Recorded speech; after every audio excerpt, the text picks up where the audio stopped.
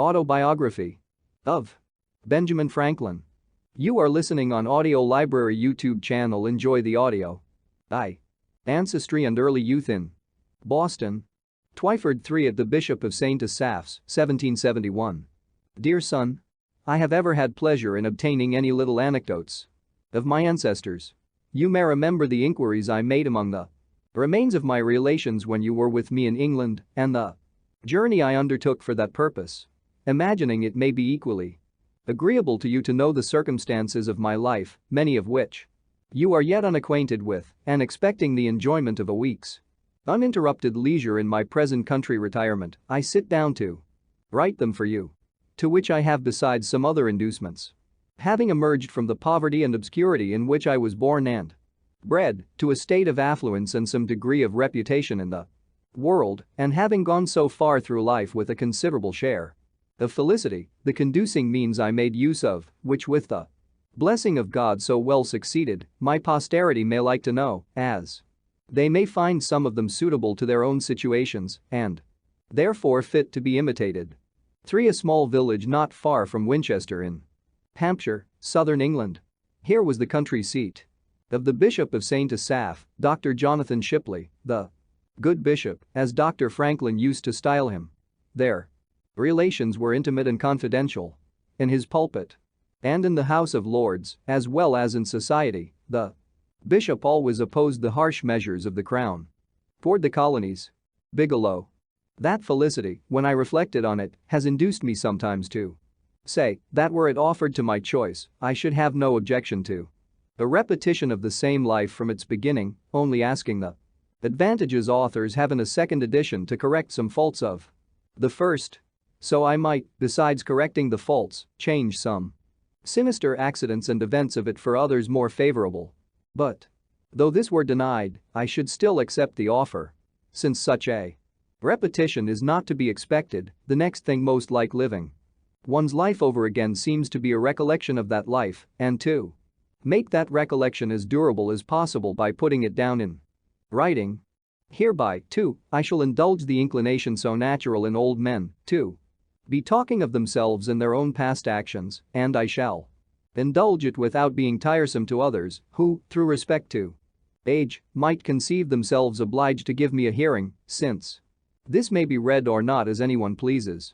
And, lastly, I may as well confess it, since my denial of it will be believed by nobody, perhaps I shall a good deal gratify my own vanity. For indeed, I scarce ever heard or saw the introductory words, without vanity I may say, etc., but some vain thing immediately followed.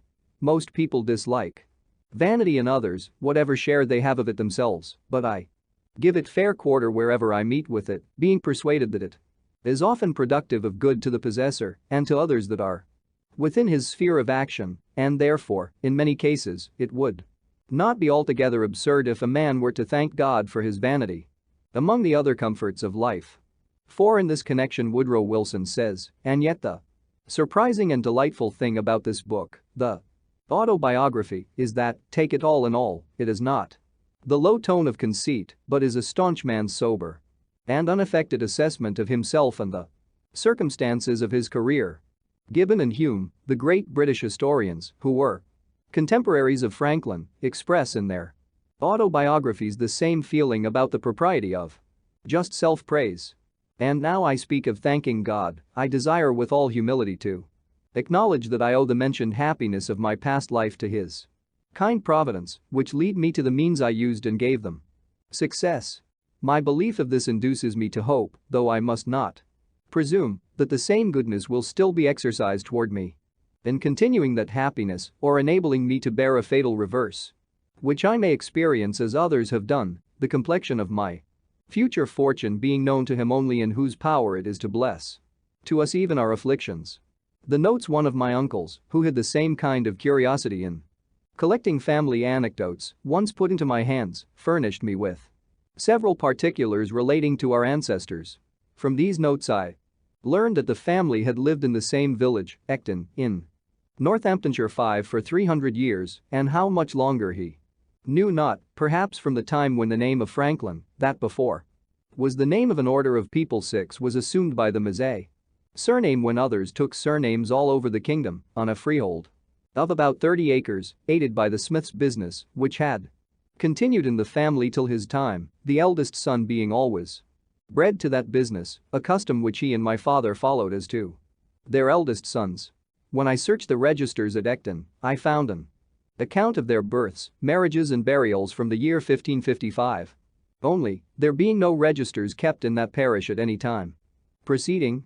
By that register I perceived that I was the youngest son for 5 generations back.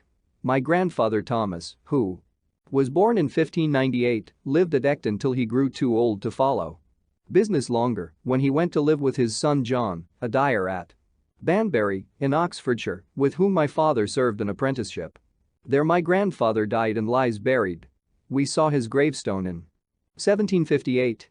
His eldest son Thomas lived in the house at Ecton and left it with the land to his only child, a daughter, who, with her husband, one Fisher of Wellingborough, sold it to Mr. Isted, now lord of the manor there. My grandfather had 4 sons that grew up, viz. Thomas, John, Benjamin and Josiah. I will give you what account I can of them at this distance from my papers, and if these are not lost in my absence, you will among them find many more particulars. See introduction. A small landowner. Thomas was bred a smith under his father, but, being ingenious and encouraged in learning, as all my brothers were, by an Esquire Palmer, then the principal gentleman in that parish, he qualified himself for the business of scrivener, became a considerable man in the county, was a chief mover of all public spirited undertakings for the county or town of Northampton and his own village, of which many instances were related of him and much taken notice of and patronized by the then Lord Halifax. He died in 1702, January 6, Old Style 7, just 4 years to a day before I was born. The account we received of his life and character from some old people at Ecton, I remember, struck you as something extraordinary from its similarity to what you knew of mine. Had he died on the same day, you said, one might have supposed a transmigration. January 17, New Style. This change in the calendar was made in 1582 by Pope Gregory XIII and adopted in England in 1752. Every year whose number in the common reckoning since Christ is not divisible by 4, as well as every year whose number is divisible by 100 but not by 400, shall have 365 days, and all other years shall have 366 days. In the 18th century there was a difference of 11 days between the old and the new style of reckoning, which the English Parliament cancelled by making the 3rd of September, 1752, the 14th. The Julian calendar, or Old Style, is still retained in Russia and Greece, whose dates consequently are now 13 days behind those of other Christian countries. John was bred a dyer, I believe of woolens. Benjamin was bred a silk dyer, serving an apprenticeship at London. He was an ingenious man. I remember him well, for when I was a boy he came over to my father in Boston and lived in the house with us some years. He lived to a great age. His grandson, Samuel Franklin, now lives in Boston. He left behind him 2 quarto volumes, MS, of his own poetry, consisting of little occasional pieces addressed to his friends and relations, of which the following, sent to me, is a specimen. 80 had formed a shorthand of his own, which he taught me, but, never practicing it, I have now forgot it. I was named after this uncle, there being a particular affection between him and my father. He was very pious, a great attender of sermons of the best preachers, which he took down in his shorthand, and had with him many volumes of them. He was also much of a politician, too much, perhaps, for his station. There fell lately into my hands, in London, a collection he had made of all the principal pamphlets relating to public affairs from 1641 to 1717. Many of the volumes are wanting as appears by the numbering, but there still remain 8 volumes in folio and 24 in quarto and in octavo. A dealer in old books met with them, and knowing me by my sometimes buying of him, he brought them to me. It seems my uncle must have left them here when he went to America, which was about 50 years since. There are many of his notes in the margins. 8. The specimen is not in the manuscript of the Autobiography. This obscure family of ours was early in the Reformation and continued Protestants through the reign of Queen Mary when they were sometimes in danger of trouble on account of their zeal against popery. They had got an English Bible, and to conceal and secure it, it was fastened open with tapes under and within the cover of a joint stool. When my great-great-grandfather read it to his family, he turned up the joint stool upon his knees, turning over the leaves then. Under the tapes, one of the children stood at the door to give notice if he saw the apparitor coming, who was an officer of the spiritual court. In that case the stool was turned down again upon its feet, when the Bible remained concealed under it as before. This anecdote I had from my uncle Benjamin. The family continued all of the Church of England till about the end of Charles II's reign, when some of the ministers that had been outed for nonconformity, holding conventicles 9 in Northamptonshire, Benjamin and Josiah adhered to them, and so continued all their lives. The rest of the family remained with the Episcopal Church. 9 secret gatherings of dissenters from the established church. Illustration: birthplace of Franklin, Milk Street, Boston. Josiah, my father, married young and carried his wife with 3 children into New England about 1682. The conventicles, having been forbidden by law and frequently disturbed, induced some considerable men of his acquaintance to remove to that country, and he was prevailed with to accompany them thither, where they expected to enjoy their mode of religion with freedom. By the same wife he had 4 children more born there, and by a second wife 10 more, in all 17, of which I remember 13 sitting at one time at his table, who all grew up to be men and women and married. I was the youngest son and the youngest child but 2, and was born in Boston, New England. 10 My mother, the second wife, was Abiah Folger, daughter of Peter Folger, one of the first settlers of New England, of whom honorable mention is made by Cotton Mather 11 in his church history of that country, entitled Magnalia Christi Americana, as a godly, learned Englishman, if I remember the words rightly. I have heard that he wrote sundry small occasional pieces, but only one of them was printed, which I saw now many years since. It was written in 1675, in the homespun verse of that time and people, and addressed to those then concerned in the government there. It was in favor of liberty of conscience and in behalf of the Baptists, Quakers, and other sectaries that had been under persecution, ascribing the Indian wars and other distresses that had befallen the country to that persecution, as so many judgments of God to punish so heinous an offense, and exhorting a repeal of those uncharitable laws. The whole appeared to me as written with a good deal of decent plainness and manly freedom. The 6 concluding lines I remember, though I have forgotten the 2 first of the stanza, but the purport of them was that his censures proceeded from good will, and, therefore, he would be known to be the author. Because to be a libeller, says he, I hate it with my heart. From Sherburne town 12 where now I dwell, my name I do put here, without offense your real friend. It is Peter Folgier. 10 Franklin was born on Sunday, January 6, Old Style, 1706, in a house on Milk Street, opposite the Old South Meeting House, where he was baptized on the day of his birth, during a snowstorm. The house where he was born was burned in 1810. Griffin. 11 Cotton Mather, 1663-1728, clergyman, author, and scholar.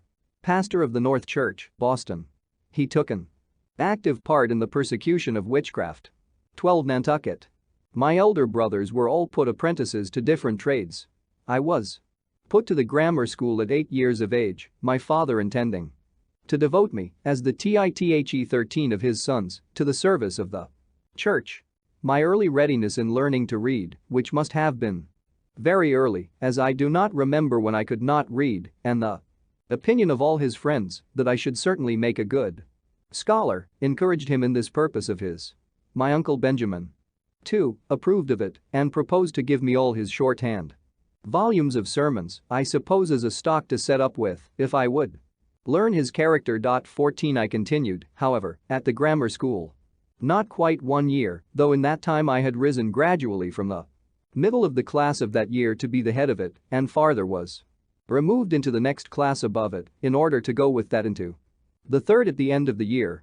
But my father, in the meantime, from a view of the expense of a college education, which having so large a family he could not well afford, and the mean living many so educated were afterwards able to obtain, reasons that he gave to his friends in my hearing, altered his first intention, took me from the grammar school and sent me to a school for writing and arithmetic kept by a then famous man, Mr. George Brownell, very successful in his profession generally, and that by mild, encouraging methods. Under him I acquired fair writing pretty soon, but I failed in the arithmetic and made no progress in it. At 10 years old I was taken home to assist my father in his business, which was that of a tallow chandler and soap boiler, a business he was not bred to, but had assumed on his arrival in New England and on finding his dying trade would not maintain his family, being in little request. Accordingly, I was employed in cutting wick for the candles, filling the dipping mold in the molds for cast candles, attending the shop, going of errands, etc. 13/10. 14 System of shorthand. I disliked the trade and had a strong inclination for the sea, but my father declared against it. However, living near the water, I was much in and about it, learnt early to swim well and to manage boats, and when in a boat or canoe with other boys, I was commonly allowed to govern, especially in any case of difficulty, and upon other occasions. I was generally a leader among the boys and sometimes led them into scrapes, of which I will mention one instance, as it shows an early projecting public spirit, though not then justly conducted. There was a salt marsh that bounded part of the mill pond, on the edge of which, at high water, we used to stand to fish for minnows. By much trampling, we had made it a mere quagmire. My proposal was to build a wharf there fit for us to stand upon, and I showed my comrades a large heap of stones, which were intended for a new house near the marsh, and which would very well suit our purpose. Accordingly, in the evening, when the workmen were gone, I assembled a number of my playfellows, and working with them diligently like so many emmets, sometimes 2 or 3 to a stone, we brought them all away and built our little wharf. The next morning the workmen were surprised at missing the stones, which were found in our wharf. Inquiry was made after the removers, we were discovered and complained of. Several of us were corrected by our fathers, and, though I pleaded the usefulness of the work, mine convinced me that nothing was useful which was not honest. I think you may like to know something of his person and character. He had an excellent constitution of body, was of middle stature, but well set and very strong. He was ingenious, could draw prettily, was skilled a little in music, and had a clear, pleasing voice, so that when he played psalm tunes on his violin and sung withal, as he sometimes did in an evening after the business of the day was over, it was extremely agreeable to hear. He had a mechanical genius too, and on occasion, was very handy in the use of other tradesmen's tools, but his great excellence lay in a sound understanding and solid judgment in prudential matters, both in private and public affairs. In the latter, indeed, he was never employed, the numerous family he had to educate in the straitness of his circumstances keeping him close to his trade, but I remember well his being frequently visited by leading people who consulted him for his opinion in affairs of the town or of the church he belonged to, and showed a good deal of respect for his judgment and advice. He was also much consulted by private persons about their affairs when any difficulty occurred, and frequently chosen an arbitrator between contending parties. At his table he liked to have, as often as he could, some sensible friend or neighbor to converse with, and always took care to start some ingenious or useful topic for discourse, which might tend to improve the minds of his children. By this means he turned our attention to what was good, just, and prudent in the conduct of life, and little or no notice was ever taken of what related to the victuals on the table, whether it was well or ill dressed, in or out of season, of good or bad flavor, preferable or inferior to this or that other thing of the kind, so that I was brought up in such a perfect inattention to those matters as to be quite indifferent what kind of food was set before me, and so unobservant of it, that to this day if I am asked I can scarce tell a few hours after dinner what I dined upon. This has been a convenience to me in traveling, where my companions have been sometimes very unhappy for want of a suitable gratification of their more delicate, because better instructed, tastes and appetites. My mother had likewise an excellent constitution. She suckled all her 10 children.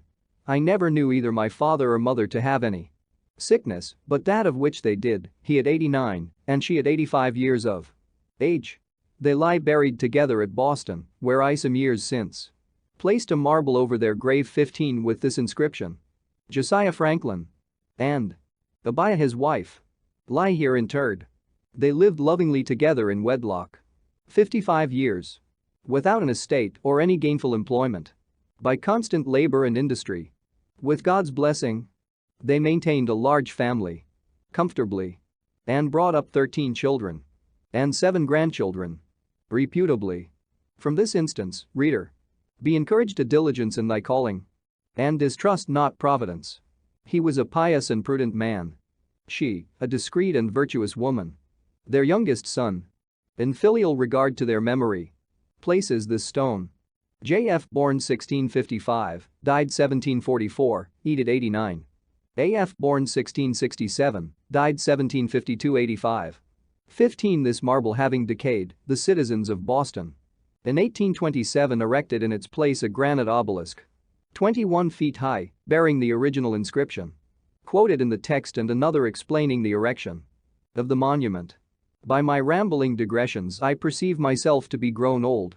I used to write more methodically. But one does not dress for private company. As for a public ball, 'tis perhaps only negligence. To return, I continued thus employed in my father's business for 2 years, that is, till I was 12 years old, and my brother John, who was bred to that business, having left my father, married, and set up for himself at Rhode Island, there was all appearance that I was destined to supply his place and become a tallow chandler. But my dislike to the trade continuing, my father was under apprehensions that if he did not find one for me more agreeable, I should break away and get to sea, as his son Josiah had done, to his great vexation. He therefore sometimes took me to walk with him and see joiners, bricklayers, turners, braziers, etc., at their work, that he might observe my inclination and endeavor to fix it on some trade or other. On land, it has ever since been a pleasure to me to see good workmen handle their tools, and it has been useful to me, having learnt so much by it as to be able to do little jobs myself in my house when a workman could not readily be got, and to construct little machines for my experiments, while the intention of making the experiment was fresh and warm in my mind. My father at last fixed upon the cutler's trade, and my uncle Benjamin's son Samuel, who was bred to that business in London, being about that time established in Boston, I was sent to be with him some time on liking. But his expectations of a fee with me displeasing my father, I was taken home again. 2. Beginning life as a printer. From a child I was fond of reading, and all the little money that came into my hands was ever laid out in books. Pleased with the Pilgrim's Progress, my first collection was of John Bunyan's works in separate little volumes. I afterwards sold them to enable me to buy R. Burton's historical collections. They were small Chapman's books 16 and cheap, 40 or 50 in all. My father's little library consisted chiefly of books in polemic divinity, most of which I read and have since often regretted that, at a time when I had such a thirst for knowledge, more proper books had not fallen in my way, since it was now resolved I should not be a clergyman. Plutarch's Lives there was, in which I read abundantly, and I still think that time spent the great advantage.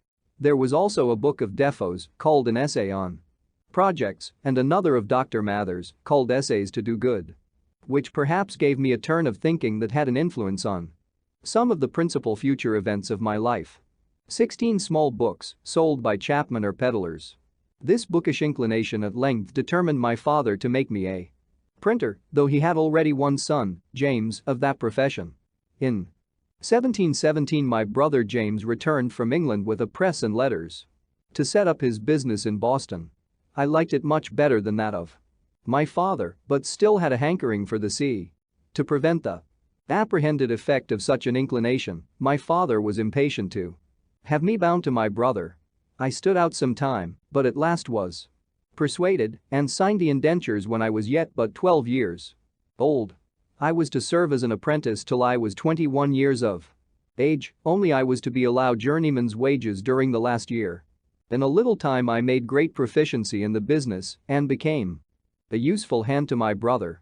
I now had access to better books. And acquaintance with the apprentices of booksellers enabled me sometimes to borrow a small one, which I was careful to return soon and clean. Often I sat up in my room reading the greatest part of the night when the book was borrowed in the evening and to be returned early in the morning, lest it should be Mr. Wanted.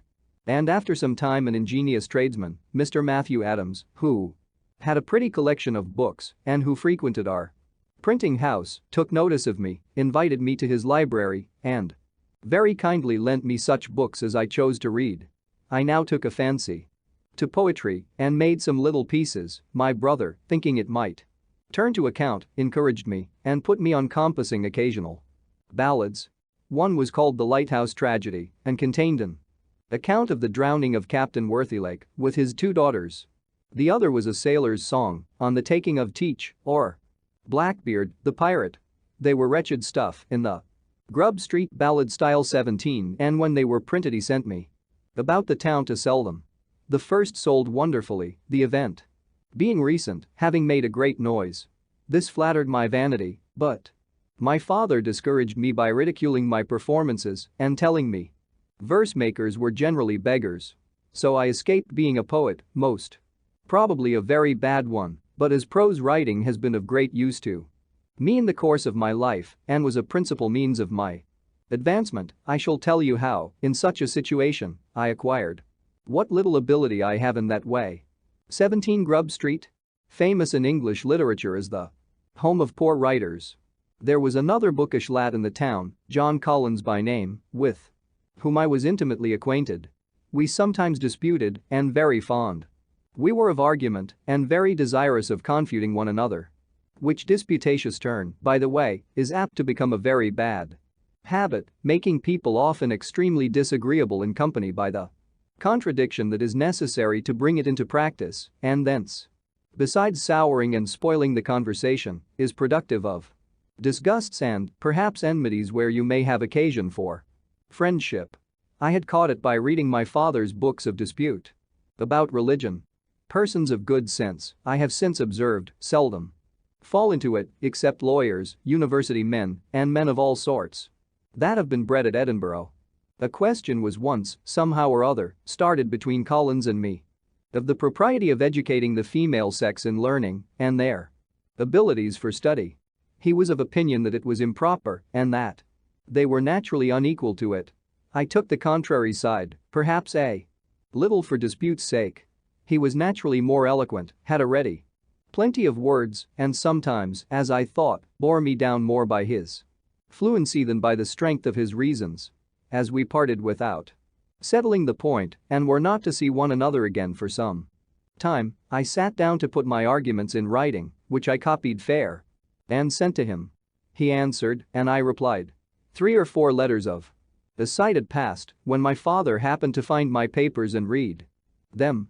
Without entering into the discussion, he took occasion to talk to me about the manner of my writing, observed that, though I had the advantage of my antagonist in correct spelling and pointing, which I owed to the printing house, I fell far short in elegance of expression, in method and in perspicuity, of which he convinced me by several instances. I saw the justice of his remarks and thence grew more attentive to the manner in writing and determined to endeavor at improvement. About this time I met with an odd volume of The Spectator. 18 It was the third. I had never before seen any of them. I bought it, read it over and over, and was much delighted with it. I thought the writing excellent and wished, if possible, to imitate it. With this view I took some of the papers and, making short hints of the sentiment in each sentence, laid them by a few days and then, without looking at the book, tried to complete the papers again by expressing each hinted sentiment at length and as fully as it had been expressed before, in any suitable words that should come to hand. Then I compared my Spectator with the original, discovered some of my faults, and corrected them. But I found I wanted a stock of words, or a readiness in recollecting and using them, which I thought I should have acquired before that time if I had gone on making verses, since The continual occasion for words of the same import but of different length to suit the measure or of different sound for the rhyme would have laid me under a constant necessity of searching for variety and also have tended to fix that variety in my mind and make me master of it. Therefore I took some of the tales and turned them into verse and, after a time, when I had pretty well forgotten the prose, turned them back again. I also sometimes jumbled my collections of hints into confusion and after some weeks endeavored to reduce them into the best order before I began to form the full sentences and complete the paper. This was to teach me method in the arrangement of thoughts. By comparing my work afterwards with the original, I discovered many faults and amended them, but I sometimes had the pleasure of fancying that, in certain particulars of small import, I had been lucky enough to improve the method of the language, and this encouraged me to think I might possibly in time come to be a tolerable English writer, of which I was extremely ambitious. My time for these exercises and for reading was at night, after work or before it began. In the morning or on Sundays, when I contrived to be in the printing house alone, evading as much as I could the common attendance on public worship which my father used to exact of me when I was under his care, and which indeed I still thought a duty, thought I could not, as it seemed to me, afford time to practice it. 18. A daily London journal, comprising satirical essays on social subjects, published by Addison and Steele in 1711 to 1712. The Spectator and its predecessor, the Tatler, 1709, marked the beginning of periodical literature. When about 16 years of age I happened to meet with a book written by one Tryon, recommending a vegetable diet. I determined to go into it. My brother, being yet unmarried, did not keep house but boarded himself and his apprentices in another family. My refusing to eat flesh occasioned an inconveniency, and I was frequently chid for my singularity. I made myself acquainted with Tryon's manner of preparing some of his dishes, such as boiling potatoes or rice, making hasty pudding, and a few others, and then proposed to my brother that if he would give me, weekly, half the money he paid for my board, I would board myself. He instantly agreed to it, and I presently found that I could save half what he paid me. This was an additional fund for buying books. But I had another advantage in it. My brother and the rest going from the printing house to their meals, I remained there alone and, dispatching presently my light repast, which often was no more than a biscuit or a slice of bread, a handful of raisins or a tart from the pastry cook's, and a glass of water, had the rest of the time till their return for study, in which I made the greater progress. From that greater clearness of head and quicker apprehension which usually attend temperance in eating and drinking. And now it was that, being on some occasion made a shammut of my ignorance in figures, which I had twice failed in learning when at school, I took Cocker's book of arithmetic and went through the whole by myself with great ease. I also read Sellers and Shermy's books of navigation and became acquainted with the little geometry they contained, but never proceeded far in that science. And I read about this time Locke on Human Understanding 19 in the Art of Thinking by Messrs. Du Port Royal. 20. 19. John Locke, 1632 to 1704, a celebrated English philosopher, founder of the so-called common sense school of philosophers. He drew up a constitution for the colonists of Carolina. 20. A noted society of scholarly and devout men occupying the Abbey of Port Royal near Paris, who published learned works, among them the one here referred to, better known as the Port Royal Logic.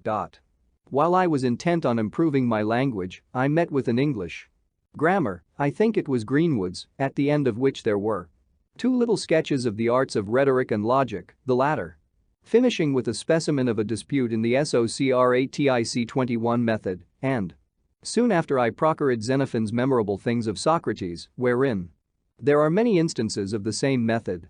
I was charmed with it, adopted it, dropped my abrupt contradiction and positive argumentation, and put on the humble inquirer and doubter, and being then, from reading Shaftesbury and Collins, become a real doubter in many points of our religious doctrine, I found this method safest for myself and very embarrassing to those against whom I used it, therefore I took a delight in it, practiced it continually, and grew very artful and expert in drawing people, even of superior knowledge, into Concessions, the consequences of which they did not foresee. Entangling them in difficulties out of which they could not extricate themselves, and so obtaining victories that neither myself nor my cause always deserved.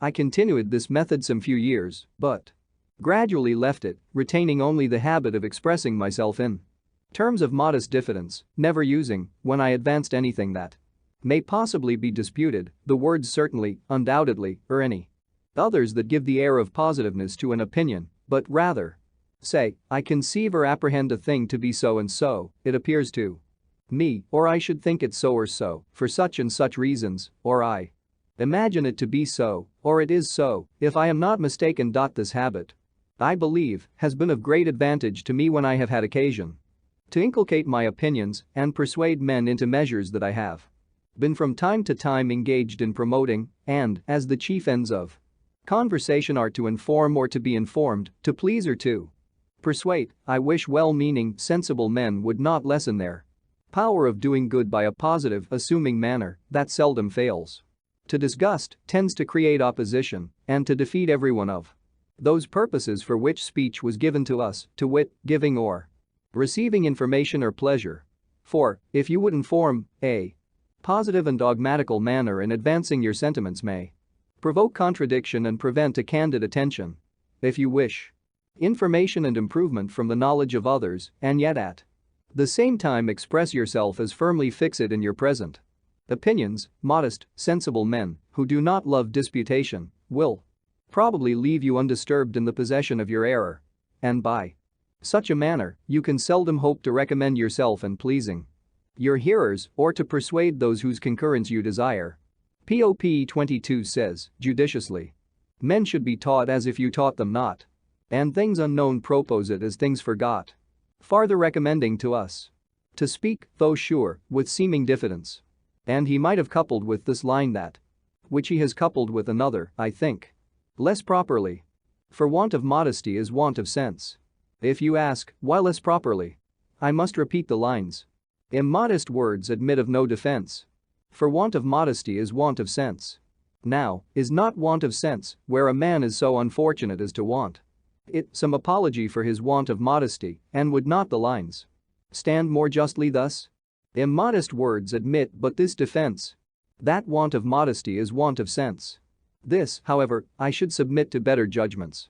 21 Socrates confuted his opponents in argument by asking questions so skillfully devised that the answers would confirm the questioner's position or show the error of the opponent. 22 Alexander Pope, 1688-1744, the greatest English poet of the first half of the 18th century. My brother had, in 1720 or 1721, begun to print a newspaper. It was the second that appeared in America 23 and was called the New England Courant. The only one before it was the Boston News Letter. I remember his being dissuaded by some of his friends from the undertaking, as not likely to succeed, one newspaper being, in their judgment, enough for America. At this time, 1771, there are not less than 25. He went on, however, with the undertaking, and after having worked in compassing the types and printing off the sheets, I was employed to carry the papers through the streets to the customers. 23 Franklin's memory does not serve him correctly here.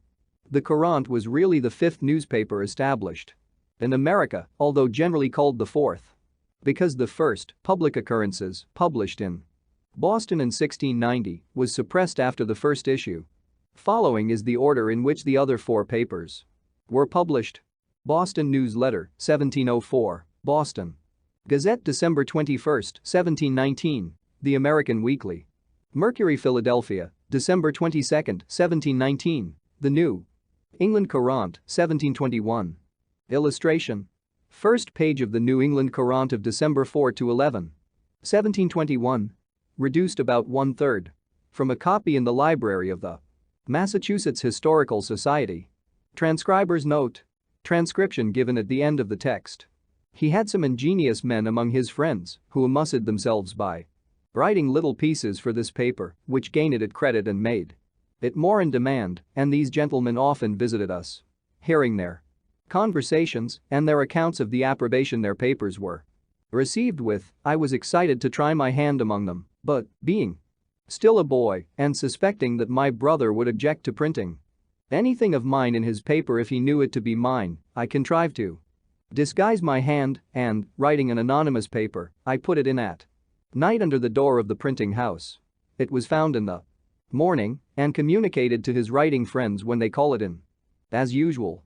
They read it, commented on it in my hearing, and I had the exquisite pleasure of finding it met with their approbation, and that, in their different guesses at the author, none were named but men of some character among us for learning and ingenuity.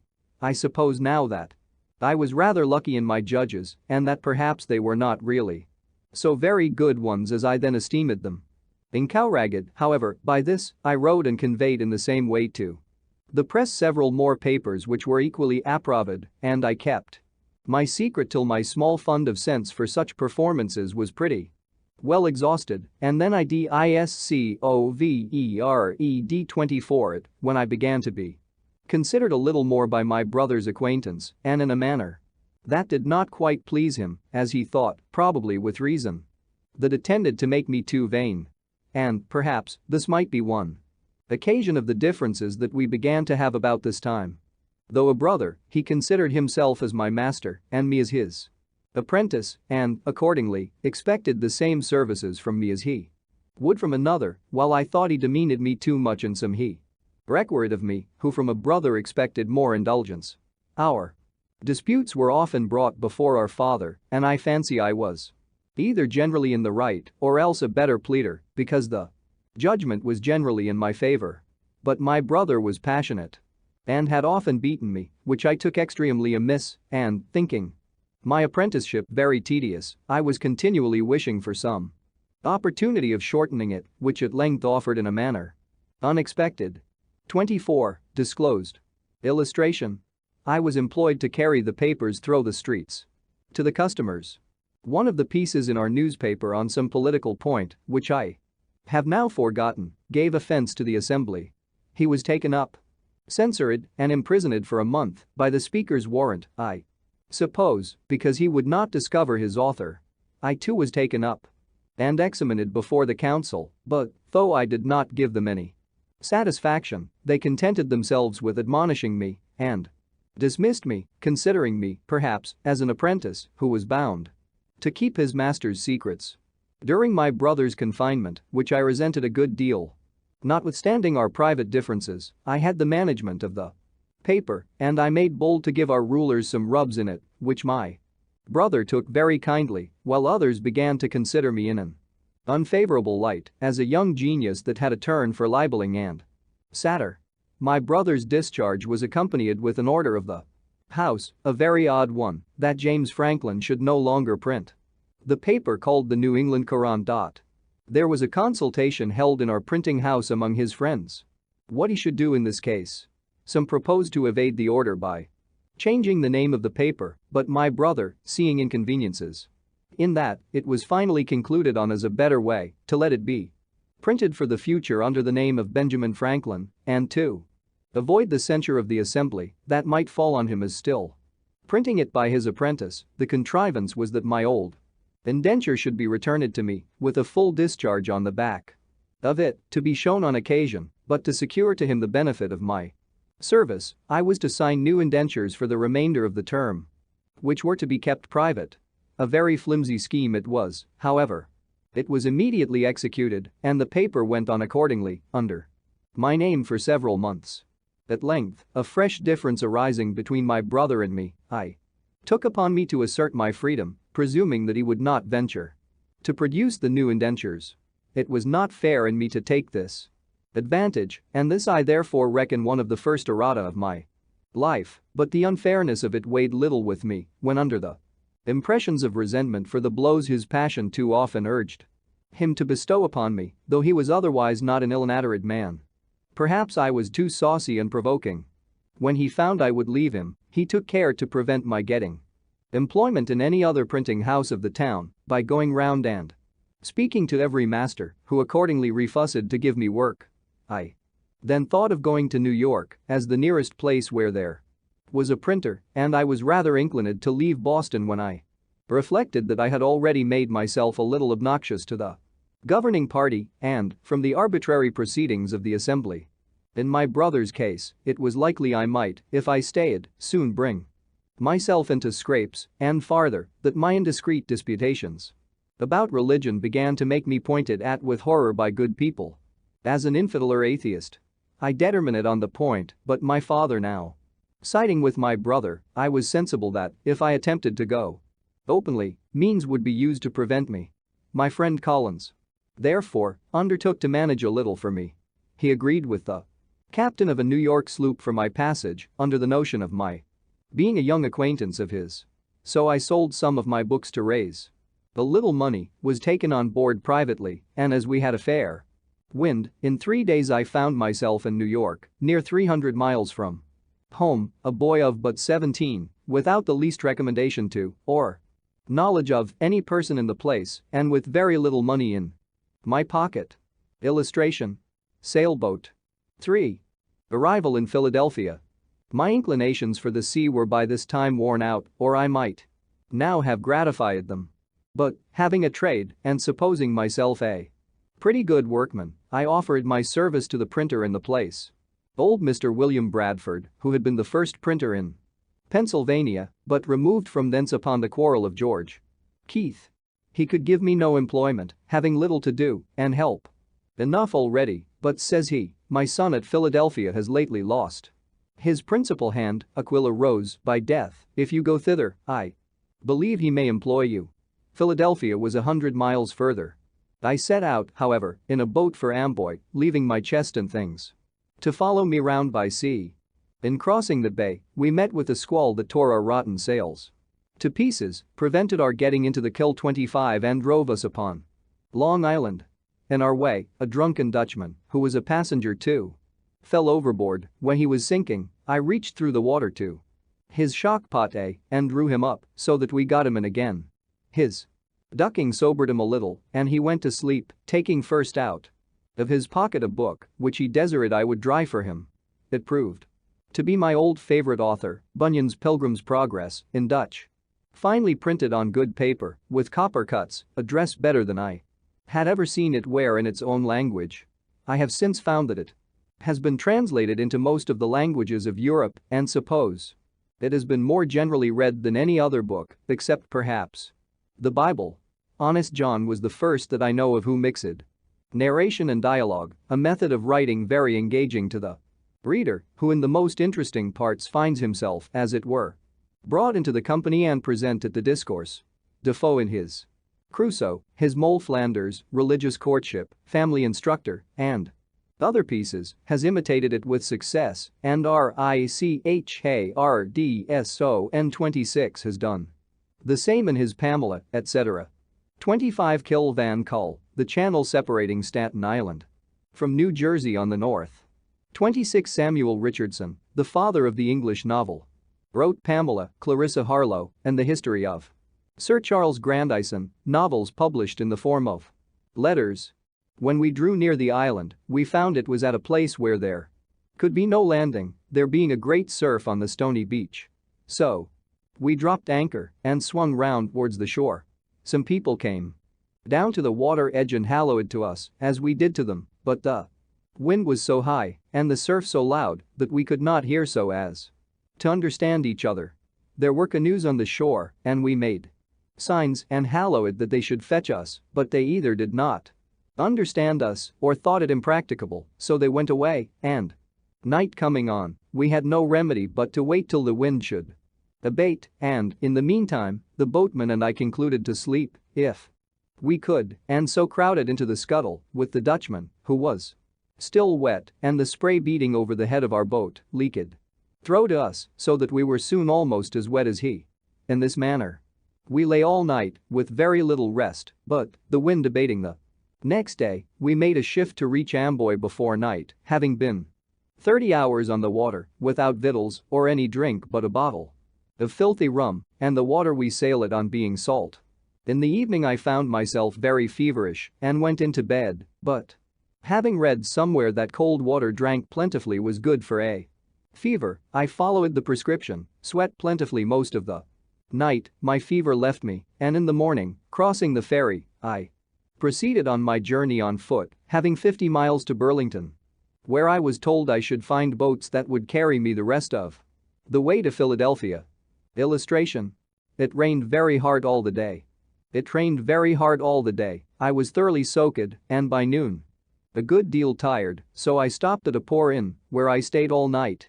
Beginning now to wish that I had never left home. I cut so miserable a figure, too, that I found, by the questions asked me, I was suspected to be some runaway servant and in danger of being taken up on that suspicion. However, I proceeded the next day and got in the evening to an inn within 8 or 10 miles of Burlington, kept by one Drive Brown. He entered into conversation with me while I took some refreshment and, finding I had read a little, became very sociable and friendly. Our acquaintance continued as long as he lived. He had been, I imagine, an itinerant doctor, for there was no town in England or country in Europe of which he could not give a very particular account. He had some letters and was ingenious but much of an unbeliever and wickedly undertook, some years after, to travesty the Bible in doggerel verse as Cotton had done Virgil. By this means he set many of the facts in a very ridiculous light and might have hurt weak minds if his work had been published, but it never was. At his house I lay that night and the next morning reached Burlington, but had the mortification to find that the regular boats were gone a little before my coming and no other expected to go before Tuesday, this being Saturday, wherefore I returned to an old woman in the town, of whom I had bought gingerbread to eat on the water, and asked her advice. She invited me to lodge at her house till a passage by water should offer, and being tired with my foot traveling, I accepted the invitation. She, understanding I was a printer, would have had me stay at that town and follow my business. Being ignorant of the stock necessary to begin with, she was very hospitable, gave me a dinner of ox cheek with great goodwill, accepting only of a pot of ale in return, and I thought myself fixed till Tuesday should come. However, walking in the evening by the side of the river, a boat came by, which I found was going towards Philadelphia, with several people in her. They took me in, and, as there was no wind, we rowed all the way, and about midnight, not having yet seen the city, some of the company were confident we must have passed it and would row no farther. The others knew not where we were, so we put toward the shore, got into a creek, landed near an old fence, with the rails of which we made a fire, the night being cold in October, and there we remained till daylight. Then one of the company knew the place to be Cooper's Creek, a little above Philadelphia, which we saw as soon as we got out of the creek, and arrived there about 8 or 9 o'clock on the Sunday morning, and landed at the Market Street wharf. I have been the more particular in this description of my journey, and shall be so of my first entry into that city, that you may in your mind compare such unlikely beginnings with the figure I have since made there.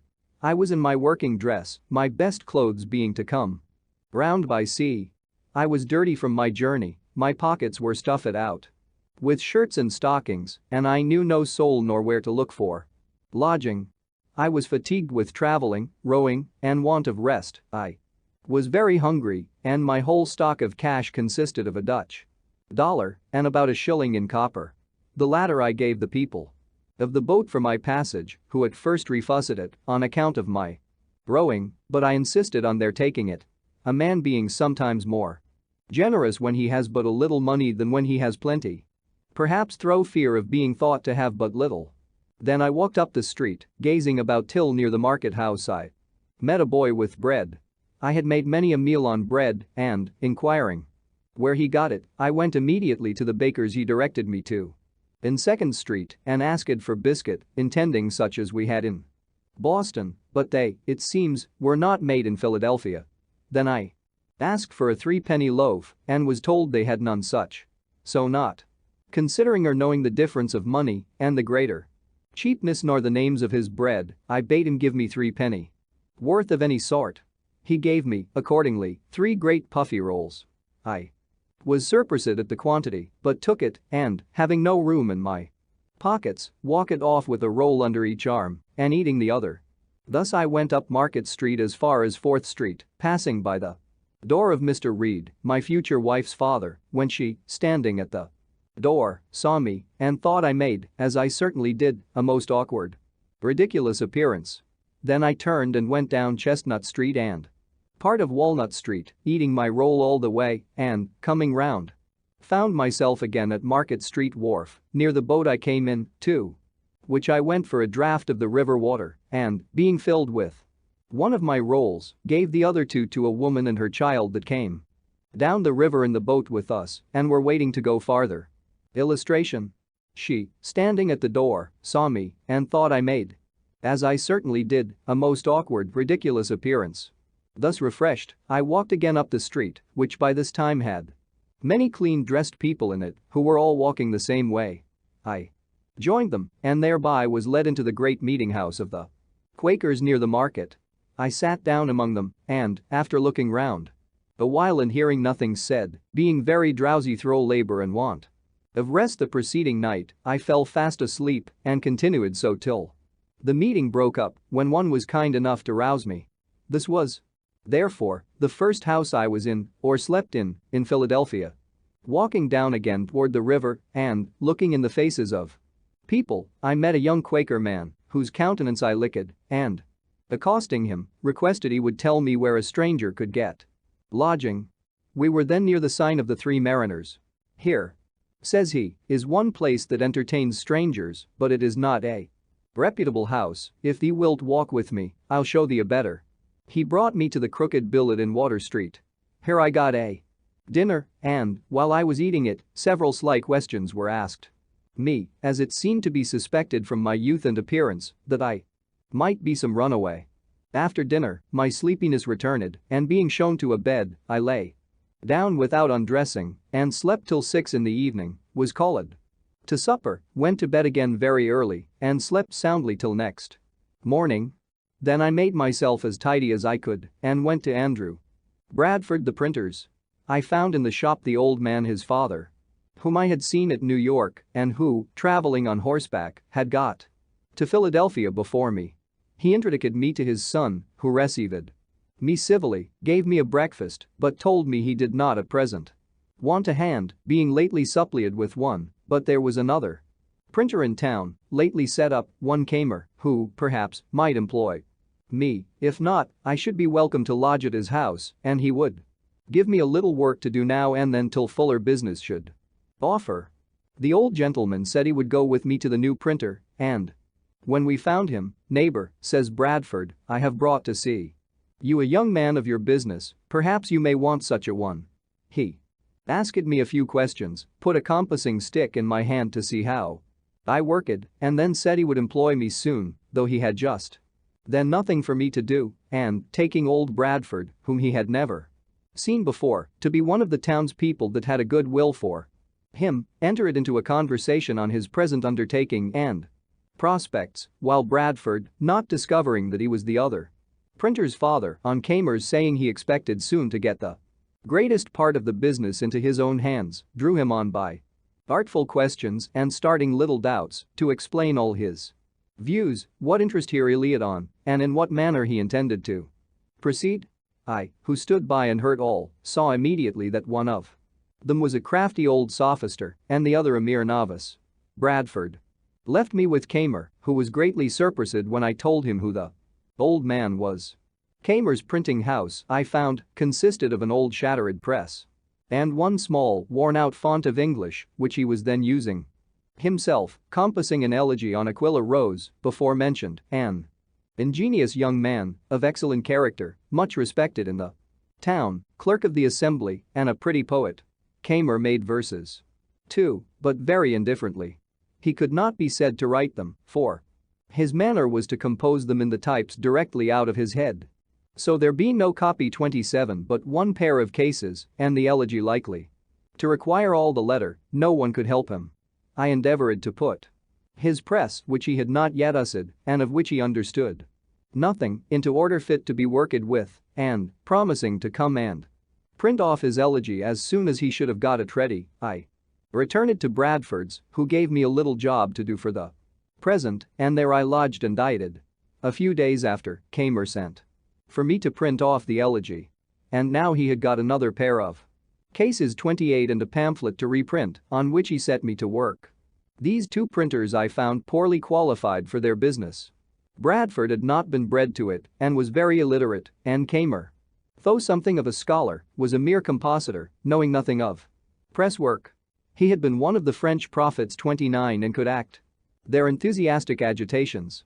At this time he did not profess any particular religion, but something of all on occasion, was very ignorant of the world, and had, as I afterward found, a good deal of the knave in his composition. He did not like my lodging at Bradford's while I worked with him. He had a house, indeed, but without furniture, so he could not lodge me, but he got me a lodging at Mr. Reed's before mentioned, who was the owner of his house, and my chest and clothes being come by this time, I made rather a more respectable appearance in the eyes of Miss Reed than I had done when she first happened to see me eating my roll in the street. 27. Manuscript. 28. The frames for holding type are in two sections, the upper for capitals and the lower for small letters. 29. Protestants of the south of France, who became fanatical under the persecutions of Louis XIV and thought they had the gift of prophecy. They had as mottos, no taxes and liberty of conscience. I began now to have some acquaintance among the young people of the town that were lovers of reading, with whom I spent my evenings very pleasantly, and gaining money by my industry and frugality, I lived very agreeably, forgetting Boston as much as I could and not desiring that any there should know where I resided, except my friend Collins, who was in my secret and kept it when I wrote to him. At length, an incident happened that sent me back again much sooner than I had intended. I had a brother-in-law, Robert Holmes, master of a sloop that traded between Boston and Delaware. He, being at Newcastle, 40 miles below Philadelphia, heard there of me and wrote me a letter mentioning the concern of my friends in Boston at my abrupt departure, assuring me of their goodwill to me and that everything would be accommodated to my mind if I would return, to which he exhorted me very earnestly. I wrote an answer to his letter, thanked him for his advice, but stated my reasons for quitting Boston fully and in such a light as to convince him I was not so wrong as he had apprehended. IV. First visit to Boston. Sir William Keith, governor of the province, was then at Newcastle, and Captain Holmes, happening to be in company with him when my letter came to hand, spoke to him of me and showed him the letter. The governor read it and seemed surprised when he was told my age. He said I appeared a young man of promising parts and therefore should be encouraged. The printers at Philadelphia were wretched ones, and if I would set up there, he made no doubt I should succeed. For his part, he would procure me the public business and do me every other service in his power. This my brother-in-law afterwards told me in Boston, but I knew as yet nothing of it when, one day, Kamer and I, being at work together near the window, we saw the governor and another gentleman, which proved to be Colonel French, of Newcastle, finely dressed, come directly across the street to our house and heard them at the door. Kamer ran down immediately, thinking it a visit to him, but the governor inquired for me, came up, and with a condescension and politeness I had been quite unused to, made me many compliments, desired to be acquainted with me, blamed me kindly for not having made myself known to him when I first came to the place, and would have me away with him to the tavern, where he was going with Colonel French to taste, as he said, some excellent Madeira. I was not a little surprised, and Kamer started like a pig poisoned. 30 I went, however, with the governor and Colonel French to a tavern at the corner of 3rd Street, and over the Madeira he proposed my setting up my business, laid before me the probabilities of success, and both he and Colonel French assured me I should have their interest and influence in procuring the public business of both governments. 31 On my doubting whether my father would assist me in it, Sir William said he would give me a letter to him, in which he would state the advantages, and he did not doubt of prevailing with him. So it was concluded I should return to Boston in the first vessel, with the governor's letter recommending me to my father. In the meantime the intention was to be kept a secret, and I went on working with Kamer as usual, the governor sending for me now and then to dine with him, a very great honor I thought it, and conversing with me in the most affable, familiar, and friendly manner imaginable. 30 Temple Franklin considered this specific figure Vulgar and changed it to stared with astonishment. 31 Pennsylvania and Delaware. About the end of April 1724, a little vessel offered for Boston. I took leave of Kamer as going to see my friends. The governor gave me an ample letter saying many flattering things of me to my father and strongly recommending the project of my setting up at Philadelphia as a thing that must make my fortune. We struck on a shoal in going down the bay and sprung a leak. We had a blustering time at sea and were obliged to pump almost continually, at which I took my turn. We arrived safe, however, at Boston in about a fortnight. I had been absent 7 months and my friends had heard nothing of me, for my Br. Holmes was not yet returned and had not written about me. My unexpected appearance surprised the family. All were, however, very glad to see me and made me welcome, except my brother. I went to see him at his printing house. I was better dressed than ever while in his service, having a genteel new suit from head to foot, a watch, and my pockets lined with near £5 sterling in silver. He received me not very frankly, looked me all over, and turned to his work again. Illustration. The journeymen were inquisitive. The journeymen were inquisitive where I had been, what sort of a country it was, and how I liked it. I praised it much, and the happy life I led in it, expressing strongly my intention of returning to it. And, one of them asking what kind of money we had there, I produced a handful of silver and spread it before them, which was a kind of rare SHOW 32 they had not been used to, paper being the money of Boston. 33 Then I took an opportunity of letting them see my watch. And, lastly, my brother still grum and sullen, I gave them a piece of VIGHT 34 to drink and took my leave. This visit of mine offended him extremely, for, when my mother some time after spoke to him of a reconciliation and of her wishes to see us on good terms together and that we might live for the future as brothers, he said I had insulted him in such a manner before his people that he could never forget or forgive it. In this, however, he was mistaken. 32 A peep show in a box. 33 There were no mints in the colonies, so the metal money was of foreign coinage and not nearly so common as paper money, which was printed in large quantities in America, even in small denominations. 34 Spanish dollar about equivalent to our dollar. My father received the governor's letter with some apparent surprise, but said little of it to me for some days. When Captain Holmes returning, he showed it to him, asked him if he knew Keith and what kind of man he was, adding his opinion that he must be of small discretion to think of setting a boy up in business who wanted yet 3 years of being at man's estate. Holmes said what he could in favor of the project, but my father was clear in the impropriety of it and at last gave a flat denial to it. Then he wrote a civil letter to Sir William, thanking him for the patronage he had so kindly offered me, but declining to assist me as yet in setting up, I being, in his opinion, too young to be trusted with the management of a business so important and for which the preparation must be so expensive. My friend and companion Collins, who was a clerk in the post office, pleased with the account I gave him of my new country, determined to go thither also, and, while I waited for my father's determination, he set out before me by land to Rhode Island, leaving his books, which were a pretty collection of mathematics and natural philosophy, to come with mine and me to New York, where he proposed to wait for me. My father, though he did not approve Sir William's proposition, was yet pleased that I had been able to obtain so advantageous a character from a person of such note where I had resided, and that I had been so industrious and careful as to equip myself so handsomely in so short a time. Therefore, seeing no prospect of an accommodation between my brother and me, he gave his consent to my returning again to Philadelphia, advised me to behave respectfully to the people there, endeavor to obtain the general esteem, and avoid lampooning and libeling, to which he thought I had too much inclination, telling me that by steady industry and a prudent parsimony I might save enough by the time I was 21 to set me up, and that, if I came near the matter, he would help me out with the rest. This was all I could obtain, except some small gifts as tokens of his and my mother's love. When I embarked again for New York, now with their approbation and their blessing, the sloop putting in at Newport, Rhode Island, I visited my brother John, who had been married and settled there some years. He received Me very affectionately, for he always loved me. A friend of his, one Vernon, having some money due to him in Pennsylvania, about £35 currency, desired I would receive it for him and keep it till I had his directions what to remit it in.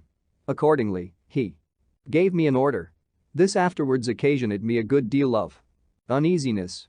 At Newport we took in a number of passengers for New York, among which were 2 young women, companions, and a grave, sensible, matron-like Quaker woman with her attendants.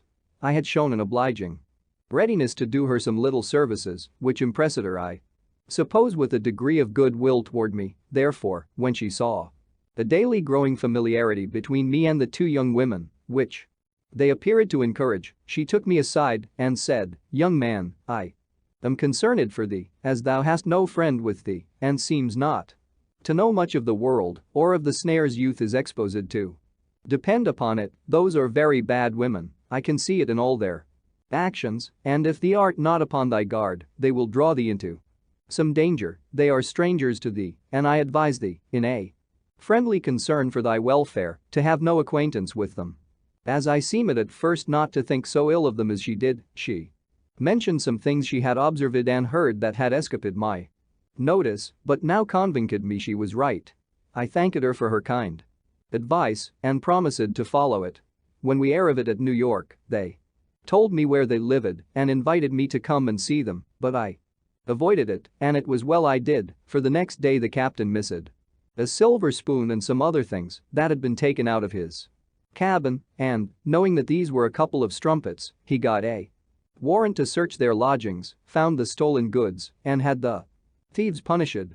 So, though we had escaped a sunken rock, which we scrapped upon in the passage, I thought this escape of rather more importance to me. At New York I found my friend Collins, who had arrived there some time before me. We had been intimate from children and had read the same books together, but he had the advantage of more time for reading and studying and a wonderful genius for mathematical learning, in which he far outstripped me. While I lived in Boston, most of my hours of leisure for conversation were spent with him, and he continued a sober as well as an industrious lad, was much respected for his learning by several of the clergy and other gentlemen, and seemed to promise making a good figure in life. But, during my absence, he had acquired a habit of sotting with brandy, and I found by his own account, and what I heard from others, that he had been drunk every day since his arrival at New York and behaved very oddly. He had gambled, too, and lost his money, so that I was obliged to discharge his lodgings and defray his expenses to and at Philadelphia, which proved extremely inconvenient to me. The then governor of New York, Burnett, son of Bishop Burnett, hearing from the captain that a young man, one of his passengers, had a great many books, desired he would bring me to see him. I waited upon him accordingly and should have taken Collins with me, but that he was not sober. The governor treated me with great civility, showed me his library, which was a very large one, and we had a good deal of conversation about books and authors. This was the second governor who had done me the honor to take notice of me, which, to a poor boy like me, was very pleasing. We proceeded to Philadelphia. I received on the way Vernon's money, without which we could hardly have finished our journey. Collins wished to be employed in some counting house, but, whether they discovered his dramming by his breath or by his behavior, though he had some recommendations, he met with no success in any application and continued lodging and boarding at the same house with me and at my expense. Knowing I had that money of Vernon's, he was continually borrowing of me, still promising repayment as soon as he should be in business. At length he had got so much of it that I was distressed to think what I should do in case of being called on to remit it. His drinking continued, about which we sometimes quarreled, for, when a little intoxicated, he was very fractious. Once, in a boat on the Delaware with some other young men, he refused to row in his turn. "I will be rowed home," says he. "We will not row you," says I. "You must or stay all night on the water," says he, "just as you please." The others said, "Let us row, what signifies it?" But, my mind being soured with his other conduct, I continued to refuse. So he swore he would make me row or throw me overboard, and coming along, stepping on the thwarts toward me. When he came up and struck at me, I clapped my hand under his crutch and, rising, pitched him head foremost into the river. I knew he was a good swimmer, and so was under little concern about him, but before he could get round to lay hold of the boat, we had with a few strokes pulled her out of his reach, and ever when he drew near the boat, we asked it if he would row, striking a few strokes to slide her away from him. He was ready to die with vexation and obstinately would not promise to row. However, seeing him at last beginning to tire, we lifted him in and brought him home. Dripping wet in the evening. We hardly exchanged a civil word. Afterwards, a West India captain, who had a commission to procure a tutor for the sons of a gentleman at Barbados, happening to meet with him, agreed to carry him thither. He left me then, promising to remit me the first money he should receive in order to discharge the debt, but I never heard of him after. The breaking into this money of Vernon's was one of the first great errata of my life, and this affair showed that my father was not much out in his judgment when he supposed me too young to manage business of importance. But Sir William, on reading his letter, said he was too prudent. There was great difference in persons, and discretion did not always accompany years, nor was youth always without it. And since he will not set you up, says he, I will do it myself. Give me an inventory of the things necessary to be had from England, and I will send for them. You shall repay me when you are able. I am resolved to have a good printer here, and I am sure you must succeed. This was spoken with such an appearance of cordiality that I had not the least doubt of his meaning what he said. I had hitherto kept the proposition of my setting up a secret in Philadelphia, and I still kept it. Had it been known that I depended on the governor, probably some friend that knew him better would have advised me not to rely on him, as I afterwards heard it as his known character to be liberal of promises which he never meant to keep. Yet, unsolicited as he was by me, how could I think his generous offers insincere? I believe it in one of the best men in the world. I presented him an inventory of a little print house, amounting by my computation to about £100 sterling. He looked at it, but asked me if my being on the spot in England to choose the types and see that everything was good of the kind might not be of some advantage. Then, says he, when there, you may make acquaintances and establish correspondences in the bookselling and stationery way. I agreed that this might be advantageous. Then, says he, get yourself ready to go with Annis, which was the annual ship and the only one at that time usually passing between London and Philadelphia. But it would be some months before Annis sailed, so I continued working with Kamer, fretting about the money Collins had got from me and in daily apprehensions of being called upon by Vernon, which, however, did not happen for some years after. I believe I have omitted mentioning that, in my first voyage from Boston, being becalmed off Block Island, our people set about catching cod and hauled up a great many. Hitherto I had stuck to my resolution of not eating animal food, and on this occasion I considered, with my master Tryon, the taking every fish as a kind of unprovoked murder. Since none of them had, or ever could do us any injury that might justify the slaughter. All this seemed very reasonable. But I had formerly been a great lover of fish, and, when this came hot out of the frying pan, it smelt admirably well. I balanced some time between principle and inclination, till I recollected that, when the fish were opened, I saw smaller fish taken out of their stomachs, then thought, if you eat one another, I don't see why we mayn't eat you. So I dined upon cod very heartily and continued to eat with other people, returning only now and then occasionally to a vegetable diet. So convenient a thing is it to be a reasonable creature, since it enables one to find or make a reason for everything one has a mind to do. The early friends in Philadelphia, Kamer and I lived on a pretty good familiar footing and agreed tolerably well, for he suspected nothing of my setting up. He retained a great deal of his old enthusiasms and loved argumentation. We therefore had many disputations. I used to work him so with my Socratic method and had trepaned him so often by questions apparently so distant from any point we had in hand, and yet by degrees led to the point and brought him into difficulties and contradictions that at last he grew ridiculously cautious and would hardly answer me the most common question without asking first. What do you intend to infer from that? However, it gave him so high an opinion of my abilities in the confuting way that he seriously proposed my being his colleague in a project he had of setting up a new sect. He was to preach the doctrines, and I was to confound all opponents. When he came to explain with me upon the doctrines, I found several conundrums which I objected to, unless I might have my way a little too and introduce some of mine. Kamer wore his beard at full length because somewhere in the Mosaic law it is said, "Thou shalt not mar the corners of thy beard." He likewise kept the seventh-day Sabbath, and these 2 points were essentials with him.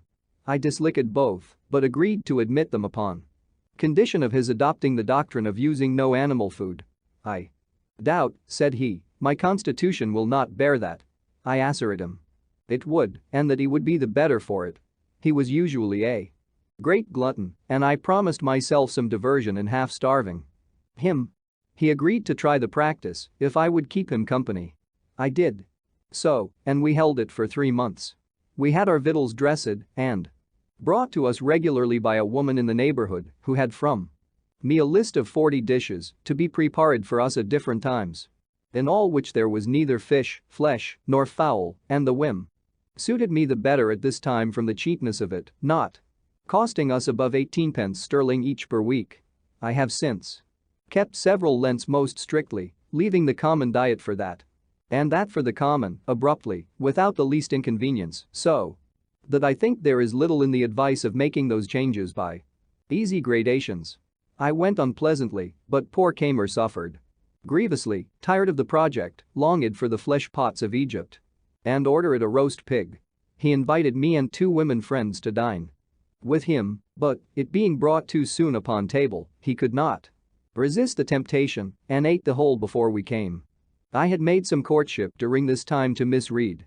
I had a great respect and affection for her and had some reason to believe she had the same for me, but as I was about to take a long voyage and we were both very young, only a little above 18, it was thought most prudent by her mother to prevent our going too far at present, as a marriage, if it was to take place, would be more convenient after my return, when I should be, as I expected, set up in my business.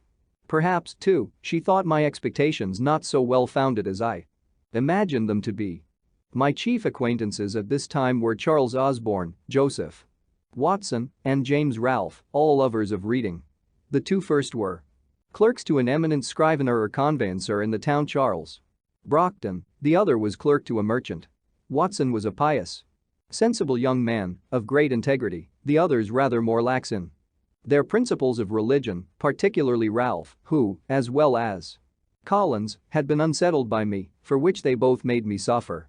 Osborne was sensible, candid, frank, sincere and affectionate to his friends, but, in literary matters, too fond of criticizing. Ralph was ingenious, genteel in his manners, and extremely eloquent. I think I never knew a prettier talker. Both of them were great admirers of poetry and began to try their hands in little pieces. Many pleasant walks we 4 had together on Sundays into the woods near Schuylkill, where we read to one another and conferred on what we read. Illustration. Many pleasant walks we 4 had together. Ralph was inclined to pursue the study of poetry, not doubting but he might become eminent in it and make his fortune by it, alleging that the best poets must, when they first began to write, make as many faults as he did.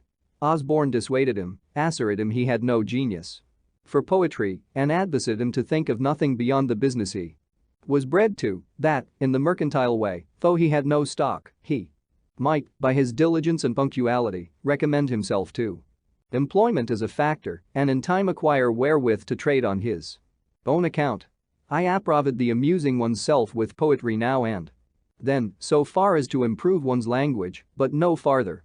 On this it was proposed that we should each of us, at our next meeting, produce a piece of our own compassing, in order to improve by our mutual observations, criticisms, and corrections.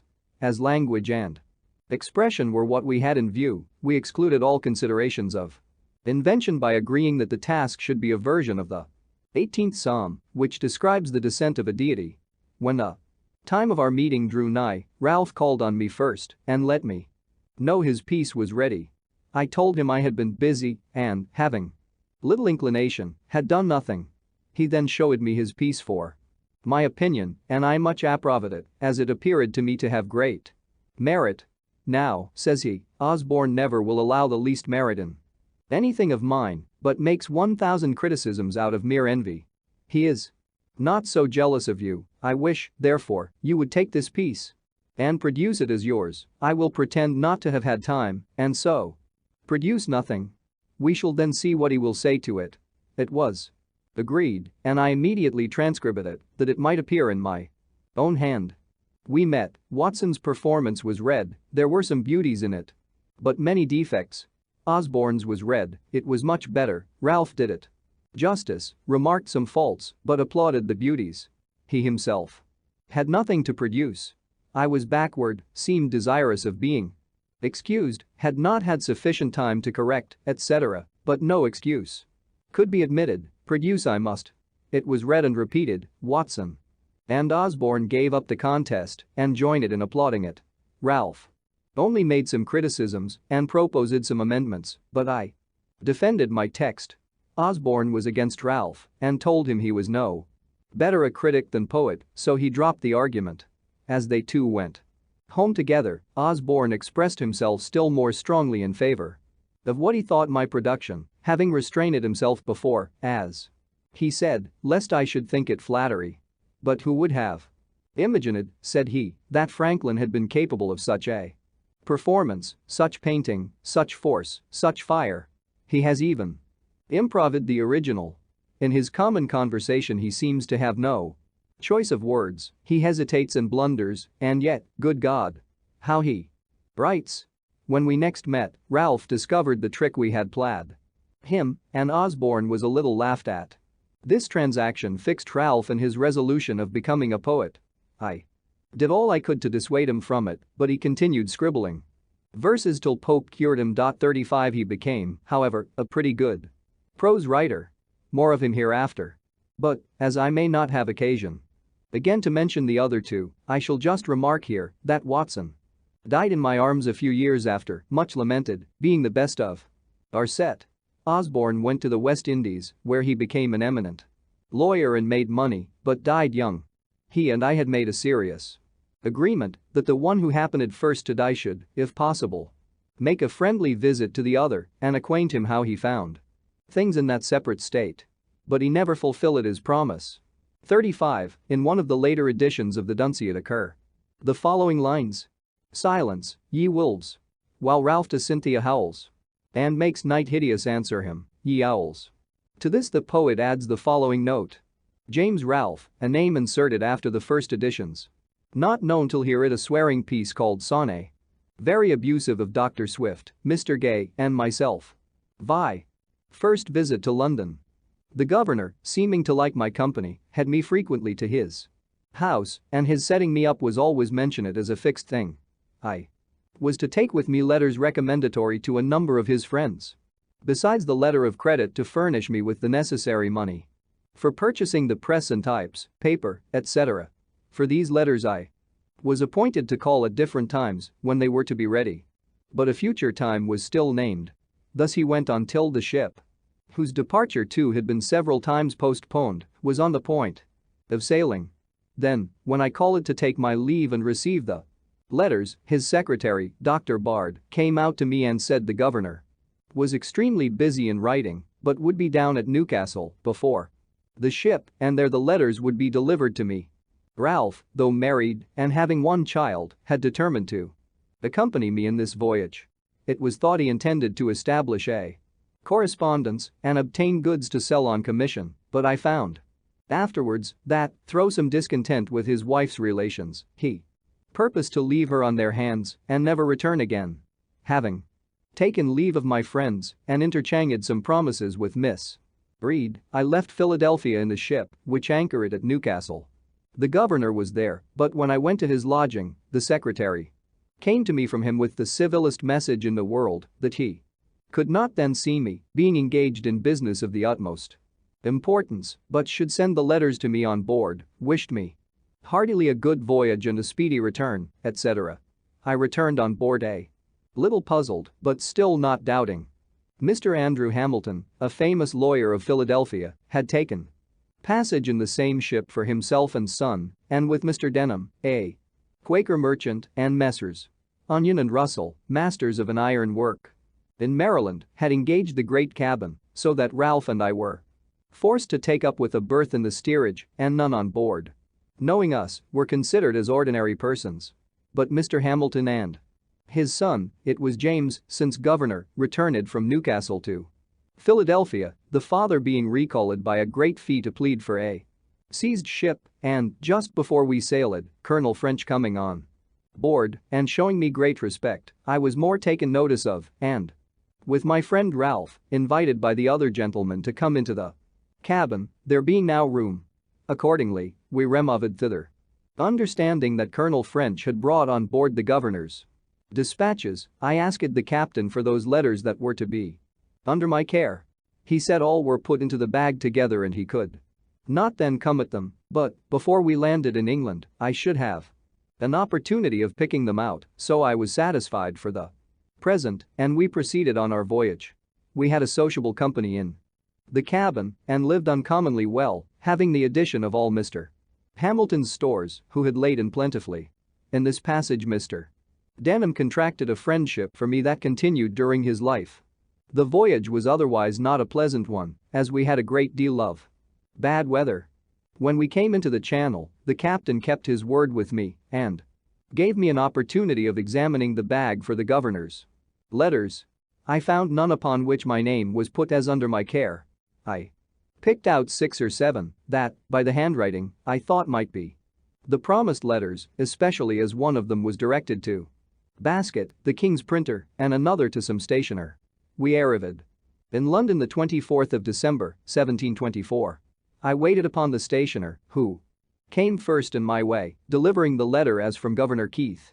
I don't know such a person, says he, but, opening the letter, oh, this is from Ridlesden. I have lately found him to be a complete rascal. And I will have nothing to do with him, nor receive any letters from him. So, putting the letter into my hand, he turned it on his heel and left me to serve some customer.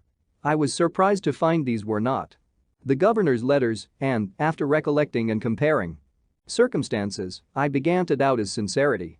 I found my friend Denham and opened the whole affair to him.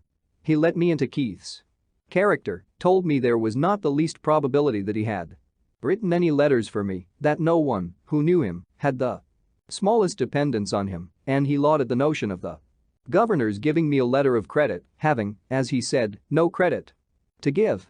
On my expressing some concern about what I should do, he advised me to endeavor getting some employment in the way of my business.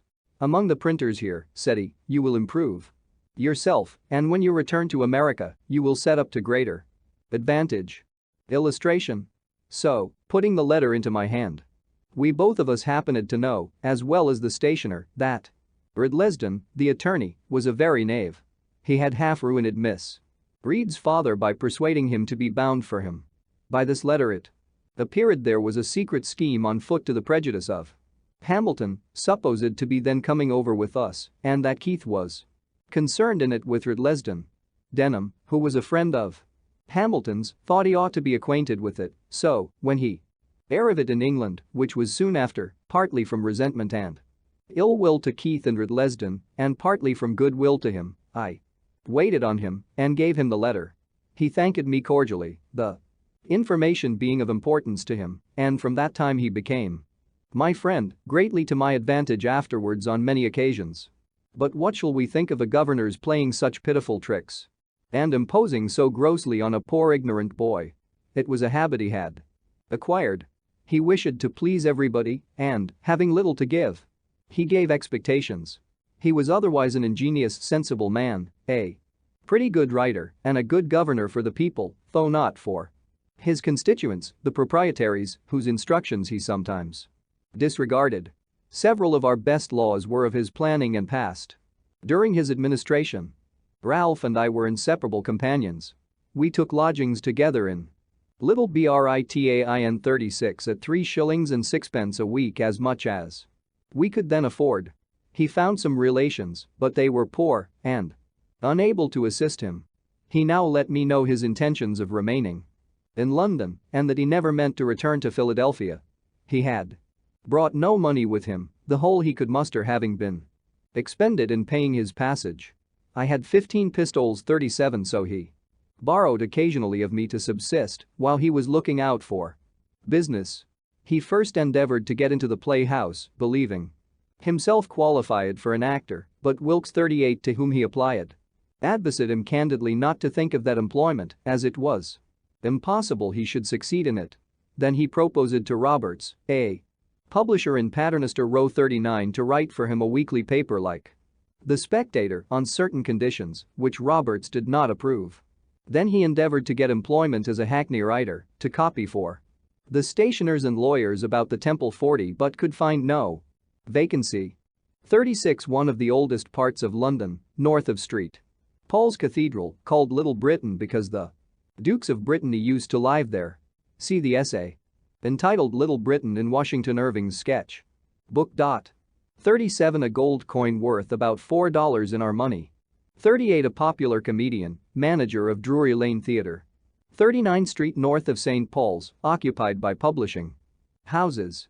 40 law schools and lawyers' residences situated southwest of St. Paul's, between Fleet Street and the Thames.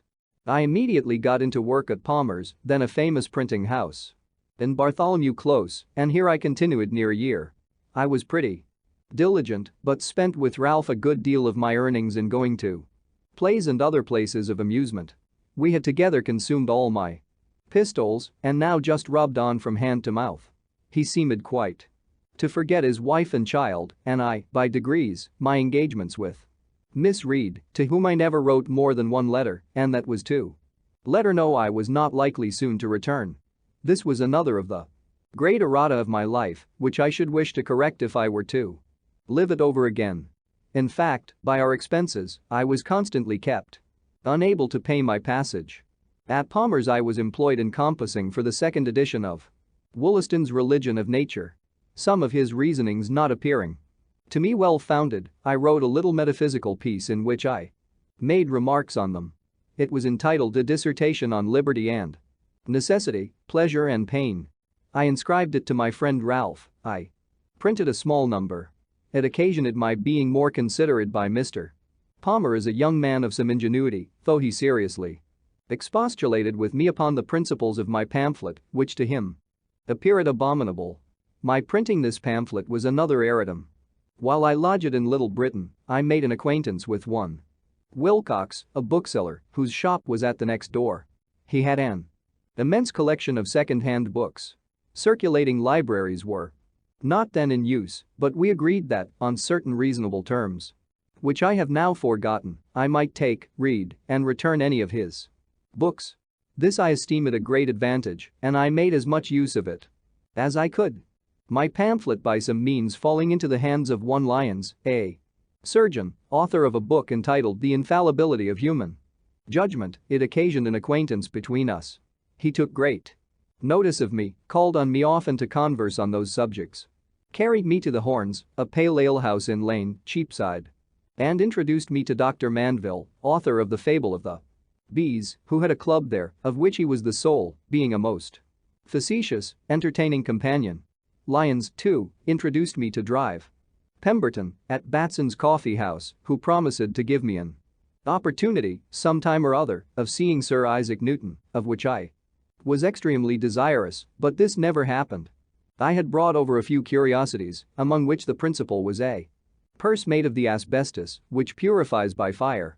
Sir Hans Sloane heard of it, came to see me, and invited me to his house in Bloomsbury Square, where he showed me all his curiosities and persuaded me to let him add that to the number, for which he paid me handsomely. In our house there lodged a young woman, a milliner, who, I think, had a shop in the cloisters. She had been genteelly bred, was sensible and lively, and of most pleasing conversation. Ralph read plays to her in the evenings, they grew intimate, she took another lodging, and he followed her.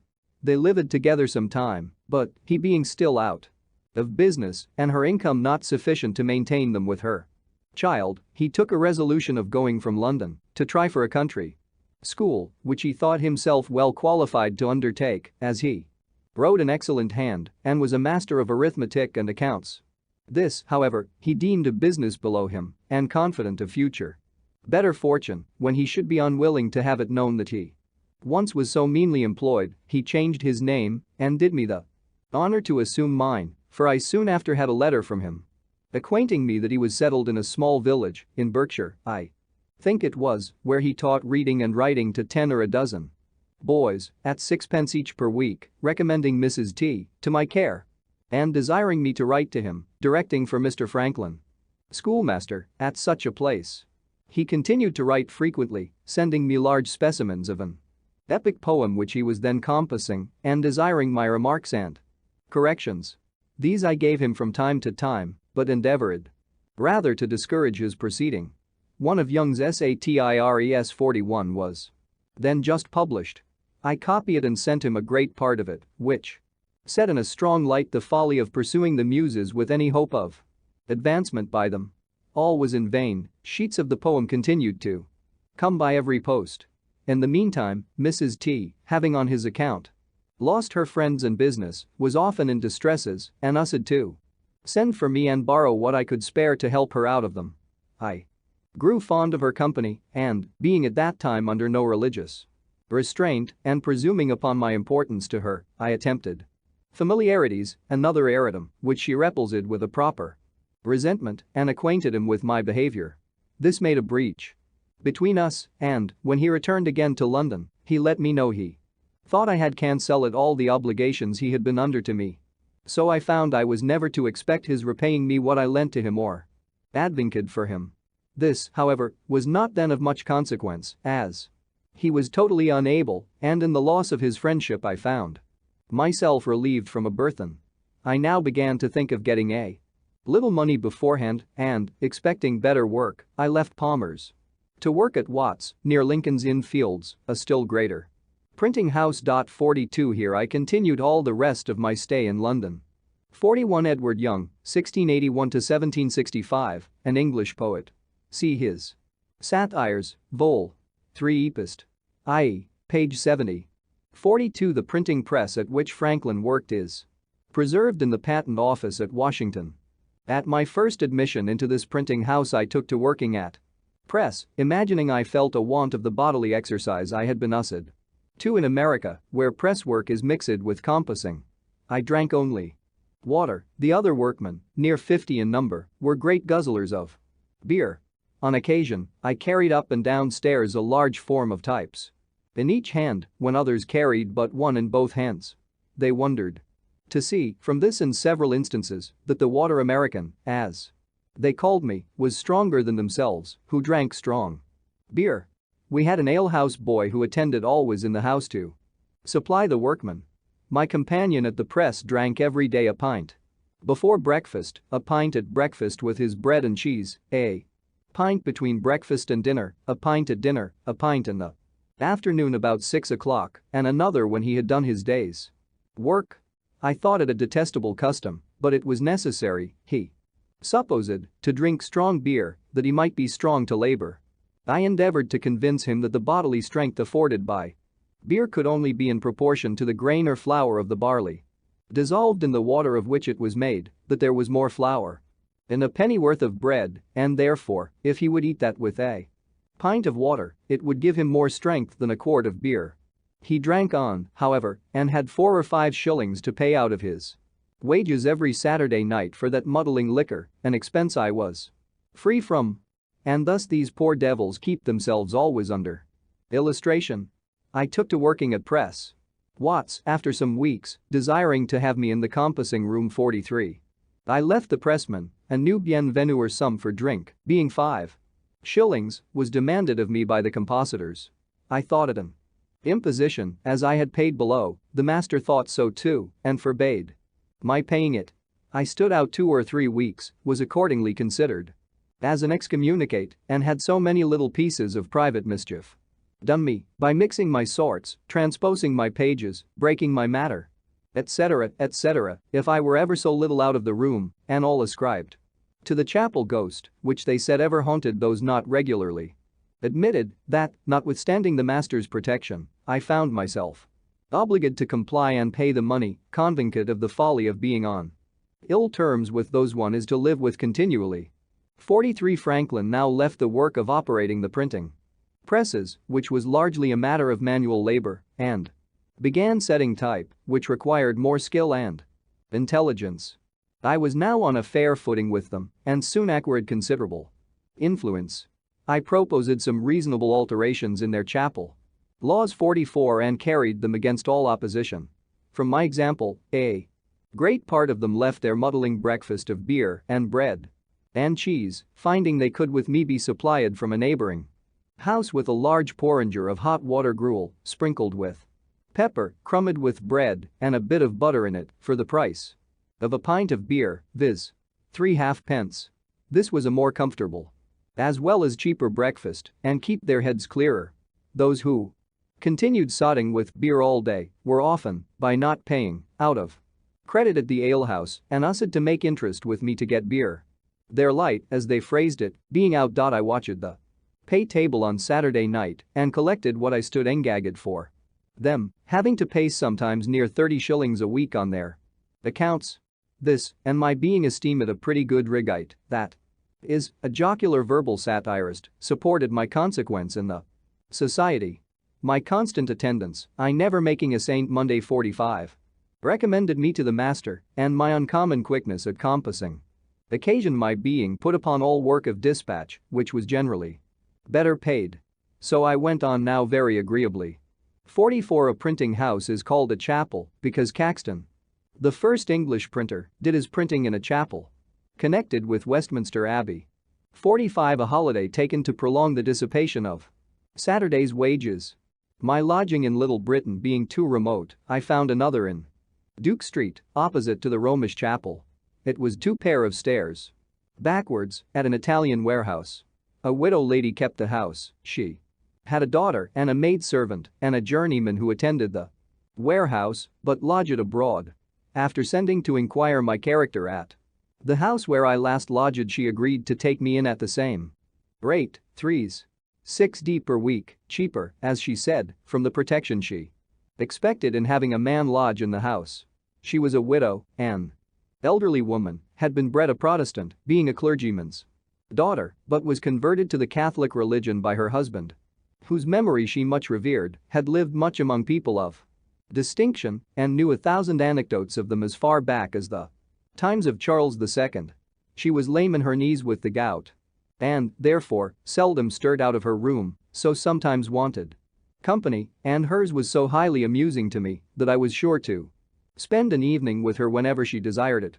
Our supper was only half an anchovy each on a very little strip of bread and butter and half a pint of ale between us, but the entertainment was in her conversation. My always keeping good hours and giving little trouble in the family made her unwilling to part with me, so that, when I talked of a lodging I had heard of, nearer my business, for 2 shillings a week, which, intent as I now was on saving money, made some difference, she bid me not think of it, for she would abate me 2 shillings a week for the future, so I remained with her at 1 shilling and 6pence as long as I stayed in London. In the garret of her house there lived a maiden lady of 70, in the most retired manner, of whom my landlady gave me this account: that she was a Roman Catholic, had been sent abroad when young, and lodged in a nunnery with an intent of becoming a nun, but, the country not agreeing with her, she returned to England, where, there being no nunnery, she had vowed to lead the life of a nun, as near as might be done in those circumstances. Accordingly, she had given all her estate to charitable uses, reserving only £12 a year to live on. And out of this sum she still gave a great deal in charity, living herself on water gruel only, and using no fire but to boil it. She had lived many years in that garret, being permitted to remain there gratis by successive Catholic tenants of the house below, as they deemed it a blessing to have her there. A priest visited her to confess her every day. I have asked her, says my landlady, how she, as she lived, could possibly find so much employment for a confessor? Oh, said she, it is impossible to avoid vain thoughts. I was permitted once to visit her. She was cheerful and polite, and conversed pleasantly. The room was clean, but had no other furniture than a mattress, a table with a crucifix and book, a stool which she gave me to sit on, and a picture over the chimney of Saint Veronica, displaying her handkerchief with the miraculous figure of Christ's bleeding face on it 46, which she explained to me with great seriousness. She looked pale but was never sick, and I give it as another instance on how small an income, life and health may be supported. At Watt's printing house I contracted an acquaintance with an ingenious young man, one Wygate, who, having wealthy relations, had been better educated than most printers, was a tolerable Latinist, spoke French, and loved reading. I taught him and a friend of his to swim at twice going into the river, and they soon became good swimmers. They introduced me to some gentlemen from the country who went to Chelsea by water to see the college and Don Saltero's curiosities. 47 In our return, at the request of the company, whose curiosity Wygate had excited, I stripped and leaped into the river and swam from near Chelsea to Blackfriars 48, performing on the way many feats of activity, both upon and under water, that surprised and pleased those to whom they were novelties. 46 The story is that she met Christ on his way to crucifixion and offered him her handkerchief to wipe the blood from his face, after which the handkerchief always bore the image of Christ's bleeding face. 47 James Salter, a former servant of Hans Sloane, lived in Chain Walk, Chelsea. His house, a barber shop, was known as Don Saltero's coffee house. The curiosities were in glass cases and constituted an amazing and motley collection of petrified crab from China, a lignified hog, Job's tears, Madagascar lances, William the Conqueror's flaming sword, and Henry VIII's coat of mail. Smith. 48 About 3 miles. I had from a child been ever delighted with this exercise, had studied and practiced it all, even its motions and positions, added some of my own, aiming at the graceful and easy as well as the useful. All these I took this occasion of exhibiting to the company and was much flattered by their admiration, and Wygate, who was desirous of becoming a master, grew more and more attached to me on that account. As well as from the similarity of our studies. He at length proposed to me traveling all over Europe together, supporting ourselves everywhere by working at our business. I was once inclined to it, but mentioning it to my good friend Mr. Denham, with whom I often spent an hour when I had leisure, he dissuaded me from it, advising me to think only of returning to Pennsylvania, which he was now about to do. I must record one trait of this good man's character. He had formerly been in business at Bristol, but failed in debt to a number of people. Compounded and went to America. There, by a close application to business as a merchant, he acquired a plentiful fortune in a few years. Returning to England in the ship with me, he invited his old creditors to an entertainment, at which he thanked them for the easy composition they had favored him with, and, when they expected nothing but the treat, every man at the first remove found under his plate an order on a banker for the full amount of the unpaid remainder with interest. He now told me he was about to return to Philadelphia and should carry over a great quantity of goods in order to open a store there. He proposed to take me over as his clerk, to keep his books, in which he would instruct me, copy his letters, and attend the store. He added that, as soon as I should be acquainted with mercantile business, he would promote me by sending me with a cargo of flour and bread, etc., to the West Indies and procure me commissions from others which would be profitable and, if I managed well, would establish me handsomely.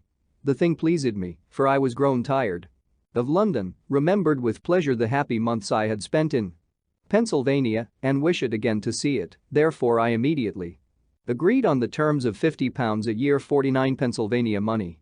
Less, indeed, than my present gettings as a compositor, but affording a better prospect. 49 About $167.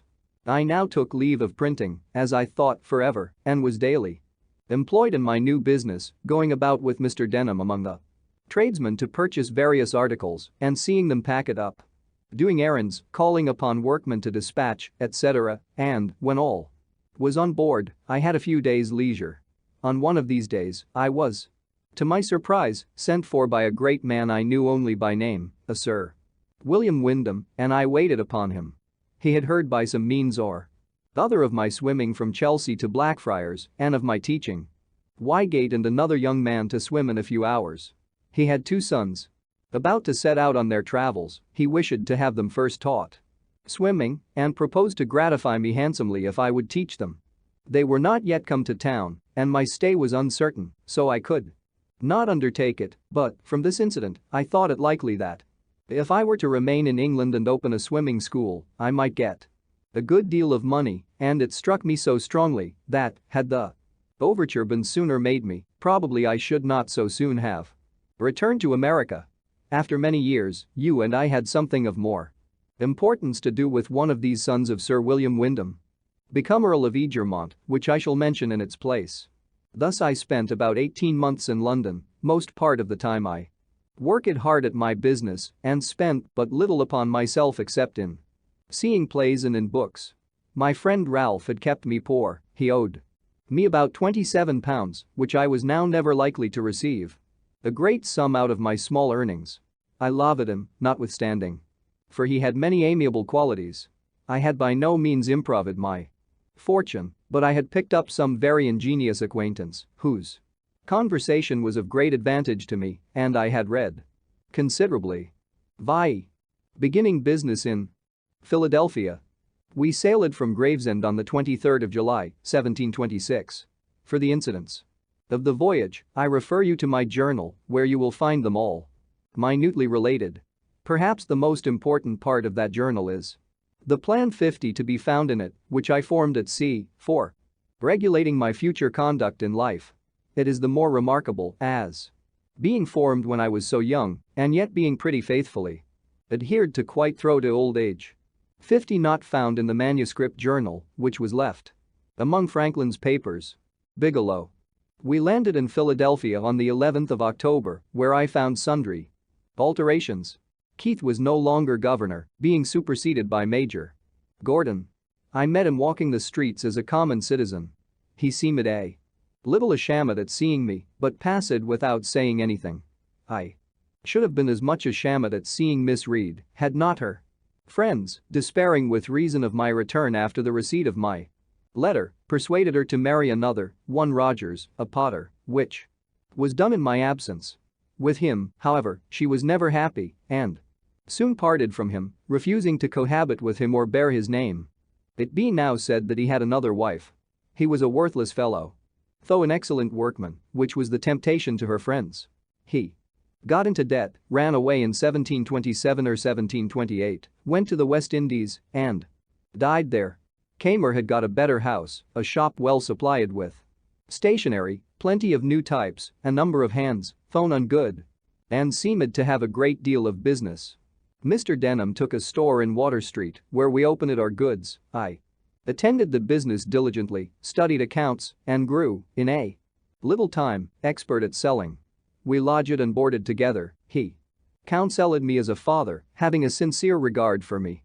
I respected and loved him, and we might have gone on together very happy, but, in the beginning of February, 1726-7, when I had just passed my 21st year, we both were taken ill. My distemper was a pleurisy, which very nearly carried me off. I suffered a good deal, gave up the point in my own mind, and was rather disappointed when I found myself recovering, regretting, in some degree, that I must now, some time or other, have all that disagreeable work to do over again. I forget what his distemper was, it held him a long time, and at length carried him off. He left me a small legacy in a nuncupative will, as a token of his kindness for me, and he left me once more to the wide world, for the store was taken into the care of his executors, and my employment under him ended. Illustration. Mr. Denham took a store in Water Street. My brother-in-law, Holmes, being now at Philadelphia, advised my return to my business, and Kamer tempted me, with an offer of large wages by the year, to come and take the management of his printing house, that he might better attend his stationer's shop.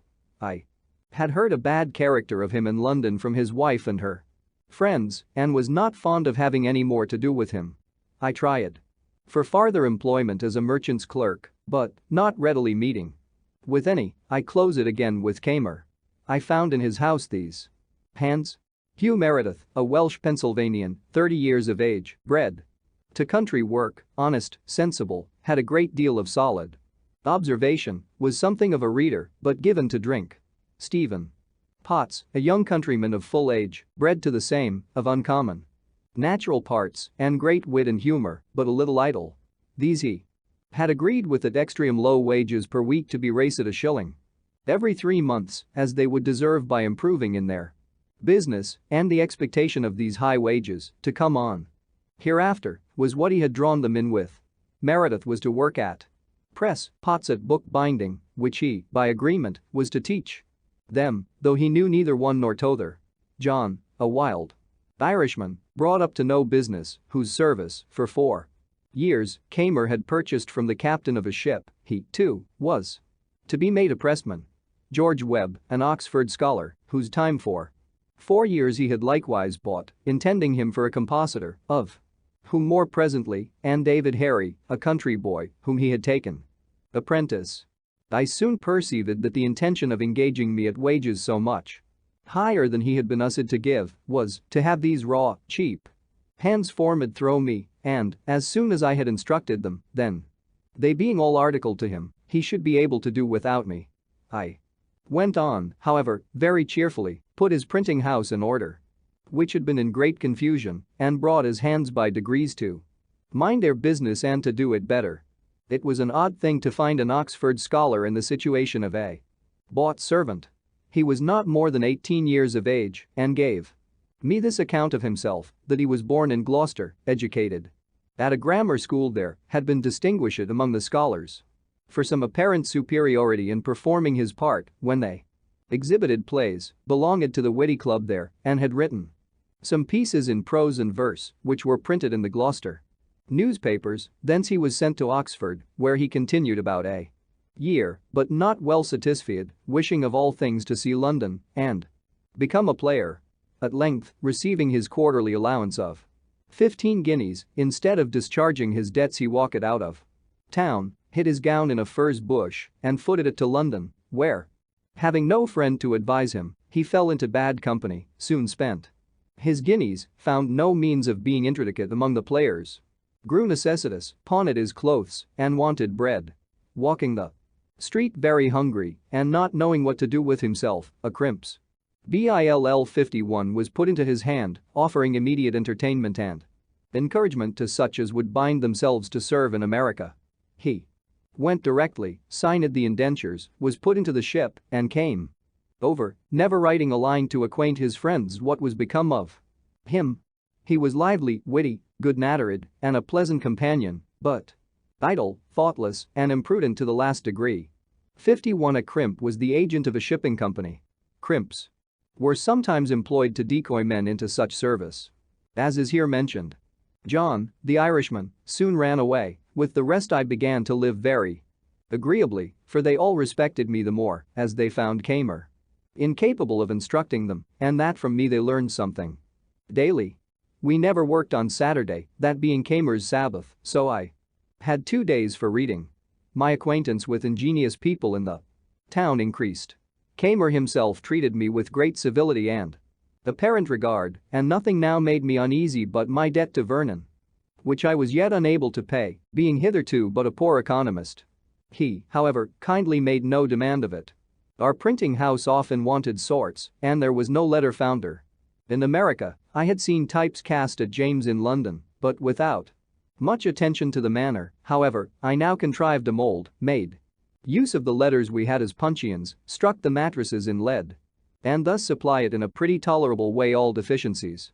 I also engraved several things on occasion. I made the ink, I was warehouseman, and everything, and, in short, quite a factotum.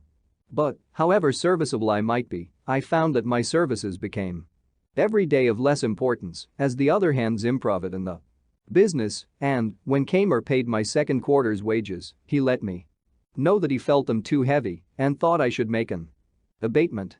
He grew by degrees less civil, put on more of the master, frequently found fault, was captious, and seemed ready for an outbreaking.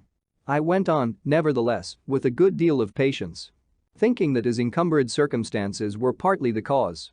At Length a trifle snapped our connections, for a great noise happening. Near the courthouse, I put my head out of the window to see what was the matter.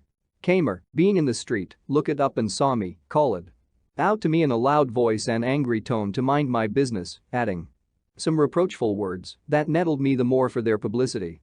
All the neighbors who were looking out on the same occasion being witnesses how I was treated. He came up immediately into the printing house, continued the quarrel, high words passed on both sides. He gave me the quarter's warning we had stipulated, expressing a wish that he had not been obligated to so long a warning. I told him his wish was unnecessary, for I would leave him that instant, and so, taking my hat, walked out of doors, desiring Meredith, whom I saw below, to take care of some things I left and bring them to my lodgings. Meredith came accordingly in the evening, when we talked my affair over. He had conceived a great regard for me and was very unwilling that I should leave the house while he remained in it. He dissuaded me from returning to my native country, which I began to think of. He reminded me that Kamer was in debt for all he possessed, that his creditors began to be uneasy, that he kept his shop miserably, sold often without profit for ready money, and often trusted without keeping accounts, that he must therefore fail, which would make a vacancy I might profit of. I objected my want of money. He then let me know that his father had a high opinion of me and, from some discourse that had passed between them, he was sure would advance money to set us up if I would enter into partnership with him. My time, says he, will be out with Kamer in the spring. By that time we may have our press and types in from London. I am sensible I am no workman. If you like it, your skill in the business shall be set against the stock I furnish, and we will share the profits equally. The proposal was agreeable, and I consented. His father was in town and approved of it, the more as he saw I had great influence with his son, had prevailed on him to abstain long from dram drinking, and he hoped might break him of that wretched habit entirely when we came to be so closely connected. I gave an inventory to the father, who carried it to a merchant. The things were sent for, the secret was to be kept till they should arrive, and in the meantime I was to get work, if I could, at the other printing house. But I found no vacancy there, and so remained idle a few days, when Kamer, on a prospect of being employed to print some paper money in New Jersey, which would require cuts in various types that I only could supply, and apprehending Bradford might engage me and get the job from him, sent me a very civil message that old friends should not part for a few words, the effect of sudden passion, and wishing me to return. Meredith persuaded me to comply, as it would give more opportunity for his improvement under my daily instructions, so I returned, and we went on more smoothly than for some time before. The New Jersey job was obtained. I contrived a copperplate press for it, the first that had been seen in the country. I cut several ornaments and checks for the bills. We went together to Burlington, where I executed the whole to satisfaction, and he received so large a sum for the work as to be enabled thereby to keep his head much longer above water. At Burlington I made an acquaintance with many principal people of the province. Several of them had been appointed by the Assembly a committee to attend the press and take care that no more bills were printed than the law directed. They were therefore, by turns, constantly with us, and generally he who attended brought with him a friend or two for company. My mind having been much more improved by reading than Kamer's, I suppose it was for that reason my conversation seemed to be more valued. They had me to their houses, introduced me to their friends, and showed me much civility, while he, though the master, was a little neglected. In truth, he was an odd fish, ignorant of common life, fond of rudely opposing received opinions, slovenly to extreme dirtiness, enthusiastic in some points of religion, and a little knavish withal. We continued there near 3 months, and by that time I could reckon among my acquired friends Judge Allen, Samuel Bustill, the secretary of the province, Isaac Pearson, Joseph Cooper, and several of the Smiths, members of Assembly, and Isaac Deco, the Surveyor General. The latter was a shrewd, sagacious old man who told me that he began for himself, when young, by wheeling clay for brick makers, learned to write after he was of age, carried the chain for surveyors who taught him surveying, and he had now by his industry acquired a good estate, and says he, I foresee that you will soon work this man out of his business and make a fortune in it at Philadelphia. He had not then the least intimation of my intention to set up there or anywhere. These friends were afterwards of great use to me, as I occasionally was to some of them. They all continued their regard for me as long as they lived. Before I enter upon my public appearance in business, it may be well to let you know the then state of my mind with regard to my principles and morals, that you may see how far those influenced the future events of my life. My parents had early given me religious impressions and brought me through my childhood piously in the dissenting way. But I was scarce 15 when, after doubting by turns of several points, as I found them disputed in the different books I read, I began to doubt of revelation itself. Some books against deism 52 fell into my hands. They were said to be the substance of sermons preached at Boyle's lectures. It happened that they wrought an effect on me quite contrary to what was intended by them, for the arguments of the deists, which were quoted to be refuted, appeared to me much stronger than the refutations. In short, I soon became a thorough deist. My arguments perverted some others, particularly Collins and Ralph, but each of them having afterwards wronged me greatly without the least compunction, and recollecting Keith's conduct towards me, who was another free thinker, and my own towards Vernon and Miss Reed, which at times gave me great trouble, I began to suspect that this doctrine, though it might be true, was not very useful.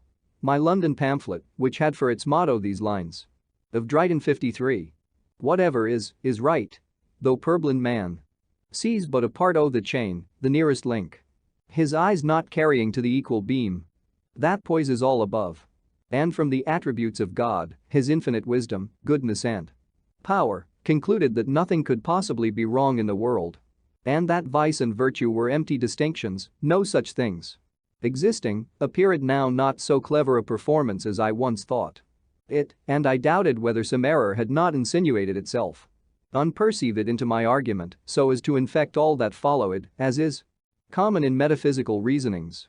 52. The creed of an 18th-century theological sect, which, while believing in God, refused to credit the possibility of miracles and to acknowledge the validity of revelation. 53. A great English poet, dramatist, and critic. 1631 to 1700. The lines are inaccurately quoted from Dryden's Oedipus, Act 3, Scene I, line 293. I grew convinced that truth, sincerity and integrity in dealings between man and man were of the utmost importance to the felicity of life, and I formed written resolutions, which still remain in my journal book, to practice them ever while I lived.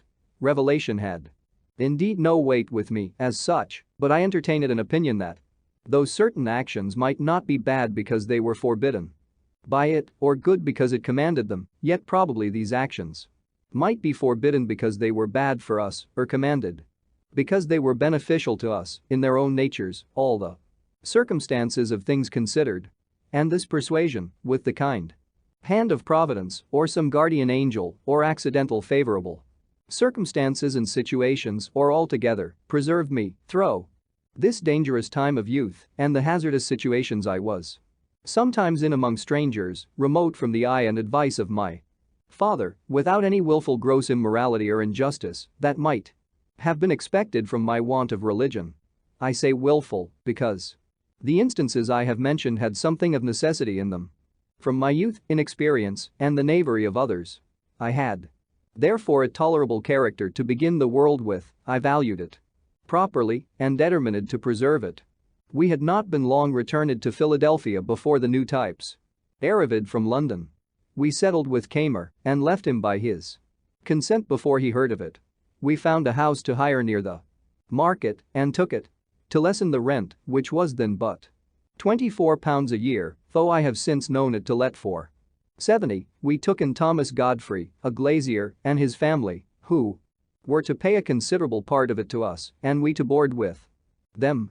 We had scarce opened our letters and put our press in order before George House, an acquaintance of mine, brought a countryman to us, whom he had met in the street inquiring for a printer. All our cash was now expended in the variety of particulars we had been obliged to procure, and this countryman's 5 shillings, being our First fruits, and coming so seasonably, gave me more pleasure than any crown I have since earned, and the gratitude I felt toward house has made me often more ready than perhaps I should otherwise have been to assist young beginners. There are croakers in every country, always boding its ruin. Such a one then lived in Philadelphia, a person of note, an elderly man, with a wise look and a very grave manner of speaking. His name was Samuel Mickle. This gentleman, a stranger to me, stopped one day at my door and asked me if I was the young man who had lately opened a new printing house. Being answered in the affirmative, he said he was sorry for me because it was an expensive undertaking and the expense would be lost, for Philadelphia was a sinking place, the people already half bankrupts or near being so, all appearances to the contrary, such as new buildings and the rise of rents, being to his certain knowledge fallacious, for they were, in fact, among the things that would soon ruin us. And he gave me such a detail of misfortunes now existing, or that were soon to exist, that he left me half melancholy. Had I known him before I engaged in this business, probably I never should have done it. This man continued to live in this decaying place and to declaim in the same strain, refusing for many years to buy a house there because all was going to destruction, and at last I had the pleasure of seeing him give 5 times as much for one as he might have bought it for when he first began his croaking.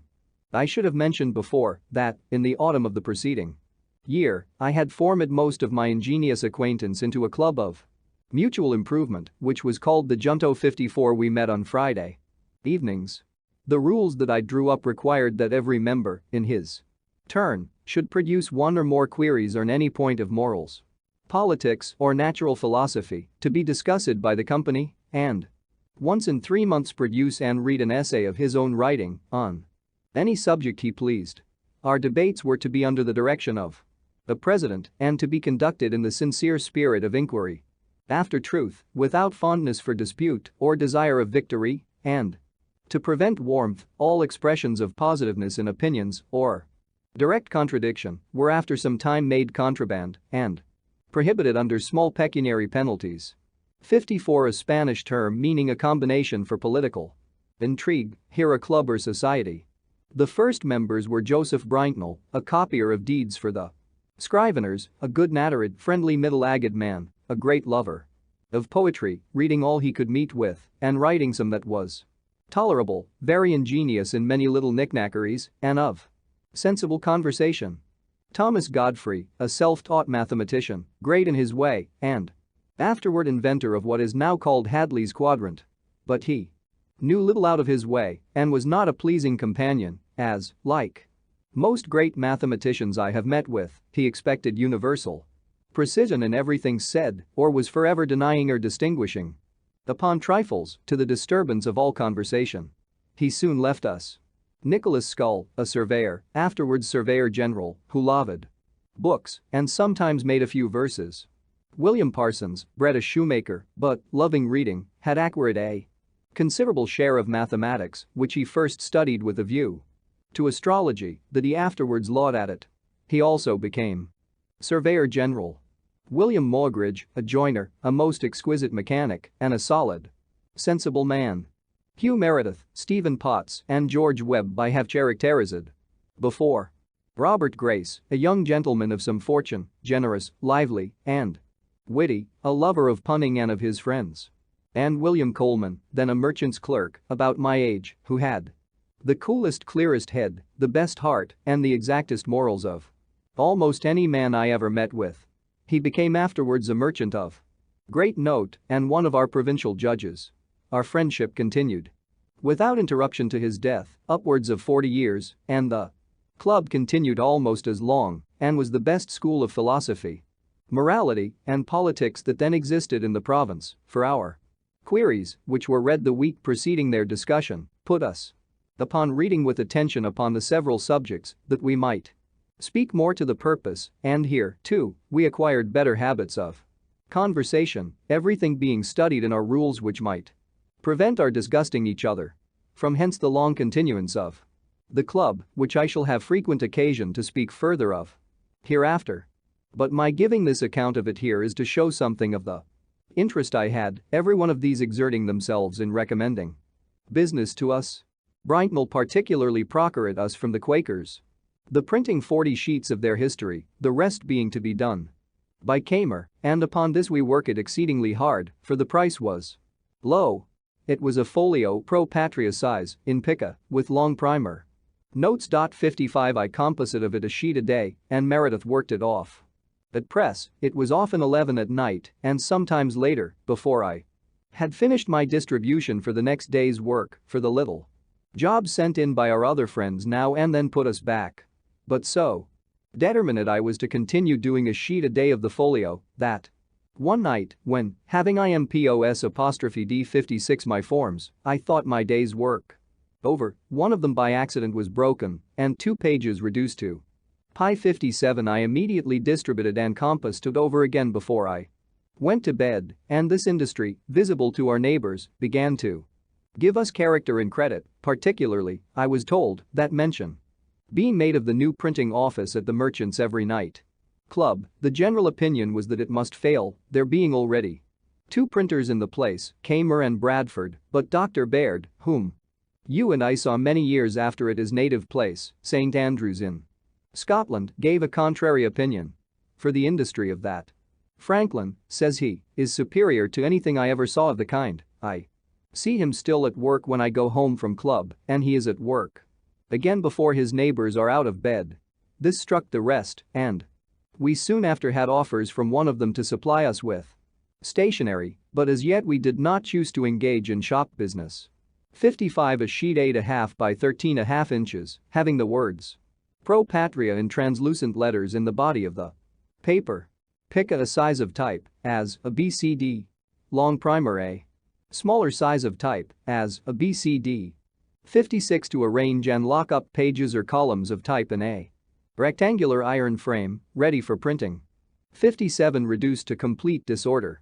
I mention this industry the more particularly and the more freely, though it seems to be talking in my own praise, that those of my posterity, who shall read it, may know the use of that virtue, when they see its effects in my favor throughout this relation. George Webb, who had found a female friend that lent him wherewith to purchase his time of Kamer, now came to offer himself as a journeyman to us. We could not then employ him, but I foolishly let him know as a secret that I soon intended to begin a newspaper and might then have work for him. My hopes of success, as I told him, were founded on this, that the then only newspaper, printed by Bradford, was a paltry thing, wretchedly managed, no way entertaining, and yet was profitable to him. I therefore thought a good paper would scarcely fail of good encouragement. I requested Webb not to mention it, but he told it to Kamer, who immediately, to be beforehand with me, published proposals for printing one himself, on which Webb was to be employed. I resented this, and, to counteract them, as I could not yet begin our paper, I wrote several pieces of entertainment for Bradford's paper, under the title of The Busy Body, which Brintnell continued some months. By this means the attention of the public was fixed on that paper, and Kamer's proposals, which we burlesqued and ridiculed, were disregarded. He began his paper, however, and, after carrying it on 3/4 of a year, with at most only 90 subscribers, he offered it to me for a trifle, and I, having been ready some time to go on with it, took it in hand directly, and it proved in a few years extremely profitable to me. I perceive that I am apt to speak in the singular number, though our partnership still continued. The reason may be that, in fact, the whole management of the business lay upon me. Meredith was no compositor, a poor pressman, and seldom sober. My friends lamented my connection with him, but I was to make the best of it. Illustration: I see him still at work when I go home from club. Our first papers made a quite different appearance from any before in the province, a better type and better printed, but some spirited remarks of my writing on the dispute then going on between Governor Burnet and the Massachusetts Assembly struck the principal people, occasioned the paper and the manager of it to be much talked of, and in a few weeks brought them all to be our subscribers. Their example was followed by many, and our number went on growing continually. This was one of the first good effects of my having learnt a little to scribble. Another was that the leading men, seeing A newspaper now in the hands of one who could also handle a pen. Thought it convenient to oblige and encourage me. Bradford still printed the votes and laws and other public business. He had printed an address of the House to the governor in a coarse, blundering manner. We reprinted it elegantly and correctly and sent one to every member. They were sensible of the difference. It strengthened the hands of our friends in the House and they voted us their printers for the year ensuing. Among my friends in the House I must not forget Mr. Hamilton, before mentioned, who was then returned from England and had a seat in it. He interested himself for me strongly in that instance, as he did in many others afterward, continuing his patronage till his death. 58 I got his son once £500. Marg. Note. Mr. Vernon, about this time, put me in mind of the debt I owed him, but did not press me. I wrote him an ingenuous letter of acknowledgement, cravate his forbearance a little longer, which he allowed me, and as soon as I was able, I paid the principal with interest and many thanks, so that erratum was in some degree corrected. But now another difficulty came upon me which I had never the least reason to expect. Mr. Meredith's father, who was to have paid for our printing house, according to the expectations given me, was able to advance only £100 currency, which had been paid, and £100 more was due to the merchant, who grew impatient and sued us all. We gave bail, but saw that, if the money could not be raised in time, the suit must soon come to a judgment and execution, and our hopeful prospects must, with us, be ruined, as the press and letters must be sold for payment, perhaps at half price. In this distress 2 true friends, whose kindness I have never forgotten, nor ever shall forget while I can remember anything, came to me separately, unknown to each other, and, without any application from me, offering each of them to advance me all the money that should be necessary to enable me to take the whole business upon myself, if that should be practicable, but they did not like my continuing the partnership with Meredith, who, as they said, was often seen drunk in the streets and playing at low games in alehouses, much to our discredit. These 2 friends were William Coleman and Robert Grace. I told them I could not propose a separation while any prospect remained of the Merediths fulfilling their part of our agreement, because I thought myself under great obligations to them for what they had done and would do if they could, but if they finally fail it in their performance and our partnership must be dissolved, I should then think myself at liberty to accept the assistance of my friends. Thus the matter rested for some time, when I said to my partner, "Perhaps your father is dissatisfied at the part you have undertaken in this affair of ours and is unwilling to advance for you and me what he would for you alone. If that is the case, tell me, and I will resign the whole to you and go about my business." "No," said he, "my father has really been disappointed and is really unable, and I am unwilling to distress him farther. I see this is a business I am not fit for. I was bred a farmer, and it was a folly in me to come to town and put myself, at 30 years of age, an apprentice to learn a new trade. Many of our Welsh people are going to settle in North Carolina, where land is cheap. I am inclined to go with them and follow my old employment. You may find friends to assist you. If you will take the debts of the company upon you, return to my father the £100 he has advanced, pay my little personal debts, and give me £30 and a new saddle, I will relinquish the partnership and leave the whole in your hands." I agreed to this proposal. It was drawn up in writing, signed, and sealed immediately. I gave him what he demanded, and he went soon after to Carolina, from whence he sent me next year 2 long letters containing the best account that had been given of that country, the climate, the soil, husbandry, etc. For in those matters he was very judicious. I printed them in the papers, and they gave great satisfaction to the public. As soon as he was gone, I recurred to my 2 friends, and because I would not give an unkind preference to either, I took half of what each had offered and I wanted of one and half of the other, paid off the company's debts, and went on with the business in my own name, advertising that the partnership was dissolved. I think this was in or about the year 1729. V. Business success and first public service. About this time there was a cry among the people for more paper money. Only £15,000 being extant in the province, and that Soon to be sunk. 59 The wealthy inhabitants oppose it any addition. Being against all paper currency from an apprehension that it would depreciate as it had done in New England to the prejudice of all creditors. We had discussed this point in our Junto, where I was on the side of an addition, being persuaded that the first small sum struck in 1723 had done much good by increasing the trade, employment, and number of inhabitants in the province, since I now saw all the old houses inhabited and many new ones building. Whereas I remembered well that when I first walked about the streets of Philadelphia eating my roll, I saw most of the houses in Walnut Street, between 2nd and Front Street 60 with bills on their doors, to be let. And many likewise in Chestnut Street and other streets, which made me then think the inhabitants of the city were deserting it one after another. 59 recalled to be redeemed. 60 This part of Philadelphia is now the center of the wholesale business district. Our debates possessed me so fully of the subject that I wrote and printed an anonymous pamphlet on it entitled The Nature and Necessity of a Paper Currency. It was well received by the common people in general, but the rich men disliked it, for it increased and strengthened the clamor for more money, and they happening to have no writers among them that were able to answer it, their opposition slackened, and the point was carried by a majority in the House. My friends there, who conceived I had been of some service, thought fit to reward me by employing me in printing the money, a very profitable job and a great help to me. This was another advantage gained by my being able to write.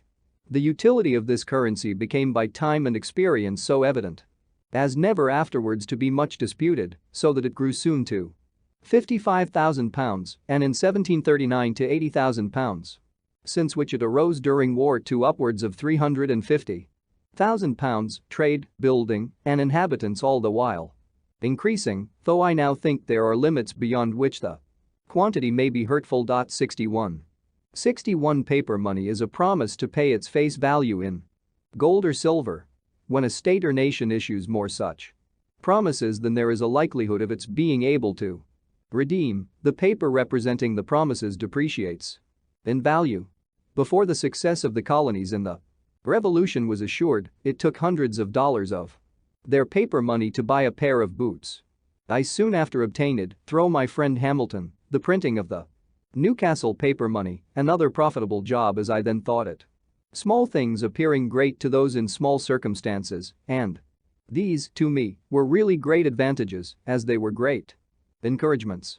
He procured for me, also, the printing of the laws and votes of that government, which continued in my hands as long as I followed the business. I now open at a little stationer's shop. I had in it blanks of all sorts, the correctest that ever appeared among us, being assisted in that by my friend Brinknell. I had also paper, parchment, chapments, books, etc. One Whitemash, a compositor I had known in London, an excellent workman, now came to me and worked with me constantly and diligently, and I took an apprentice, the son of Aquila Rose. Illustration. I sometimes brought home the paper I purchased at the stores through the streets on a wheelbarrow. I began now gradually to pay off the debt I was under for the printing house. In order to secure my credit and character as a tradesman, I took care not only to be in reality industrious and frugal, but to avoid all appearances to the contrary. I dressed plainly. I was seen at no places of idle diversion. I never went out a fishing or shooting. A book, indeed, sometimes debauched me from my work, but that was seldom, snug, and gave no scandal, and, to show that I was not above my business, I sometimes brought home the paper I purchased at the stores through the streets on a wheelbarrow, thus being esteemed an industrious, thriving young man and paying duly for what I bought. The merchants who imported stationery solicited my custom, others proposed supplying me with books, and I went on swimmingly. In the meantime, Kamer's credit and business declining daily, he was at last forced to sell his printing house to satisfy his creditors. He went to Barbados and there lived some years in very poor circumstances. His apprentice, David Harry, whom I had instructed while I worked with him, set up in his place at Philadelphia, having bought his materials. I was at first apprehensive of a powerful rival in Harry, as his friends were very able and had a good deal of interest. I therefore proposed a partnership to him, which he, fortunately for me, rejected. With scorn. He was very proud, dressed like a gentleman, lived expensively, took much diversion and pleasure abroad, ran in debt, and neglected his business, upon which all business left him, and finding nothing to do, he followed Kamer to Barbados, taking the printing house with him. There this apprentice employed his former master as a journeyman, they quarrelled often, Harry went continually behindhand and at length was forced to sell his types and return to his country work in Pennsylvania. The person that bought them employed Kamer to use them, but in a few years he died. There remained now no competitor with me at Philadelphia, but the old one Bradford, who was rich and easy, did a little printing now and then by straggling hands, but was not very anxious about the business. However, as he kept the post office, it was imagined he had better opportunities of obtaining news, his paper was thought a better distributor of advertisements than mine, and therefore had many more. Which was a profitable thing to him and a disadvantage to me, for though I did indeed receive and send papers by the post, yet the public opinion was otherwise, for what I did send was by bribing the writers who took them privately, Bradford being unkind enough to forbid it. Which occasioned some resentment on my part, and I thought so meanly of him for it that, when I afterward came into his situation, I took care never to imitate it. I had hitherto continued to board with Godfrey, who lived in part of my house with his wife and children, and had one side of the shop for his glazier's business, though he worked little, being always absorbed in his mathematics. Mrs. Godfrey projected a match for me with a relation's daughter, took opportunities of bringing us often together till a serious courtship on my part ensued, the girl being in herself very deserving. The old folks encouraged me by continual invitations to supper and by leaving us together till at length it was time to explain. Mrs. Godfrey managed our little treaty. I let her know that I expected as much money with their daughter as would pay off my remaining debt for the printing house, which I believe was not then above £100. She brought me word they had no such sum to spare. I said they might mortgage their house in the loan office. The answer to this, after some days, was that they did not approve the match, that, on inquiry of Bradford, they had been informed the printing business was not a profitable one, the types would soon be worn out and more wanted, that S. Kamer and D. Harry had failed one after the other, and I should probably soon follow them, and therefore, I was forbidden the house and the daughter shut up. Whether this was a real change of sentiment or only artifice, on a supposition of our being too far engaged in affection to retract, and therefore that we should steal a marriage which would leave them at liberty to give or withhold what they pleased, I know not, but I suspected the latter, resented it, and went no more. Mrs. Godfrey brought me afterward some more favorable accounts of their disposition and would have drawn me on again, but I declared absolutely my resolution to have nothing more to do with that family. This was resented by the Godfreys, we differed, and they removed, leaving me the whole house, and I resolved to take no more inmates. But this affair having turned my thoughts to marriage, I looked round me and made overtures of acquaintance in other places, but soon found that, the business of a printer being generally thought a poor one, I was not to expect money with a wife unless with such a one as I should not otherwise think agreeable. A friendly correspondence as neighbors and old acquaintances had continued between me and Mrs. Reed's family, who all had a regard for me from the time of my first lodging in their house. I was often invited there and consulted in their affairs, wherein I sometimes was of service. I pitied poor Miss Reed's unfortunate situation, who was generally dejected, seldom cheerful, and avoided company. I considered my giddiness and inconstancy when in London as in a great degree the cause of her unhappiness, though the mother was good enough to think the fault more her own than mine, as she had prevented our marrying before I went thither and persuaded the other match in my absence. Our mutual affection was revived, but there were now great objections to our union. The match was indeed looked upon as invalid, a preceding wife being said to be living in England, but this could not easily be proved because of the distance, and, though there was a report of his death, it was not certain. Then, though it should be true, he had left many debts which his successor might be called upon to pay. We Ventured, however, over all these difficulties, and I took her to wife, September 1, 1730. None of the inconveniences happened that we had apprehended. She proved a good and faithful helpmate. 62 assisted me much by attending the shop. We throve together and have ever mutually endeavored to make each other happy. Thus I corrected that great erratum as well as I could.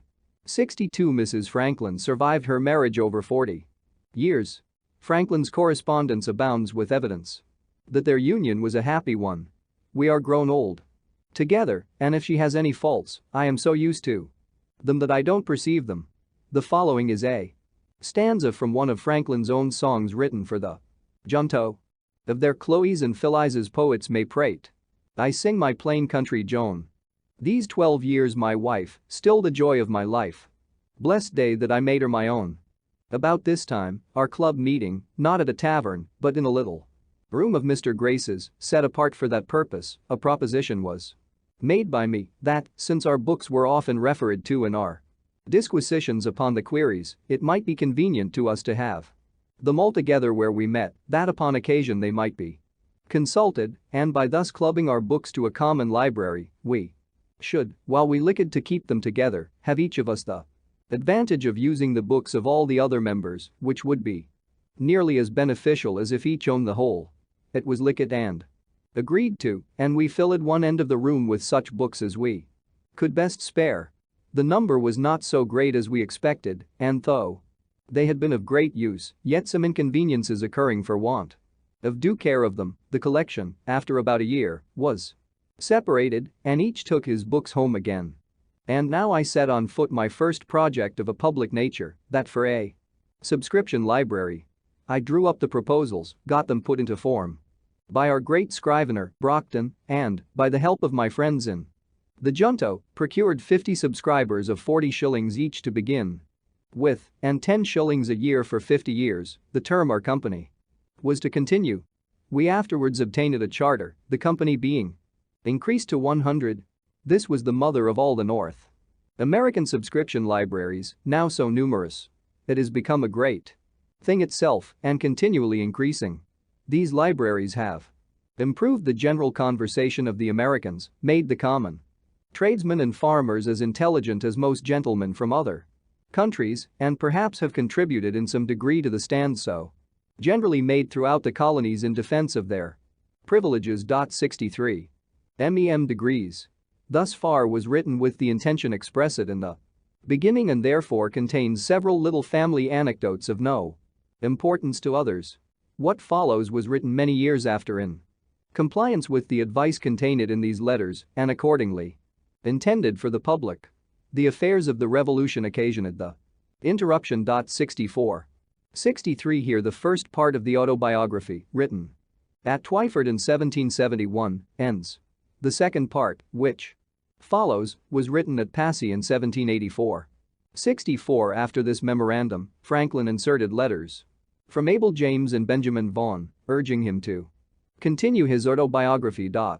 Continuation of the account of my life, begun at Passy, near Paris. 1784. It is some time since I received the above letters, but I have been too busy till now to think of complying with the request they contain.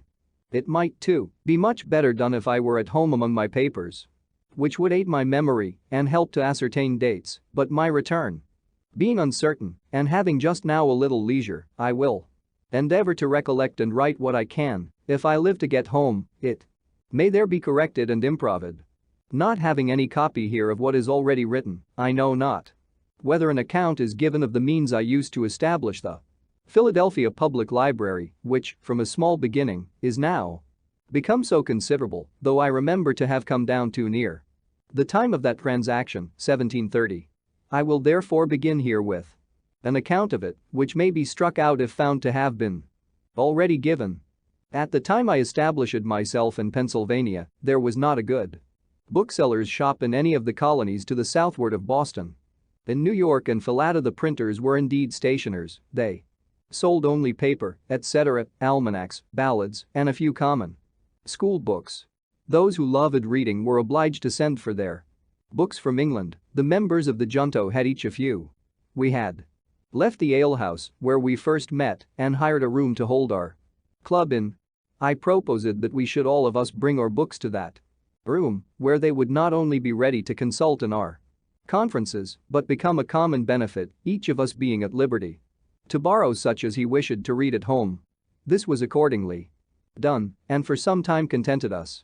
Finding the advantage of this little collection, I proposed to render the benefit from books more common by commencing a public subscription library.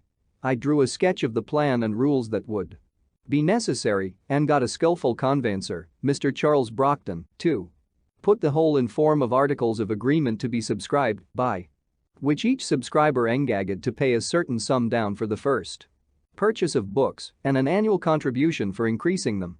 So few were the readers at that time in Philadelphia, and the majority of us so poor that I was not able, with great industry, to find more than 50 persons, mostly young tradesmen, willing to pay down for this purpose 40 shillings each and 10 shillings per annum. On this little fund we began. The books were imported, the library was opened one day in the week for lending to the subscribers on their promissory notes to pay double the value if not duly returned. The institution soon manifested its utility, was imitated by other towns and in other provinces. The libraries were augmented by donations. Reading became fashionable, and our people, having no public amusements to divert their attention from study, became better acquainted with books and in a few years were observed by strangers to be better instructed and more intelligent than people of the same rank generally are in other countries. When we were about to sign the above-mentioned articles, which were to be binding on us, our heirs, etc., for 50 years, Mr. Brockton, the scrivener, said to us, "You are young men, but it is scarcely probable that any of you will live to see the expiration of the term. Fix it in the instrument." A number of us, however, are yet living, but the instrument was after a few years rendered null by a charter that incorporated and gave perpetuity to the company. The objections and reluctances I met with in soliciting the subscriptions made me soon feel the impropriety of presenting one's self as the proposer of any useful project that might be supposed to raise one's reputation in the smallest degree above that of one's neighbors when one has need of their assistance to accomplish that project. I therefore put myself as much as I could out of sight and stated it as a scheme of a number of friends who had requested me to go about and propose it to such as they thought lovers of reading. In this way my affair went on more smoothly, and I ever after practiced it on such occasions and, from my frequent successes, can heartily recommend it. The present little sacrifice of your vanity will afterwards be amply repaid. If it remains a while uncertain to whom the merit belongs, someone more vain than yourself will be encouraged to claim it, and then even envy will be disposed to do you justice by plucking those assumed feathers and restoring them to their right owner. This library afforded me the means of improvement by constant study, for which I set apart an hour or two each day and thus repaired in some degree the loss of the learned education my father once intended for me. Reading was the only amusement I allowed myself. I spent no time in taverns, games, or frolics of any kind, and my industry in my business continued as indefatigable as it was necessary. I was indebted for my printing house. I had a young family coming on to be educated, and I had to contend with for business 2 printers who were established in the place before me. My circumstances, however, grew daily easier, my original habits of frugality continuing, and my father having, among his instructions to me when a boy, frequently repeated a proverb of Solomon, "Seest thou a man diligent in his calling, he shall stand before kings, he shall not stand before mean men." I from thence considered industry as a means of obtaining wealth and distinction, which encouraged me, though I did not think that I should ever literally stand before kings, which, however, has since happened, for I have stood before 5 and even had the honor of sitting down with one, the King of Denmark, to dinner. We have an English proverb that says, "He that would thrive must ask his wife." It was lucky for me that I had one as much disposed to industry and frugality as myself. She assisted me cheerfully in my business, folding and stitching pamphlets, tending shop, purchasing old linen rags for the paper makers, etc., etc. We kept no idle Servants, our table was plain and simple, our furniture of the cheapest. For instance, my breakfast was a long time break and milk. No tea, and I ate it out of a twopenny earthen porringer, with a pewter spoon. But mark how luxury will enter families and make a progress, in spite of principle. Being called one morning to breakfast, I found it in a china bowl, with a spoon of silver. They had been bought for me without my knowledge by my wife, and had cost her the enormous sum of 23 shillings, for which she had no other excuse or apology to make but that she thought her husband deserved a silver spoon and china bowl as well as any of his neighbors. This was the first appearance of plate and china in our house, which afterward, in a course of years, as our wealth increased, augmented gradually to several £100 in value. I had been religiously educated as a Presbyterian, and though some of the dogmas of that persuasion, such as the eternal decrees of God, election, reprobation, etc., appeared to me unintelligible, others doubtful, and I early absented myself from the public assemblies of the sect, Sunday being my studying day. I never was without some religious principles. I never doubted, for instance, the existence of the deity, that he made the world and governed it by his providence, that the most acceptable service of God was the doing good to man, that our souls are immortal, and that all crime will be punished and virtue rewarded, either here or hereafter.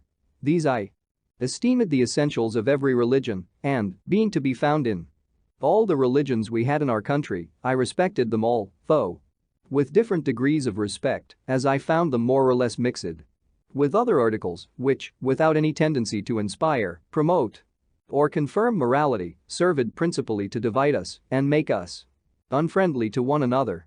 This respect to all, with an opinion that the worst had some good effects, indicated me to avoid all discourse that might tend to lessen the good opinion another might have of his own religion, and as our province increased in people and new places of worship were continually wanted and generally erected by voluntary contribution, my mite for such purpose, whatever might be the sect, was never refused. Though I seldom attended any public worship, I had still an opinion of its propriety and of its utility when rightly conducted, and I regularly paid my annual subscription for the support of the only Presbyterian minister or meeting we had in Philadelphia.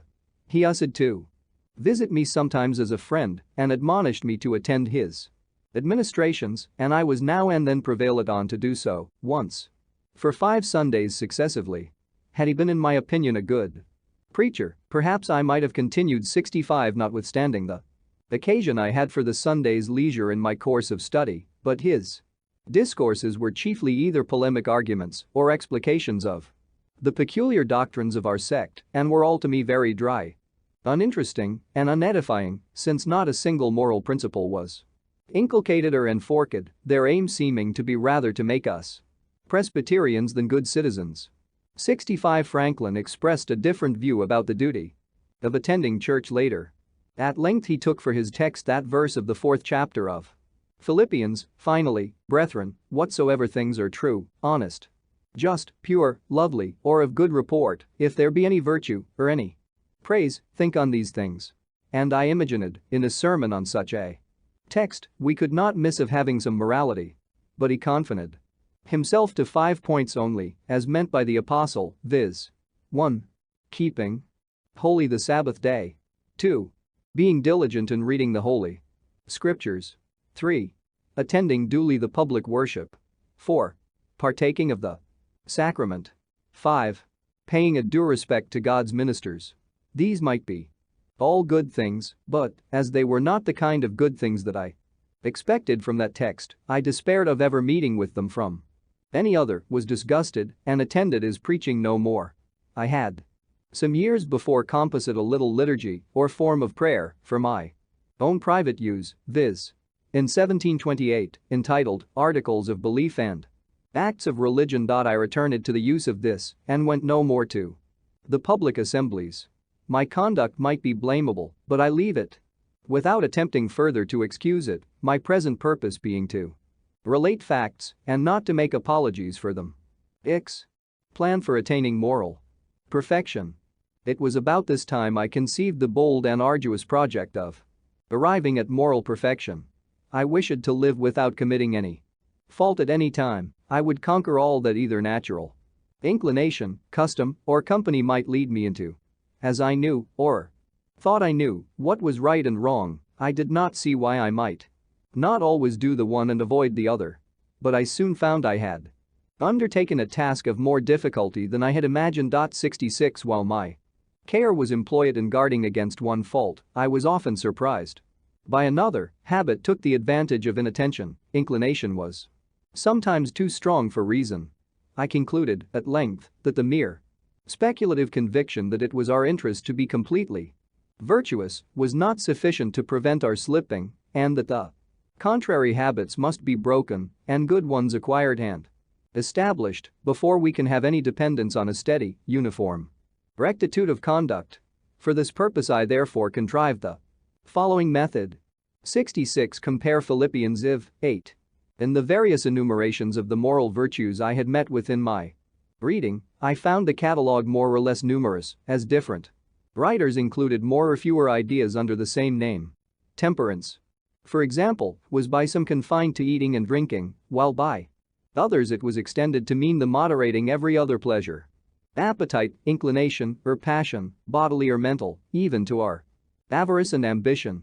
I proposed to myself, for the sake of clearness, to use rather more names, with fewer ideas annexed to each, than a few names with more ideas, and I included under 13 names of virtues all that at that time occurred to me as necessary or desirable, and annexed to each a short precept, which fully expressed the extent I gave to its meaning. These names of virtues, with their precepts, were 1. Temperance. Eat not to dullness, drink not to elevation. 2. Silence. Speak not, but what may benefit others or yourself, avoid trifling conversation. 3. Order. Let all your things have their places, let each part of your business have its time. 4. Resolution. Resolve to perform what you ought, perform without fail what you resolve. 5. Frugality. Make no expense but to do good to others or yourself, i.e., waste nothing. 6. Industry. Lose no time, be always employ it in something useful, cut off all unnecessary actions. 7. Sincerity. Use no hurtful deceit, think innocently and justly, and, if you speak, speak accordingly. 8. Justice. Wrong none by doing injuries or omitting the benefits that are your duty. 9. Moderation. Avoid extremes, forbear resenting injuries so much as you think they deserve. 10. Cleanliness. Tolerate no uncleanliness in body, clothes, or habitation. 11. Tranquility. Be not disturbed at trifles or at accidents common or unavoidable. 12. Chastity. Rarely use venery but for health or offspring, never to dullness, weakness, or the injury of your own or another's peace or reputation. 13. Humility.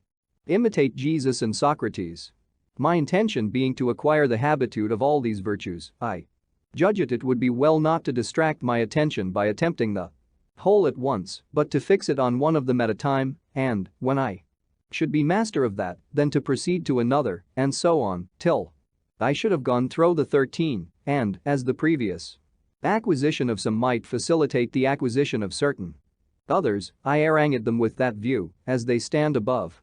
Temperance first, as it tends to procure that coolness and clearness of head which is so necessary where constant vigilance was to be kept up and guard maintained against the unremitting attraction of ancient habits and the force of perpetual temptations.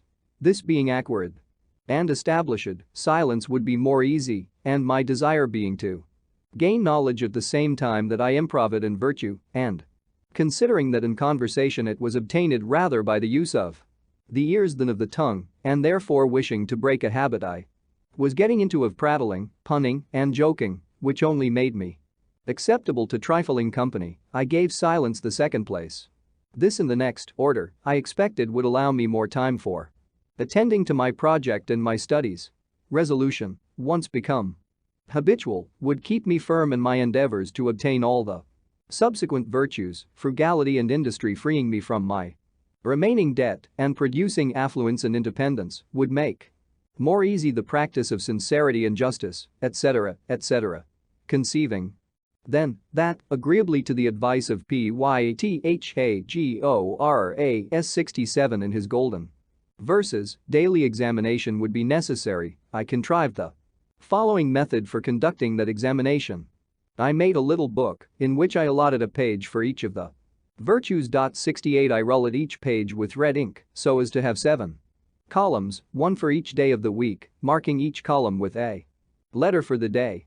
I crossed these columns with 13 red lines, marking the beginning of each line with the first letter of one of the virtues, on which line, and in its proper column, I might mark, by a little black spot, every fault I found upon examination to have been committed respecting that virtue upon that day.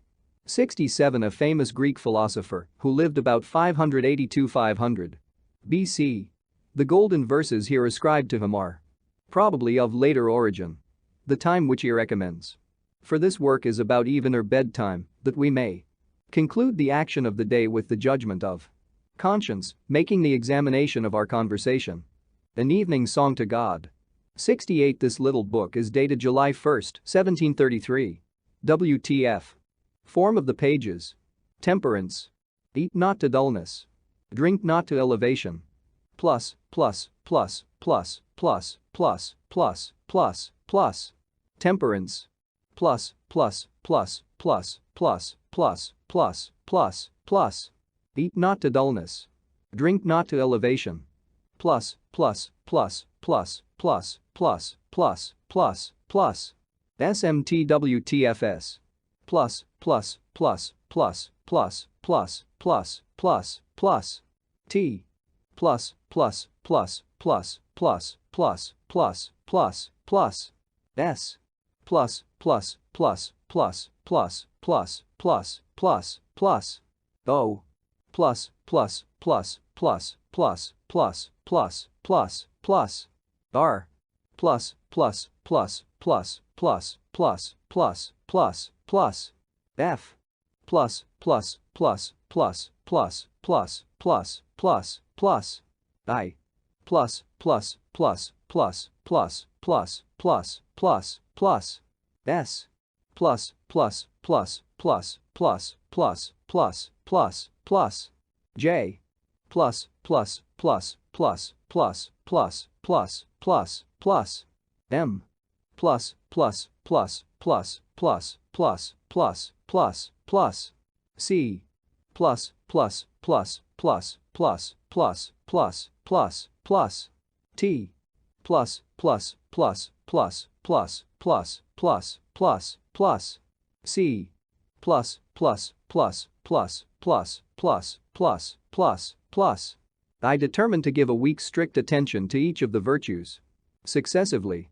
Thus, in the first week, my great guard was to avoid the least offense against temperance, leaving the other virtues to their ordinary chance, only marking every evening the faults of the day.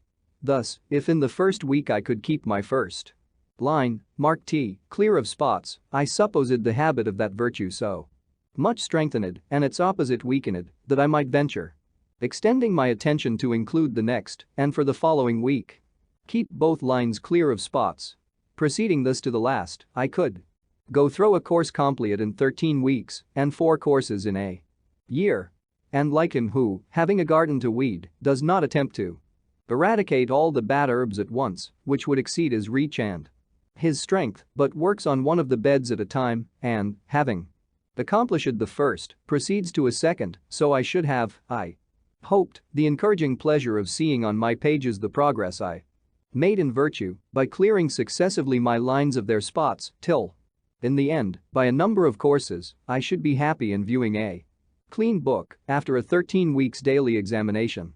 This my little book had for its motto these lines from Addison's Cato. Here will I hold. If there's a power above us, and that there is, all nature cries aloud. Through all her works, he must delight in virtue. And that which he delights in must be happy. Another from Cicero. O vidi philosophia dux. O virtutum indagatrix expultrix. Vitiarum. On us dies, being et ex preceptus tuis. Actus, peccantia mortalitatis est anteponendus. 69. 69. O philosophy, guide of life. O searcher out of virtue and exterminator of vice. One day spent well and in accordance with thy precepts is worth an immortality of sin. Tusculan Inquiries Book V. Another from the Proverbs of Solomon, speaking of wisdom or virtue. Length of days is in her right hand, and in her left hand riches and honor. Her ways are ways of pleasantness, and all her paths are peace. E. 16:17. And conceiving God to be the fountain of wisdom, I thought it right and necessary to solicit his assistance for obtaining it, to this end. I formed the following little prayer, which was prefixed to my tables of examination for daily use. O powerful goodness, bountiful Father, merciful guide, increase in me that wisdom which discovers my truest interest. Strengthen my resolutions to perform what that wisdom dictates. Accept my kind offices to thy other children as the only return in my power for thy continual favors to me. I used also sometimes a little prayer which I took from Thomson's poems, viz. Father of light and life, thou good supreme. O teach me what is good, teach me thyself. Save me from folly, vanity, and vice. From every low pursuit, and fill my soul with knowledge, conscious peace, and virtue pure. Sacred, substantial, never fading bliss. The precept of order requiring that every part of my business should have its allotted time, one page in my little book contained the following scheme of employment for the 24 hours of a natural day. 5. Rise, wash, and address. 6. Powerful goodness. The morning. Contrived days. Question. What good business, and take the shall I do this day? Resolution of the day. 7. Prosecute the present. Study, and breakfast. 8. 9. Work. 10. 11. Noon. 12. Read or overlook my 1. Accounts and dine. 2. 3. Work. 4.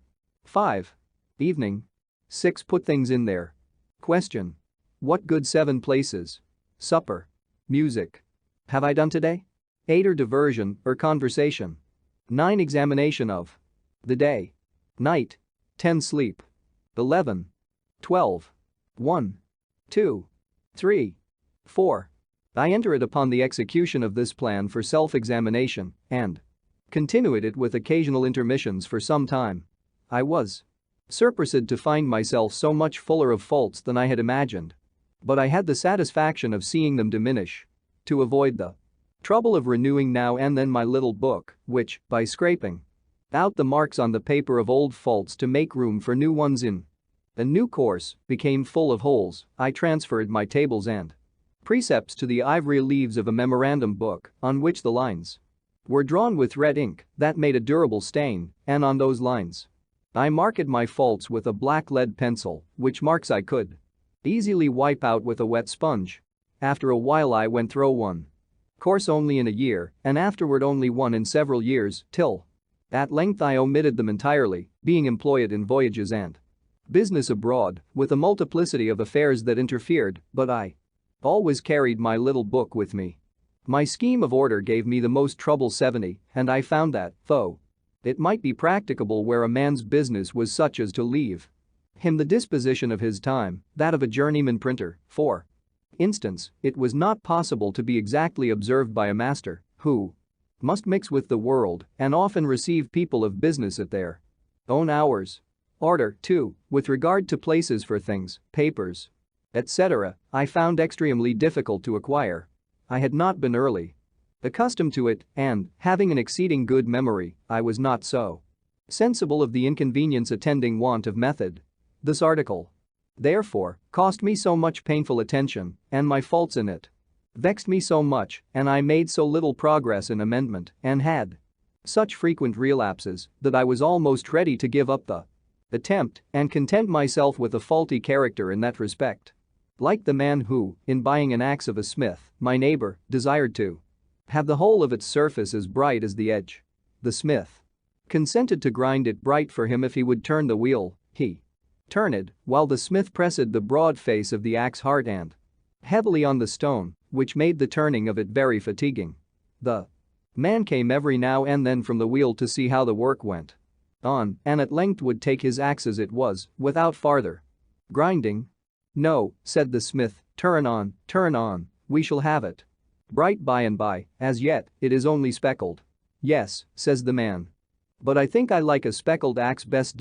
And I believe this may have been the case with many who, having, for want of some such means as I employed, found the difficulty of obtaining good and breaking bad habits and other points of vice and virtue, have given up the struggle and concluded that a speckled axe was best, for something that pretended to be reason was every now and then suggesting to me that such extreme nicety as I exacted of myself might be a kind of foppery in morals which, if it were known, would make me ridiculous, that a perfect character might be attended with the inconvenience of being envied and hated, and that a benevolent man should allow a few faults in himself to keep his friends in countenance. Illustration. The smith consented to grind it bright for him if he would turn the wheel. 70 Professor McMaster tells us that when Franklin was American agent in France, his lack of business order was a source of annoyance to his colleagues and friends. Strangers who came to see him were amazed to behold papers of the greatest importance scattered in the most careless way over the table and floor. In truth, I found myself incorrigible with respect to order, and now I am grown old and my memory bad, I feel very sensibly the want of it. But, on the whole, though I never arrived at the perfection I had been so ambitious of obtaining, but fell far short of it, yet I was, by the endeavor, a better and a happier man than I otherwise should have been if I had not attempted it, as those who aim at perfect writing by imitating the engraved copies, though they never reach the wished for excellence of those copies, their hand is mended by the endeavor and is tolerable while it continues fair and legible. It may be well my posterity should be informed that to this little artifice, with the blessing of God, their ancestor owed the constant felicity of his life, down to his 79th year, in which this is written. What reverses may attend the remainder is in the hand of Providence. But, if they arrive, the reflection on past happiness and joy it ought to help his bearing them with more resignation. To temperance he ascribes his long-continued health and what is still left to him of a good constitution, to industry and frugality, the early easiness of his circumstances and acquisition of his fortune, with all that knowledge that enabled him to be a useful citizen and obtained for him some degree of reputation among the learned, to sincerity and justice, the confidence of his country, and the honorable employs it conferred upon him, and to the joint influence of the whole mass of the virtues. 71. Even in the imperfect state he was able to acquire them, all that evenness of temper and that cheerfulness in conversation which makes his company still sought for and agreeable even to his younger acquaintance. I hope, therefore, that some of my descendants may follow the example and reap the benefit. 71. While there can be no question that Franklin's moral improvement and happiness were due to the practice of these virtues, yet most people will agree that we shall have to go back of his plan for the impelling motive to a virtuous life. Franklin's own suggestion that the scheme smacks of foppery and morals seems justified. Woodrow Wilson well puts it. Men do not take fire from such thoughts unless something deeper, which is missing here, shine through them. What may have seemed to the 18th century a system of morals seems to us nothing more vital than a collection of the precepts of good sense and sound conduct. What redeems it from pettiness in this book is the scope of power and of usefulness to be seen in Franklin himself, who set these standards up in all seriousness and candor for his own life. See Galatians, chapter 5, for the Christian plan of moral perfection. It will be remarked that, though my scheme was not wholly without religion, there was in it no mark of any of the distinguishing tenets of any particular sect. I had purposely avoided them, for, being fully persuaded of the utility and excellency of my method, and that it might be serviceable to people in all religions, and intending some time or other to publish it, I would not have anything in it that should prejudice anyone, of any sect, against it. I purposed writing a little comment on each virtue, in which I would have shown the advantages of possessing it and the mischiefs attending its opposite, vice, and I should have called my book The Art of Virtue. 72, because it would have shown the means and manner of obtaining virtue, which would have distinguished it from the mere exhortation to be good, that does not instruct and indicate the means, but is like the apostles, man of verbal charity, who only without showing to the naked and hungry how or where they might get clothes or victuals, exhorted them To be fed and clothed. James II. 15, 16. 72. Nothing so likely to make a man's fortune as virtue. Marg. Note. But it so happened that my intention of writing and publishing this comment was never fulfilled. I did, indeed, from time to time, put down short hints of the sentiments, reasonings, etc., to be made use of in it, some of which I have still by me, but the necessary close attention to private business in the earlier part of my life and public business since have occasioned my postponing it, for it being connected in my mind with a great and extensive project that required the whole man to execute and which an unforeseen succession of employs prevented my attending to, it has hitherto remained unfinished. In this piece it was my design to explain and enforce this doctrine that vicious actions are not hurtful because they are forbidden, but forbidden because they are hurtful, the nature of man alone considered that it was, therefore, everyone's interest to be virtuous who wished to be happy even in this world, and I should, from this circumstance, there being always in the world a number of rich merchants, nobility, states, and princes who have need of honest instruments for the management of their affairs, and such being so rare, have endeavored to convince young persons that no qualities were so likely to make a poor man's fortune as those of probity and integrity.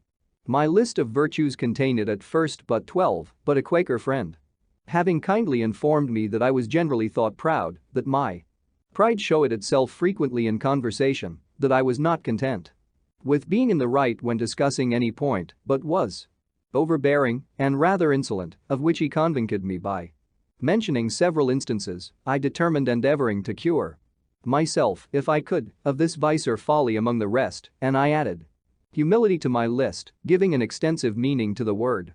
I cannot boast of much success in acquiring the reality of this virtue, but I had a good deal with regard to the appearance of it. I made it a rule to forbear all direct contradiction to the sentiments of others and all positive assertion of my own.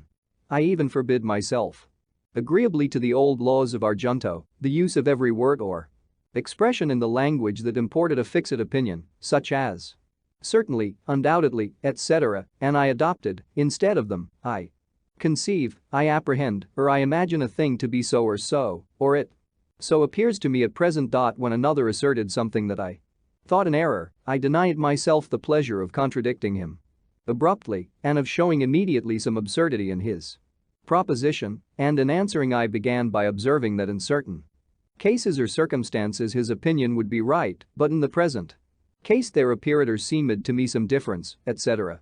I soon found the advantage of this change in my manner, the conversations I engaged in went on more pleasantly. The modest way in which I proposed my opinions procured them a readier reception and less contradiction. I had less mortification when I was found to be in the wrong, and I more easily prevailed with others to give up their mistakes and join with me when I happened to be in the right. And this mode, which I at first put on with some violence to natural inclination, became at length so easy and so habitual to me that perhaps for these 50 years past no one has ever heard a dogmatical expression escape me. And to this habit, after my character of integrity, I think it principally owing that I had early so much weight with my fellow citizens when I proposed new institutions or alterations in the old, and so much influence in public councils when I became a member, for I was but a bad speaker, never eloquent, subject to much hesitation in my choice of words, hardly correct in language, and yet I generally carried my points. In reality, there is, perhaps, no one of our natural passions so hard to subdue as pride. Disguise it, struggle with it, beat it down, stifle it, mortify it as much as one pleases, it is still alive and will every now and then peep out and show itself. You will see it, perhaps, often in this history, for, even if I could conceive that I had completely overcome it, I should probably be proud of my humility. Thus far written at Passy, 1784. I am now about to write at home, August 1788, but cannot have the help expected from my papers, many of them being lost in the war. I have, however, found the following. 73. 73. This is a marginal memorandum. B. Having mentioned a great and extensive project which I had conceived, it seems proper that some account should be here given of that project and its object, Its first rise in my mind appears in the following little paper, accidentally preserved, viz. Observations on my reading history, in library, May 19, 1731. That the great affairs of the world, the wars, revolutions, etc., are carried on and affected by parties. That the view of these parties is their present general interest, or what they take to be such.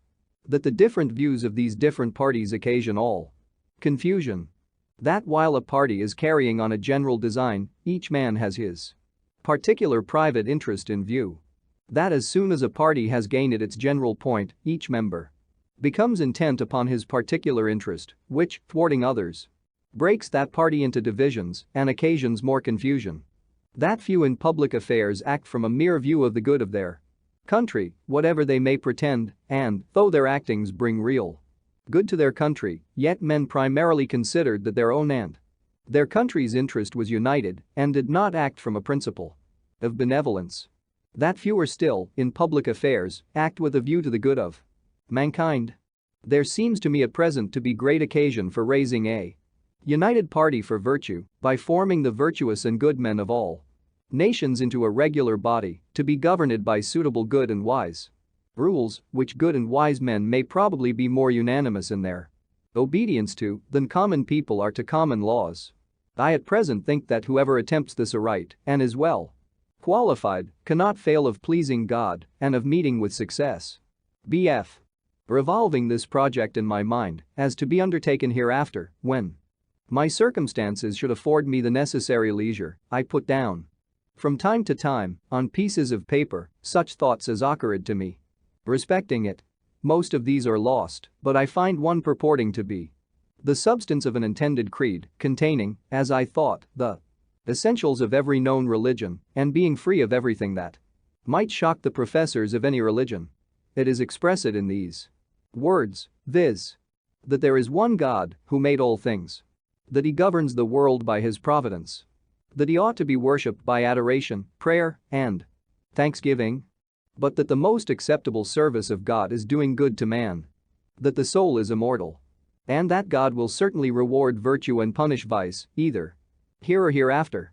My ideas at that time were that the sect should be begun and spread at first among young and single men, only that each person to be initiated should not only declare his assent to such creed, but should have exercised himself with the 13 weeks examination and practice of the virtues, as in the before-mentioned model, that the existence of such a society should be kept a secret till it was become considerable to prevent solicitations for the admission of improper persons, but that the members should each of them search among his acquaintance for ingenuous, well-disposed youths to whom, with prudent caution, the scheme should be gradually communicated. That the members should engage to afford their advice, assistance, and support to each other in promoting one another's interests, business, and advancement in life. That, for distinction, we should be called the Society of the Free and Easy, free, as being, by the general practice and habit of the virtues, free from the dominion of vice. And particularly by the practice of industry and frugality, free from debt, which exposes a man to confinement and a species of slavery to his creditors. This is as much as I can now recollect of the project, except that I communicated it in part to 2 young men who adopted it with some enthusiasm, but my then narrow circumstances and the necessity I was under of sticking close to my business occasioned my postponing the further prosecution of it at that time, and my multifarious occupations, public and private, indicate me to continue postponing, so that it has been omitted till I have no longer strength or activity left sufficient for such an enterprise, though I am still of opinion that it was a practicable scheme and might have been very useful by forming a great number of good citizens, and I was not discouraged by the seeming magnitude of the undertaking, as I have always thought that one man of tolerable abilities may work great changes and accomplish great affairs among mankind if he first forms a good plan and, cutting off all amusements or other employments that would divert his attention, makes the execution of that same plan his sole study and business. X. Poor Richard's Almanac and other activities. In 1732 I first published my almanac under the name of Richard Saunders. It was continued by me about 25 years, commonly Call it Poor Richard's Almanac. 74 I endeavored to make it both entertaining and useful, and it accordingly came to be in such demand that I reaped considerable profit from it, vending annually near 10,000. And observing that it was generally read, scarce any neighborhood in the province being without it, I considered it as a proper vehicle for conveying instruction among the common people, who bought scarcely any other books. I therefore filled all the little spaces that occurred between the remarkable days in the calendar with proverbial sentences, chiefly such as inculcated industry and frugality as the means of procuring wealth and thereby securing virtue, it being more difficult for a man in want to act always honestly, as, to use here one of those proverbs, it is hard for an empty sack to stand upright. 74 The Almanac at that time was a kind of periodical as well as a guide to natural phenomena and the weather. Franklin took his title from Poor Robin, a famous English almanac, and from Richard Saunders, a well-known almanac publisher. For the maxims of Poor Richard, see pages 331 to 335. These proverbs, which contain the wisdom of many ages and nations, I assembled and form it into a connected discourse prefixed to the Almanac of 1757 as the harangue of a wise old man to the people attending an auction. The bringing all these scattered counsels thus into a focus enabled them to make greater impression. The piece, being universally approved, was copied in all the newspapers of the continent, reprinted in Britain on a broadside, to be stuck up in houses. 2 translations were made of it in French, and great numbers bought by the clergy and gentry to distribute gratis among their poor parishioners and tenants. In Pennsylvania, as it discouraged useless expense in foreign superfluities, some thought it had its share of influence in producing that growing plenty of money which was observable for several years after its publication. 2 pages from Poor Richard's Almanac for 1736. Size of original. Reproduced from a copy at the New York Public Library. IV Monday, June hath XXX days. Things that are bitter, bitterer than gall physicians say are always physical. Now women's tongues if into powder beaten, may in a potion or a pill be eaten, and as there's naught more bitter, I do muse, that women's tongues in physic they ne'er use. Myself and others who lead restless lives would spare that bitter member of our wives. 1-3 Fine weather, 4 La 4:36 8 Moon set and 12 aft. 2-4 Ascension Day 5:19 4:35 8 He that can have. 3-5 Mars sat. Then. Sudden 6 Vi 4:35 8 Patience can. 4-6 Showers 6 19 4:35 8 Have what he. 5-7 of rain. 7 Lee 4:35 8 First quarter. 6 C Arati 8 19 4:35 8 Will. 7-2 Trine Mars Merc. Thunder, 9 SC 4:35 8 La. Vi. Lee. 8-3 Perhaps hail. 10-17 4:35 8 Sun ent. CN. Today. 9-4-7 Rise 2:15 10 Saw 4:34 8 Making longest. 10-5 Very hot, 11-13 4:34 8 Day 14 H 51 meters. 11-6 St. Barnabas. 12-26 4:34 8 Full moon 12 Day. 12-7 Then rain. 1 CP 4:34 8 at 1 morn. 13 C Whitsunday. 2:24 35 8 Moon rise 8:20 aft. 14-2 H AC 4:35 8 Now, I've a sheep. 15, 3 KGO. 2. Procol 3:15 4:35 8 And a cow, every. 16, 4 FF. Sun Saturday wind, rain, 4:27 4:35 8 Body bids me good. 17-5 Still sat. Merc. Hail and 5 Pi 4:35 8 Morrow.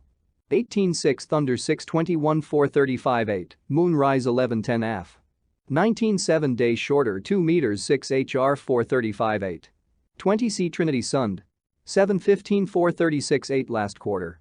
21-2 If we have rain about 8:27 4:36 8 God helps them. 22-3 The change, 9 Ta 4:36 8 That help themselves. 23-4 Let not my reader 10:22 4:36 8. 24-5 St. John Bap. 10 GM 4:36 8 Moon rise 2 morn. 25-6-7 Rise 1-8-11-18 4:37 8 Why does the 26-7 VC Sun Jup? Think at 12 CN 4:37 8 Blind man's wife. 27 C Strange. 1:16 4:38 8 New moon 27 day. 28 Tusk still sat. Mars hail and Tula 4:38 8 near noon. 29 3 St. Peter and Paul 2H 15 4:39 8 paint herself. 30 4 square Mars Ven. Rain. 3 Vi 4:48 moon sets 9:30. V Monday July hath sky days. Who can charge ebrio with thirst of wealth? See he consumes his money, time and health in drunken frolics, which will all confound, neglects his farm, forgets to till his ground, his stock grows less that might be kept. With ease, in naught but guts and debts he finds. Anchorus. In town reels as if he'd shove down each wall. Yet walls must stand, poor soul, or he must fall. 1 5 days short 11 me. 4:15 4:48 none preaches. 267 rise 12:32 5, Lee 4:41 8 better than the 3:7 windy weather. 6:15 4:41 8 and she says. 4C2 Sund. P Trinit 6 HSC 4:42 8 first quarter. 5:2 VC Jup. Then. Now 7:14 4:43 8 nothing. 6:3 pleasant weather 8:27 4:44 8 moon sets 12:30 meters. 7:4 some days 9 saw 4:45 8 the absent are. 8:5 together 10:23 4:48 8 never without. 9:6 but inclines to 10 CP 4:47 8 fault nor the. 10:7 falling 11:18 4:48 8 present without. 11 C3 Sund. P Trin. 12 Ac 4:49 8 full moon 11 day. 12 Tusk still sat. Merc. Weather. 1:13 4:58 2 afternoon. 13 3 dog days, begin 2:25 4:58 sun in Leo. 14 4 days 14 H 20 meters 2 H pi 4:51 8 moon rise 8:35 aft. 15 5 street Swithin. 3:19 4:52 8 excuse. 16 6 La 1, Lee 4, R 4:53 8. 17 7 Conch. Sun Merc. Rain 5:13 4:54 8 gifts burst. 18 C7 rise 11:46 25 4:55 8 rocks. 19 2 Hailer rain 6 H ta 4:56 8 last quarter. 23 still sun Saturday thunder. 7:19 4:57 8 moon rise 11:52 F. 21 4:7 rise 11:18 8 GM 4:57 8 if wind blows on. 22 5 then high 9:14 4:58 8 you throw a hole. 23 6 wind. 10:27 4:59 8 make your will. 24 7 up. Sun Jupiter 10 CN 4:59 8 and take care of. 25 C St. James. 11:25 5:07 your soul. 26 2 Hail 12 La 5:17 new moon 26 day. 27 3 moon near Cor Leo 1:24 5:27 near 8 aftern. 28 4 up. Jup. Then. A clear 2 Vi 5:37 moon sets 8 aftern. 29 5 air and fine 2H 24 5:47 the rotten apple. 36 weather 3 Lee 5:57 spoils his. 31 7 7 rise 10:44 23 5:67 companion. Transcriber's note. Zodiac signs, aspects and symbols of the planets have been replaced by their names and/or by their standard abbreviations. R equals Aries, Ta equals Taurus, GM equals Gemini, CN equals Cancer, La equals Leo, Vi equals Virgo, Li equals Libra, SC equals Scorpio, Sa equals Sagittarius, CP equals Capricorn, Ac equals Aqua, Pi equals Pisces, Oppos equals opposition, Trine equals trine, Scur equals square, Conj equals conjunction, Sextile equals sextile, Cutinx equals quincunx, Merc equals Mercury, Ven equals Venus, Mars equals Mars, Jup equals Jupiter, Sat equals Saturn, Ura equals Uranus, Nep equals Neptune, Plu equals Pluto. I considered my newspaper, also, as another means of communicating instruction, and in that view frequently reprinted and it extracts from The Spectator and other moral writers, and sometimes published little pieces of my own, which had been first compassed for reading in our Junto. Of these are a Socratic dialogue, tending to prove that whatever might be his parts and abilities, a vicious man could not properly be called a man of sense, and a discourse on self-denial, showing that virtue was not secure till its practice became a habitude and was free from the opposition of contrary inclinations. These may be found in the papers about the beginning of 1735. 75. 75 June 23 and July 7, 1730. Smith. In the conduct of my newspaper, I carefully excluded all libeling and personal abuse, which is of late years become so disgraceful to our country.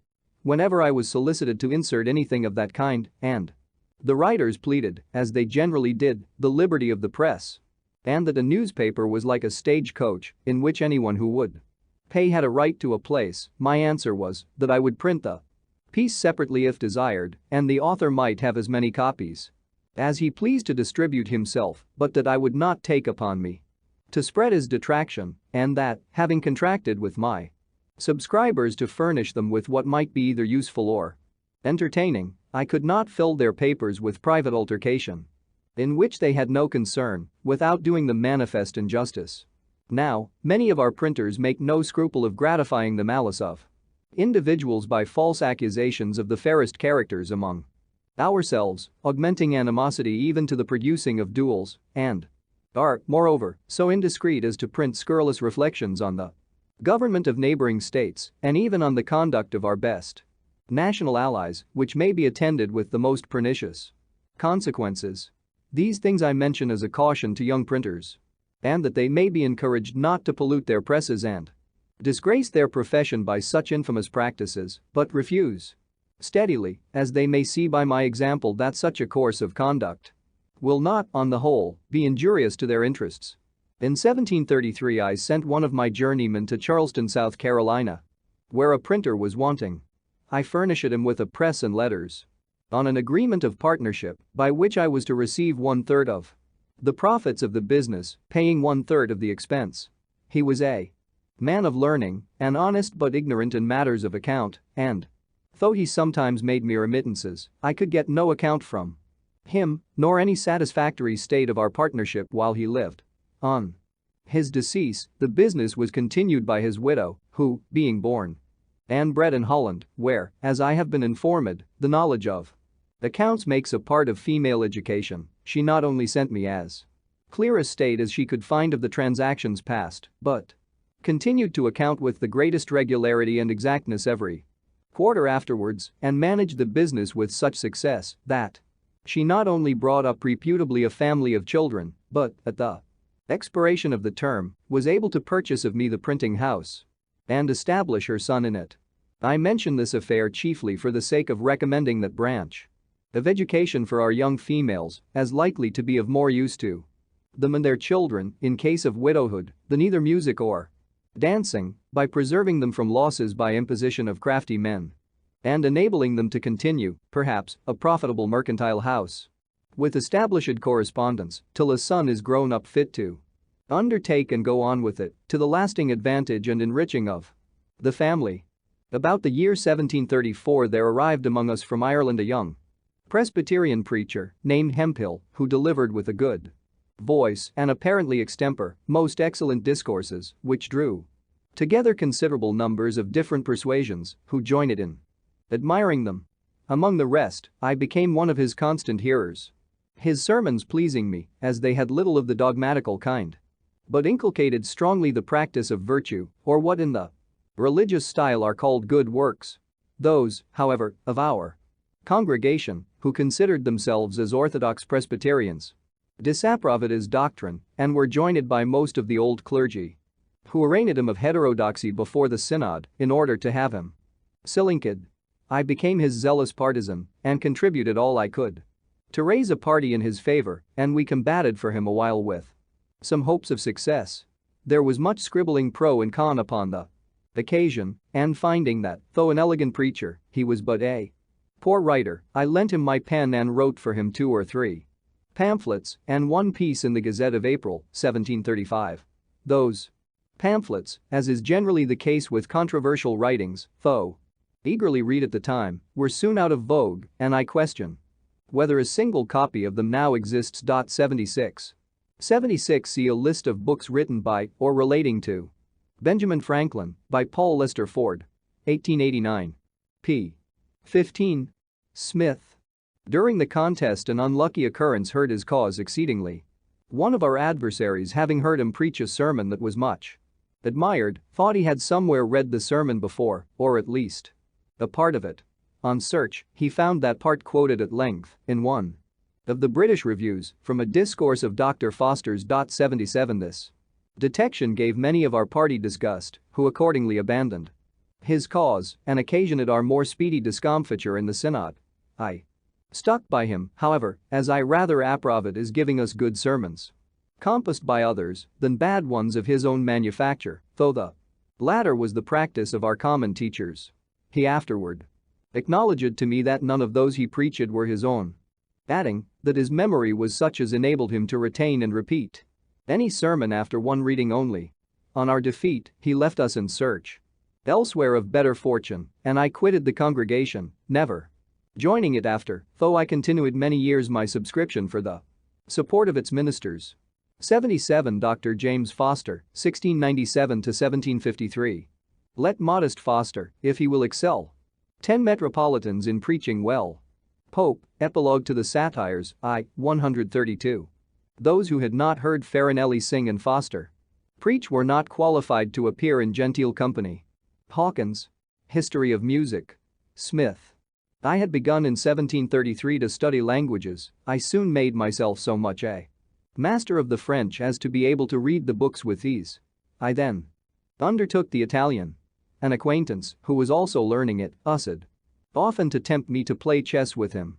Finding this took up too much of the time I had to spare for study, I at length refused to play any more, unless on this condition, that the victor in every game should have a right to impose a task, either in parts of the grammar to be got by heart or in translations, etc., which tasks the vanquished was to perform upon honor before our next meeting. As we played pretty equally, we thus beat one another into that language.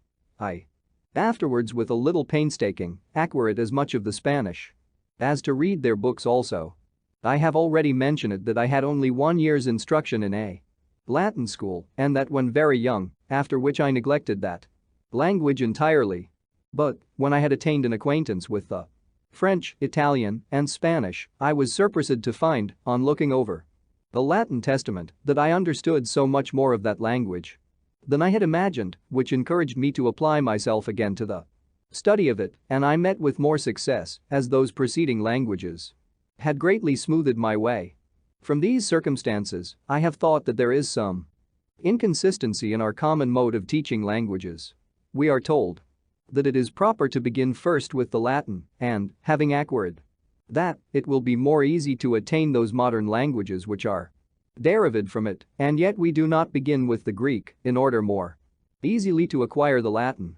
It is true that, if you can clamber and get to the top of a staircase without using the steps, you will more easily gain them in descending, but certainly, if you begin with the lowest you will with more ease ascend to the top, and I would therefore offer it to the consideration of those who superintend the education of our youth, whether, since many of those who begin with the Latin quit the same after spending some years without having made any great proficiency, and what they have learnt becomes almost useless, so that their time has been lost, it would not have been better to have begun with the French, proceeding to the Italian, etc.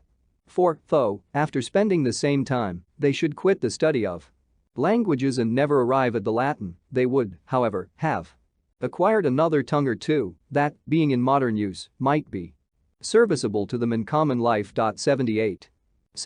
The authority of Franklin, the most eminently practical man of his age, in favor of reserving the study of the dead languages until the mind has reached a certain maturity, is confirmed by the confession of one of the most eminent scholars of any age.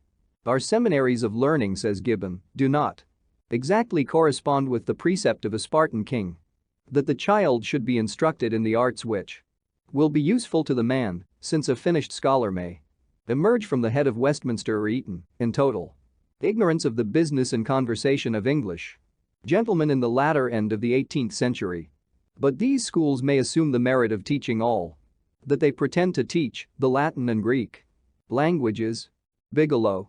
After 10 years' absence from Boston, and having become easy in my circumstances, I made a journey thither to visit my relations, which I could not sooner well afford.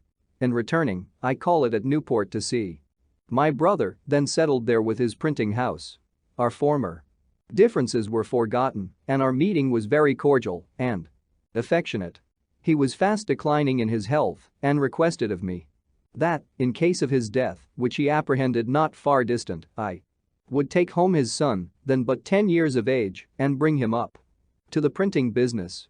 This I accordingly performed, sending him a few years to school before I took him into the office. His mother carried on the business till he was grown up, when I assisted him with an assortment of new types, those of his father being in a manner worn out. Thus it was that I made my brother ample amends for the service I had deprived him of by leaving him so early. Illustration. Our former differences were forgotten, and our meeting was very cordial and affectionate. In 1736 I lost one of my sons, a fine boy of 4 years old, by the smallpox, taken in the common way. I long regretted bitterly, and still regret, that I had not given it to him by inoculation. This I mention for the sake of parents who omit that operation, on the supposition that they should never forgive themselves if a child died. Under it, my example showing that the regret may be the same either way, and that, therefore, the safer should be chosen. Our club, the Junto, was found so useful and afforded such satisfaction to the members that several were desirous of introducing their friends, which could not well be done without exceeding what we had settled as a convenient number, viz. 12. We had from the beginning made it a rule to keep our institution a secret, which was pretty well observed. The intention was to avoid applications of improper persons for admittance, some of whom, perhaps, we might find it difficult to refuse. I was one of those who were against any addition to our number, but, instead of it, made in writing a proposal that every member separately should endeavor to form a subordinate club with the same rules respecting queries, etc., and without informing them of the connection with the Junto. The advantages proposed were the improvement of so many more young citizens by the use of our institutions, our better acquaintance with the general sentiments of the inhabitants on any occasion, as the Junto member might propose what queries we should desire and was to report to the Junto what passed in his separate club, the promotion of our particular interests in business by more extensive recommendation, and the increase of our influence in public affairs and our power of doing good by spreading through the several clubs the sentiments of the Junto. The project was approved, and every member undertook to form his club. But they did not all succeed. 5 or 6 only were completed, which were called by different names, as the Vine, the Union, the Band, etc.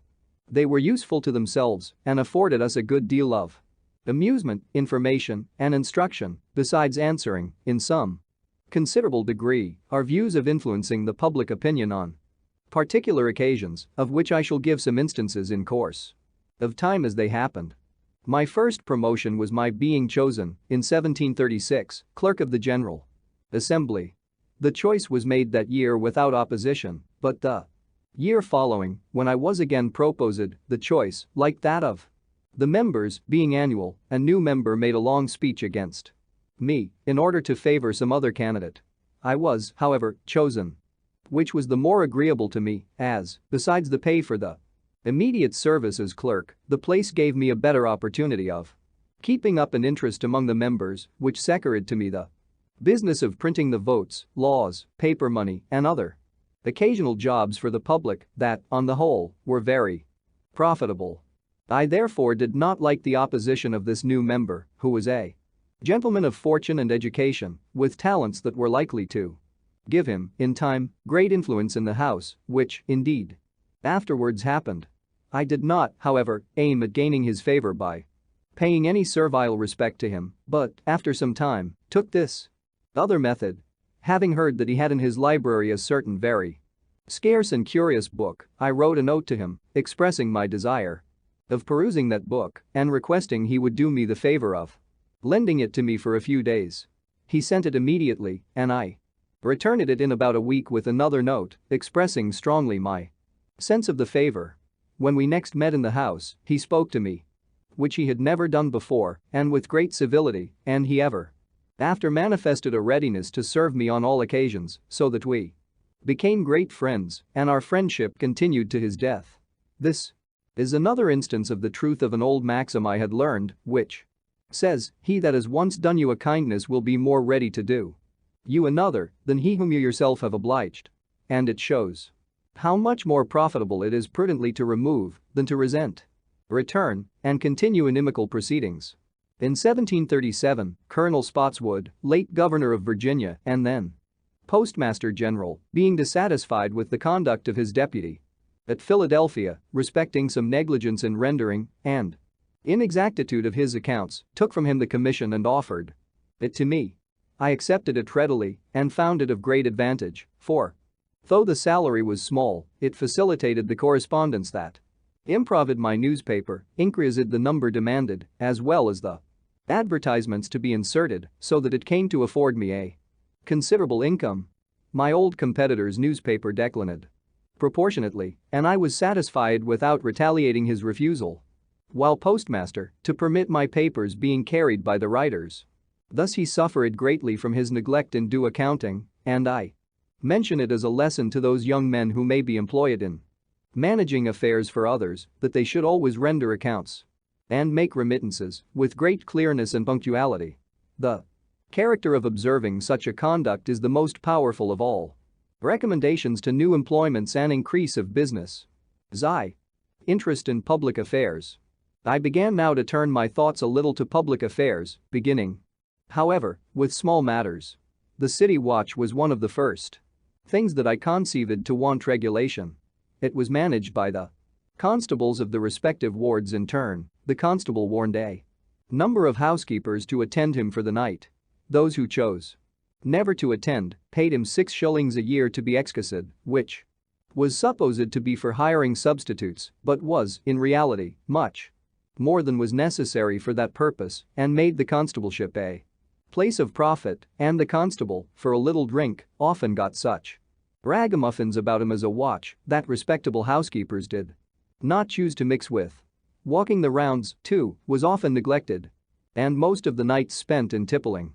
I thereupon wrote a paper to be read in Junto, representing these irregularities, but insisting more particularly on the inequality of this 6-shilling tax of the constables, respecting the circumstances of those who paid it, since a poor widow housekeeper, all whose property to be guarded by the watch did not perhaps exceed the value of £50, paid as much as the wealthiest merchant, who had thousands of pounds worth of goods in his stores.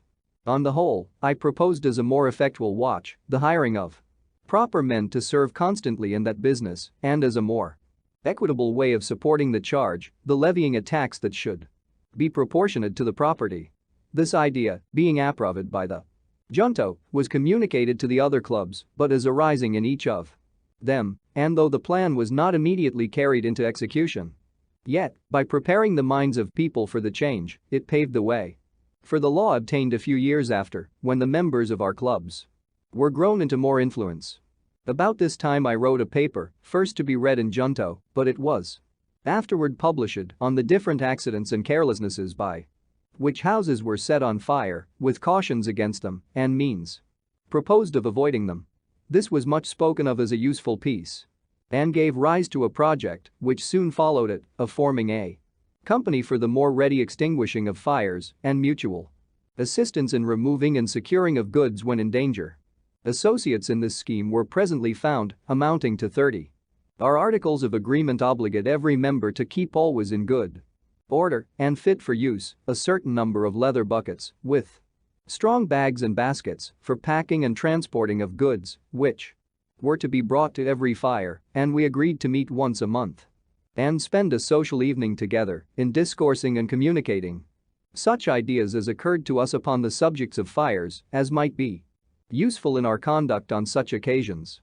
The utility of this institution soon appeared, and many more desiring to be admitted than we thought convenient for one company, they were advised to form another, which was accordingly done, and this went on, one new company being formed after another, till they became so numerous as to include most of the inhabitants who were men of property, and now, at the time of my writing this, though upward of 50 years since its establishment, that which I first formed, called the Union Fire Company, still subsists and flourishes, though the first members are all deceased but myself and one, who is older by a year than I am. The small fines that have been paid by members for absence at the monthly meetings have been applied to the purchase of fire engines, ladders, fire hooks, and other useful implements for each company, so that I question whether there is a city in the world better provided with the means of putting a stop to beginning conflagrations, and, in fact, since these institutions, the city has never lost by fire more than 1 or 2 houses at a time, and the flames have often been extinguished before the house in which they began has been half consumed. Illustration. The flames have often been extinguished. In 1739 arrived among us from Ireland the Reverend Mr. Whitefield 79, who had made himself remarkable there as an itinerant preacher. He was at first permitted to preach in some of our churches, but the clergy, taking a dislike to him, soon refused him their pulpits, and he was obliged to preach in the fields. The multitudes of all sects and denominations that attended his sermons were enormous, and it was matter of speculation to me, who was one of the number, to observe the extraordinary influence of his oratory on his hearers and how much they admired and respected him, notwithstanding his common abuse of them, by assuring them they were naturally half beasts and half devils. It was wonderful to see the change soon made in the manners of our inhabitants.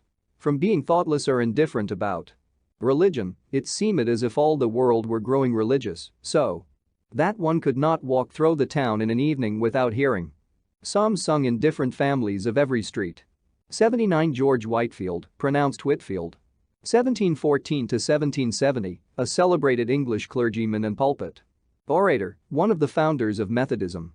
And it being found inconvenient to assemble in the open air, subject to its inclemencies, the building of a house to meet in was no sooner proposed, and persons appointed to receive contributions, but sufficient sums were soon received to procure the ground and erect the building, which was 100 feet long and 70 broad, about the size of Westminster Hall 80, and the work was carried on with such spirit as to be finished in a much shorter time than could have been expected. Both house and ground were vested in trustees, expressly for the use of any preacher of any religious persuasion who might desire to say something to the people at Philadelphia, the design in building not being to accommodate any particular sect, but the inhabitants in general, so that even if the Mufti of Constantinople were to send a missionary to preach Mohammedanism to us, he would find a pulpit at his service. 80 A part of the Palace of Westminster, now forming the vestibule to the Houses of Parliament in London. Mr. Whitefield, in leaving us, went preaching all the way through the colonies to Georgia. The settlement of that province had lately been begun, but, instead of being made with hardy, industrious husbandmen accustomed to labor, the only people fit for such an enterprise, it was with families of broken shopkeepers and other insolvent debtors, many of indolent and idle habits, taken out of the jails, who, being set down in the woods, unqualified for clearing land, and unable to endure the hardships of a new settlement, perished in numbers, leaving many helpless children unprovided for. The sight of their miserable situation inspired the benevolent heart of Mr. Whitefield with the idea of building an orphan house there, in which they might be supported and educated. Returning northward, he preached up this charity and made large collections, for his eloquence had a wonderful power over the hearts and purses of his hearers, of which I myself was an instance. I did not disapprove of the design, but, as Georgia was then destitute of materials and workmen, and it was proposed to send them from Philadelphia at a great expense, I thought it would have been better to have built the house here and brought the children to it. This I advised, but he was resolute in his first project, rejected my counsel, and I therefore refused to contribute. I happened soon after to attend one of his sermons, in the course of which I perceived he intended to finish with a collection, and I silently resolved he should get nothing from me. I had in my pocket a handful of copper money, 3 or 4 silver dollars, and 5 pistoles in gold. As he proceeded, I began to soften and concluded to give the coppers. Another stroke of his oratory made me ashamed of that and determined me to give the silver, and he finished so admirably that I emptied my pocket wholly into the collector's dish, gold and all. At this sermon, there was also one of our club who, being of my sentiments respecting the building in Georgia and suspecting a collection might be intended, had, by precaution, emptied his pockets before he came from home. Towards the conclusion of the discourse, however, he felt a strong desire to give and applied to a neighbor who stood near him to borrow some money for the purpose. The application was unfortunately made to perhaps the only man in the company who had the firmness not to be affected by the preacher. His answer was, "At any other time, friend Hopkinson, I would lend to thee freely, but not now, for thee seems to be out of thy right senses." Some of Mr. Whitefield's enemies affected to suppose that he would apply these collections to his own private emolument, but I, who was intimately acquainted with him, being employed in printing his sermons and journals, etc., never had the least suspicion of his integrity. But am to this day decidedly of opinion that he was in all his conduct a perfectly honest man, and methinks my testimony in his favor ought to have the more weight, as we had no religious connection. He used, indeed, sometimes to pray for my conversion, but never had the satisfaction of believing that his prayers were heard. Ours was a mere civil friendship, sincere on both sides, and lasted to his death. The following instance will show something of the terms on which we stood. Upon one of his arrivals from England at Boston, he wrote to me that he should come soon to Philadelphia, but knew not where he could lodge when there, as he understood his old friend and host Mr. Benezet was removed to Germantown. My answer was, "You know my house. If you can make shift with its scanty accommodations, you will be most heartily welcome." He replied that if I made that kind offer for Christ's sake, I should not miss of a reward. And I returned, "Don't let me be mistaken, it was not for Christ's sake, but for your sake." One of our common acquaintance jocosely remarked that, knowing it to be the custom of the saints, when they received any favor, to shift the burden of the obligation from off their own shoulders and place it in heaven, I had contrived to fix it on earth. The last time I saw Mr. Whitefield was in London, when he consulted me about his orphan house concern and his purpose of appropriating it to the establishment of a college. He had a loud and clear voice and articulated his words and sentences so perfectly that he might be heard and understood at a great distance, especially as his auditories, however numerous, observed the most exact silence. He preached one evening from the top of the courthouse steps, which are in the middle of Market Street and on the west side of 2nd Street, which crosses it at right angles. Both streets were filled with his hearers to a considerable distance. Being among the hindmost in Market Street, I had the curiosity to learn how far he could be heard by retiring backwards down the street towards the river, and I found his voice distinct till I came near Front Street, when some noise in that street obscured it. Imagining then a semicircle, of which my distance should be the radius, and that it were filled with auditors, to each of whom I allowed 2 square feet, I computed that he might well be heard by more than 30,000. This reconciled me to the newspaper accounts of his having preached to 25,000 people in the fields, and to the ancient histories of generals haranguing whole armies, of which I had sometimes doubted. By hearing him often, I came to distinguish easily between sermons newly composed and those which he had often preached in the course of his travels. His delivery of the latter was so improved by frequent repetitions that every accent, every emphasis, every modulation of voice was so perfectly well turned and well placed that, without being interested in the subject, one could not help being pleased with the discourse, a pleasure of much the same kind with that received from an excellent piece of music. This is an advantage itinerant preachers have over those who are stationary, as the latter cannot well improve their delivery of a sermon by so many rehearsals.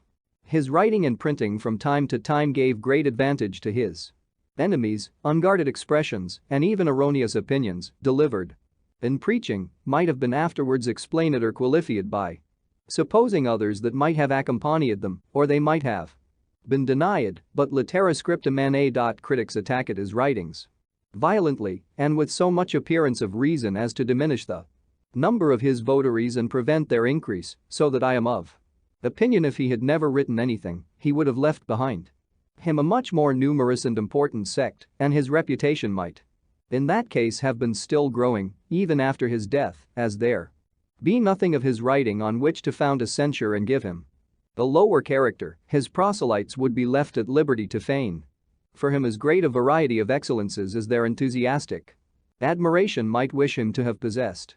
My business was now continually augmenting, and my circumstances growing daily easier, my newspaper having become very profitable, as being for a time almost the only one in the neighboring provinces.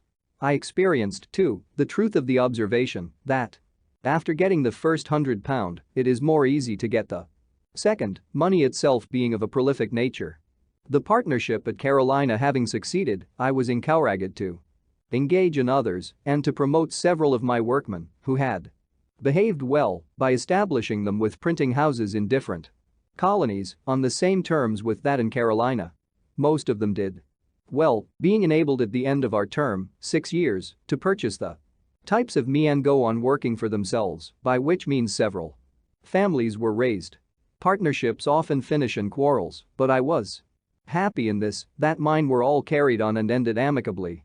Owing, I think, a good deal to the precaution of having very explicitly settled in our articles everything to be done by or expected from each partner so that there was nothing to dispute.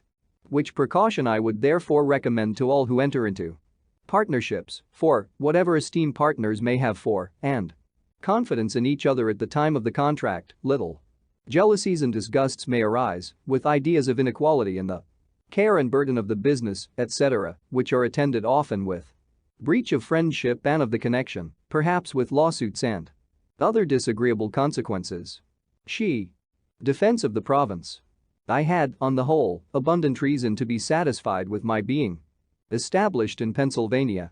There were, however, 2 things that I regretted, there being no provision for defense, nor for a complete education of youth, no militia, nor any college. I therefore, in 1743, drew up a proposal for establishing an academy, and at that time, thinking the Reverend Mr. Peters, who was out of employ, a fit person to superintend such an institution, I communicated the project to him. But he, having more profitable views in the service of the proprietaries, which succeeded, declined the undertaking, and, not knowing another at that time suitable for such a trust, I let the scheme lie a while dormant. I succeeded better the next year, 1744, in proposing and establishing a philosophical society. The paper I wrote for that purpose will be found among my writings when collected. With respect to defense, Spain having been several years at war against Great Britain and being at length joined by France, which brought us into great danger, and the labored and long continued endeavor of our governor, Thomas, to prevail with our Quaker assembly to pass a militia law and make other provisions for the security of the province having proved abortive, I determined to try what might be done by a voluntary association of the people.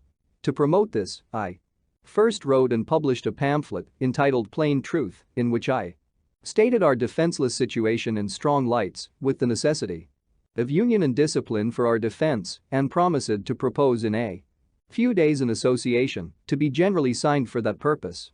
The pamphlet had a sudden and surprising effect. I was called upon for the instrument of association, and having settled the draft of it with a few friends, I appointed a meeting of the citizens in the large building before mentioned. The house was pretty full. I had prepared a number of printed copies and provided pens and ink dispersed all over the room. I harangued them a little on the subject, read the paper, and explained it, and then distributed the copies, which were eagerly signed, not the least objection being made. When the company separated and the papers were collected, we found above 1,200 hands, and, other copies being dispersed in the country, the subscribers amounted at length to upward of 10,000. These all furnished themselves as soon as they could with arms, formed themselves into companies and regiments, chose their own officers, and met every week to be instructed in the manual exercise and other parts of military discipline. The women, by subscriptions among themselves, provided silk colors, which they presented to the companies, painted with different devices and mottos, which I supplied. Illustration. One of the flags of the Pennsylvania Association, 1747. Designed by Franklin and made by the women of Philadelphia. The officers of the companies compassing the Philadelphia regiment, being met, chose me for their colonel, but, conceiving myself unfit, I declined that station and recommended Mr. Lawrence, a fine person and man of influence, who was accordingly appointed. I then proposed a lottery to defray the expense of building a battery below the town. and furnishing it with cannon. It filled expeditiously, and the battery was soon erected, the merlons being framed of logs and filled with earth. We bought some old cannon from Boston, but these not being sufficient, we wrote to England for more, soliciting, at the same time, our proprietaries for some assistance, though without much expectation of obtaining it. Meanwhile, Colonel Lawrence, William Allen, Abram Taylor, Esquire, and myself were sent to New York by the associators, commissioned to borrow some cannon of Governor Clinton. He at first refused us peremptorily, but at dinner with his council, where there was great drinking of Madeira wine, as the custom of that place then was, he softened by degrees and said he would lend us 6. After a few more bumpers he advanced to 10, and at length he very good-naturedly conceded 18. They were fine cannon, 18-pounders, with their carriages, which we soon transported and mounted on our battery, where the associators kept a nightly guard while the war lasted, and among the rest I regularly took my turn of duty there as a common soldier. Illustration. I regularly took my turn of duty there as a common soldier. My activity in these operations was agreeable to the governor and council. They took me into confidence, and I was consulted by them in every measure wherein their concurrence was thought useful to the association. Calling in the aid of religion, I proposed to them the proclaiming a fast to promote reformation and implore the blessing of heaven on our undertaking. They embraced the motion, but, as it was the first fast ever thought of in the province, the secretary had no precedent from which to draw the proclamation. My education in New England, where a fast is proclaimed every year, was here of some advantage. I drew it in the accustomed style. It was translated into German, 81 printed in both languages, and divulgated through the province. This gave the clergy of the different sects an opportunity of influencing their congregations to join in the association, and it would probably have been general among all but Quakers if the peace had not soon intervened. 81. W.M. Penn's agents sought recruits for the colony of Pennsylvania in the Low Countries of Germany, and there are still in eastern Pennsylvania many Germans, inaccurately called Pennsylvania Dutch. Many of them use a Germanized English. It was thought by some of my friends that, by my activity in these affairs, I should offend that sect and thereby lose my interest in the assembly of the province, where they formed a great majority. A young gentleman who had likewise some friends in the house and wished to succeed me as their clerk acquainted me that it was decided to displace me at the next election, and he, therefore, in good will, advised me to resign, as more consistent with my honor than being turned out. My answer to him was that I had read or heard of some public man who made it a rule never to ask for an office and never to refuse one when offered to him. I approve, says I, of his rule and will practice it with a small addition. I shall never ask, never refuse, nor ever resign an office. If they will have my office of clerk to dispose of to another, they shall take it from me. I will not, by giving it up, lose my right of some time or other making reprisals on my adversaries. I heard, however, no more of this. I was chosen again unanimously as usual at the next election. Possibly, as they disliked my late intimacy with the members of council who had joined the governors in all the disputes about military preparations with which the house had long been harassed, they might have been pleased if I would voluntarily have left them, but they did not care to displace me on account merely of my zeal for the association, and they could not well give another reason. Indeed, I had some cause to believe that the defense of the country was not disagreeable to any of them, provided they were not required to assist in it. And I found that a much greater number of them than I could have imagined, though against offensive war, were clearly for the defensive. Many pamphlets pro and con were published on the subject, and some by good Quakers in favor of defense, which I believe convinced most of their younger people. A transaction in our fire company gave me some insight into their prevailing sentiments. It had been proposed that we should encourage the scheme for building a battery by laying out the present stock, then about £60, in tickets of the lottery. By our rules, no money could be disposed of till the next meeting after the proposal. The company consisted of 30 members, of which 22 were Quakers and 8 only of other persuasions. We ate punctually. attended the meeting, but though we thought that some of the Quakers would join us, we were by no means sure of a majority. Only one Quaker, Mr. James Morris, appeared to oppose the measure. He expressed much sorrow that it had ever been proposed, as he said friends were all against it and it would create such discord as might break up the company. We told him that we saw no reason for that, we were the minority, and if friends were against a measure and outvoted us, we must and should, agreeably to the usage of all societies, submit. When the hour for business arrived it was moved to put the vote, he allowed we might then do it by the rules, but, as he could assure us that a number of members intended to be present for the purpose of opposing it, it would be but candid to allow a little time for their appearing. While we were disputing this, a waiter came to tell me two gentlemen below desired to speak with me. I went down and found they were two of our Quaker members. They told me there were 8 of them assembled at a tavern just by, that they were determined to come and vote with us if there should be occasion, which they hoped would not be the case, and desired we would not call for their assistance if we could do without it, as their voting for such a measure might embroil them with their elders and friends. Being thus secure of a majority, I went up and after a little seeming hesitation, agreed to a delay of another hour. This Mr. Morris allowed to be extremely fair. Not one of his opposing friends appeared, at which he expressed great surprise.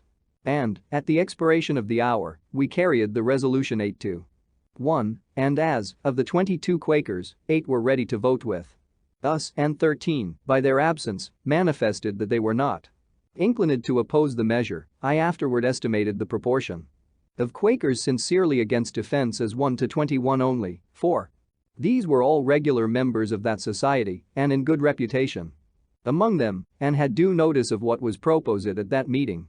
The honorable and learned Mr. Logan, who had always been of that sect, was one who wrote an address to them declaring his approbation of defensive war and supporting his opinion by many strong arguments.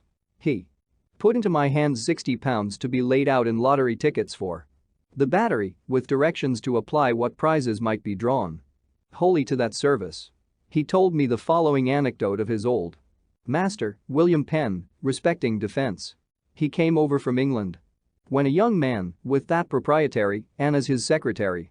It was war time, and their ship was chased by an armed vessel, supposed to be an enemy. Their captain prepared for defense, but told William Penn and his company of Quakers that he did not expect their assistance and they might retire into the cabin, which they did, except James Logan 82, who chose to stay upon deck and was quartered to a gun. The supposed enemy proved a friend, so there was no fighting, but when the secretary went down to communicate the intelligence, William Penn rebuked him severely for staying upon deck and undertaking to assist in defending the vessel, contrary to the principles of friends, especially as it had not been required by the captain. This reproof being before all the company, piqued the secretary, who answered, I being thy servant, why did thee not order me to come down? But thee was willing enough that I should stay and help to fight the ship when thee thought there was danger. 82 James Logan, 1674 to 1751, came to America with William Penn in 1699 and was the business agent for the Penn family. He bequeathed his valuable library, preserved at his country seat, Centon, to the city of Philadelphia. Smith. My being many years in the assembly, the majority of which were constantly Quakers, gave me frequent opportunities of seeing the embarrassment given them by their principle against war whenever application was made to them, by order of the Crown, to grant aids for military purposes. They were unwilling to offend government, on the one hand, by a direct refusal, and their friends, the body of the Quakers, on the other, by compliance contrary to their principles. Hence a variety of evasions to avoid complying, and modes of disguising the compliance when it became unavoidable. The common mode at last was to grant money under the phrase of its being for the king's use and never to inquire how it was applied. But, if the demand was not directly from the crown, that phrase was found not so proper and some other was to be invented. As, when powder was wanting, I think it was for the garrison at Louisburg, and the government of New England solicited a grant of some from Pennsylvania, which was much urged on the House by Governor Thomas. They could not grant money to buy powder because that was an ingredient of war, but they voted an aid to New England of £3,000 to be put into the hands of the governor and appropriated it for the purchasing of bread, flour, wheat or other grain. Some of the council, desirous of giving the House still further embarrassment, advised the governor not to accept provision as not being the thing he had demanded, but he replied, "I shall take the money, for I understand very well their meaning, other grain is gunpowder," which he accordingly bought, and they never objected to it. 83. See the votes. Marg. Note. It was in allusion to this fact that, when in our fire company we feared the success of our proposal in favor of the lottery, and I had said to my friend Mr. Singh, one of our members, if we fail, let us move the purchase of a fire engine with the money, the Quakers can have no objection to that, and then, if you nominate me and you as a committee for that purpose, we will buy a great gun, which is certainly a fire engine. I see, says he, you have improved by being so long in the assembly, your equivocal project would be just a match for their wheat or other grain. These embarrassments that the Quakers suffered from having established and published it as one of their principles that no kind of war was lawful, and which, being once published, they could not afterwards, however they might change their minds, easily get rid of, reminds me of what I think a more prudent conduct in another sect among us, that of the Dunkers. I was acquainted with one of its founders, Michael Welfare, soon after it appeared. He complained to me that they were grievously calumniated by the zealots of other persuasions and charged with abominable principles and practices to which they were utter strangers. I told him this had always been the case with new sects, and that, to put a stop to such abuse, I imagined it might be well to publish the articles of their belief and the rules of their discipline. He said that it had been proposed among them, but not agreed to, for this reason. When we were first drawn together as a society, says he, it had pleased God to enlighten our minds so far as to see that some doctrines, which we once esteemed truths, were errors, and that others, which we had esteemed errors, were real truths. From time to time he has been pleased to afford us farther light, and our principles have been improving, and our errors diminishing. Now we are not sure that we are arrived at the end of this progression and at the perfection of spiritual or theological knowledge, and we fear that, if we should once print our confession of faith, we should feel ourselves as if bound and confident by it, and perhaps be unwilling to receive further improvement, and our successors still more so, as conceiving what we their elders and founders had done to be something sacred, never to be departed from. This modesty in a sect is perhaps a singular instance in the history of mankind, every other sect supposing itself in possession of all truth, and that those who differ are so far in the wrong, like a man traveling in foggy weather, those at some distance before him on the road he sees wrapped up in the fog, as well as those behind him, and also the people in the fields on each side, but near him all appears clear, though in truth he is as much in the fog as any of them. To avoid this kind of embarrassment, the Quakers have of late years been gradually declining the public service in the assembly and in the magistracy, choosing rather to quit their power than their principle.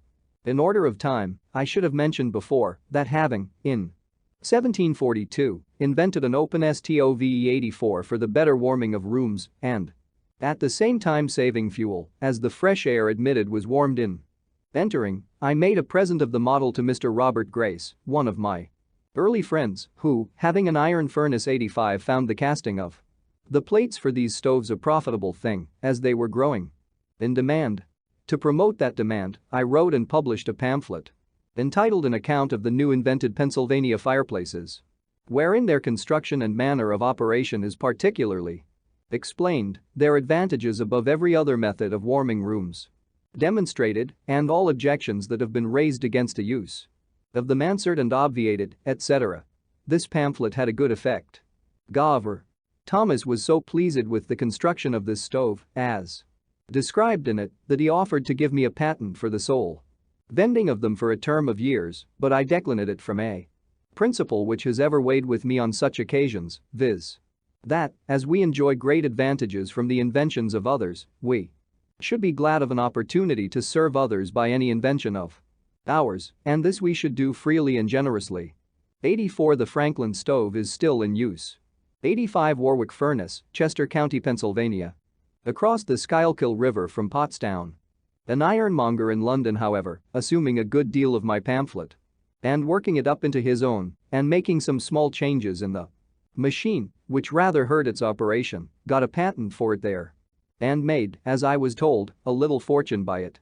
And this is not the only instance of patents taken out for my inventions by others, though not always with the same success, which I never contested, as having no desire of profiting by patents myself and hating disputes. The use of these fireplaces in very many houses, both of this and the neighboring colonies, has been and is a great saving of wood to the inhabitants. She. Public Services and Duties. 1749 to 1753. Peace being concluded, and the association business therefore at an end, I turned my thoughts again to the affair of establishing an academy. The first step I took was to associate in the design a number of active friends, of whom the Junto furnished a good part. The next was to write and publish a pamphlet entitled Proposals Relating to the Education of Youth in Pennsylvania. This I distributed among the principal inhabitants gratis, and as soon as I could suppose their minds a little prepared by the perusal of it, I set on foot a subscription for opening and supporting an academy. It was to be paid in quotas yearly for 5 years. By so dividing it, I judged the subscription might be larger, and I believe it was so, amounting to no less, if I remember right, than £5,000. In the introduction to these proposals, I stated their publication not as an act of mine, but of some public-spirited gentlemen. Avoiding as much as I could, according to my usual rule, the presenting myself to the public as the author of any scheme for their benefit. The subscribers, to carry the project into immediate execution, chose out of their number 24 trustees and appointed Mr. Francis 86, then Attorney General, and myself to draw up constitutions for the government of the academy, which being done and signed, a house was hired, masters engaged, and the schools opened, I think, in the same year, 1749. 86 Tench Francis, uncle of Sir Philip Francis, emigrated from England to Maryland and became attorney for Lord Baltimore. He removed to Philadelphia and was Attorney General of Pennsylvania from 1741 to 1755. He died in Philadelphia August 16, 1758. Smith. The scholars increasing fast, the house was soon found too small, and we were looking out for a piece of ground properly situated, with intention to build, when Providence threw into our way a large house, ready built, which, with a few alterations, might well serve our purpose. This was the building before mentioned, erected by the hearers of Mr. Whitefield, and was obtained for us in the following manner. It is to be noted that the contributions to this building being made by people of different sects, care was taken in the nomination of trustees, in whom the building and ground was to be vested, that a predominancy should not be given to any sect, lest in time that predominancy might be a means of appropriating the whole to the use of such sect, contrary to the original intention. It was therefore that one of each sect was appointed, viz. one Church of England man, one Presbyterian, one Baptist, one Moravian, etc. Those, in case of vacancy by death, were to fill it by election from among the contributors. The Moravian happened not to please his colleagues, and on his death they resolved to have no other of that sect. The difficulty then was how to avoid having two of some other sect by means of the new choice. Several persons were named, and for that reason not agreed to. At length one mentioned me, with the observation that I was merely an honest man and of no sect at all, which prevailed with them to choose me. The enthusiasm which existed when the house was built had long since abated, and its trustees had not been able to procure fresh contributions for paying the ground rent and discharging some other debts the building had occasioned, which embarrassed them greatly. Being now a member of both sets of trustees, that for the building and that for the academy, I had a good opportunity of negotiating with both and brought them finally to an agreement by which the trustees for the building were to cede it to those of the academy, the latter undertaking to discharge the debt, to keep forever open, and the building a large hall for occasional preachers, according to the original intention, and maintain a free school for the instruction of poor children. Writings were accordingly drawn, and on paying the debts, the trustees of the academy were put in possession of the premises, and by dividing the great and lofty hall into stories and different rooms above and below for the several schools, and purchasing some additional ground, the whole was soon made fit for our purpose, and the scholars removed into the building. The care and trouble of agreeing with the workmen, purchasing materials, and superintending the work fell upon me, and I went through it the more cheerfully, as it did not then interfere with my private business. Having the year before taken a very able, industrious, and honest partner, Mr. David Hall, with whose character I was well acquainted, as he had worked for me 4 years. He took off my hands all care of the printing office, paying me punctually my share of the profits. The partnership continued 18 years, successfully for us both. The trustees of the academy, after a while, were incorporated by a charter from the governor. Their funds were increased by contributions in Britain and grants of land from the proprietaries, to which the Assembly has since made considerable addition, and thus was established a present University of Philadelphia. 87 I have been continued one of its trustees from the beginning, now near 40 years, and have had the very great pleasure of seeing a number of the youth who have received their education in it, distinguished by their improved abilities, serviceable in public stations, and ornaments to their country. 87 later called the University of Pennsylvania. When I disengaged myself, as above mentioned, from private business, I flattered myself that, by the sufficient though moderate fortune I had acquired, I had secured leisure during the rest of my life for philosophical studies and amusements. I purchased all Dr. Spence's apparatus, who had come from England to lecture here, and I proceeded in my electrical experiments with great alacrity, but the public, now considering me as a man of leisure, laid hold of me for their purposes, every part of our civil government, and almost at the same time, imposing some duty upon me. The governor put me into the Commission of the Peace, the corporation of the city chose me of the Common Council, and soon after an alderman, and the citizens at large chose me a burgess to represent them in assembly. This latter station was the more agreeable to me, as I was at length tired with sitting there to hear debates, in which, as clerk, I could take no part, and which were often so unentertaining that I was indicated to amuse myself with making magic squares or circles, or anything to avoid weariness. And I conceived my becoming a member would enlarge my power of doing good. I would not, however, insinuate that my ambition was not flattered by all these promotions. It certainly was, for, considering my low beginning, they were great things to me, and they were still more pleasing, as being so many spontaneous testimonies of the public good opinion, and by me entirely unsolicited. The office of Justice of the Peace I tried a little by attending a few courts and sitting on the bench to hear causes, but finding that more knowledge of the common law than I possessed was necessary to act in that station with credit, I gradually withdrew from it, excusing myself by my being obligated to attend the higher duties of a legislator in the assembly. My election to this trust was repeated every year for 10 years, without my ever asking any elector for his vote, or signifying, either directly or indirectly, any desire of being chosen. On taking my seat in the House, my son was appointed their clerk.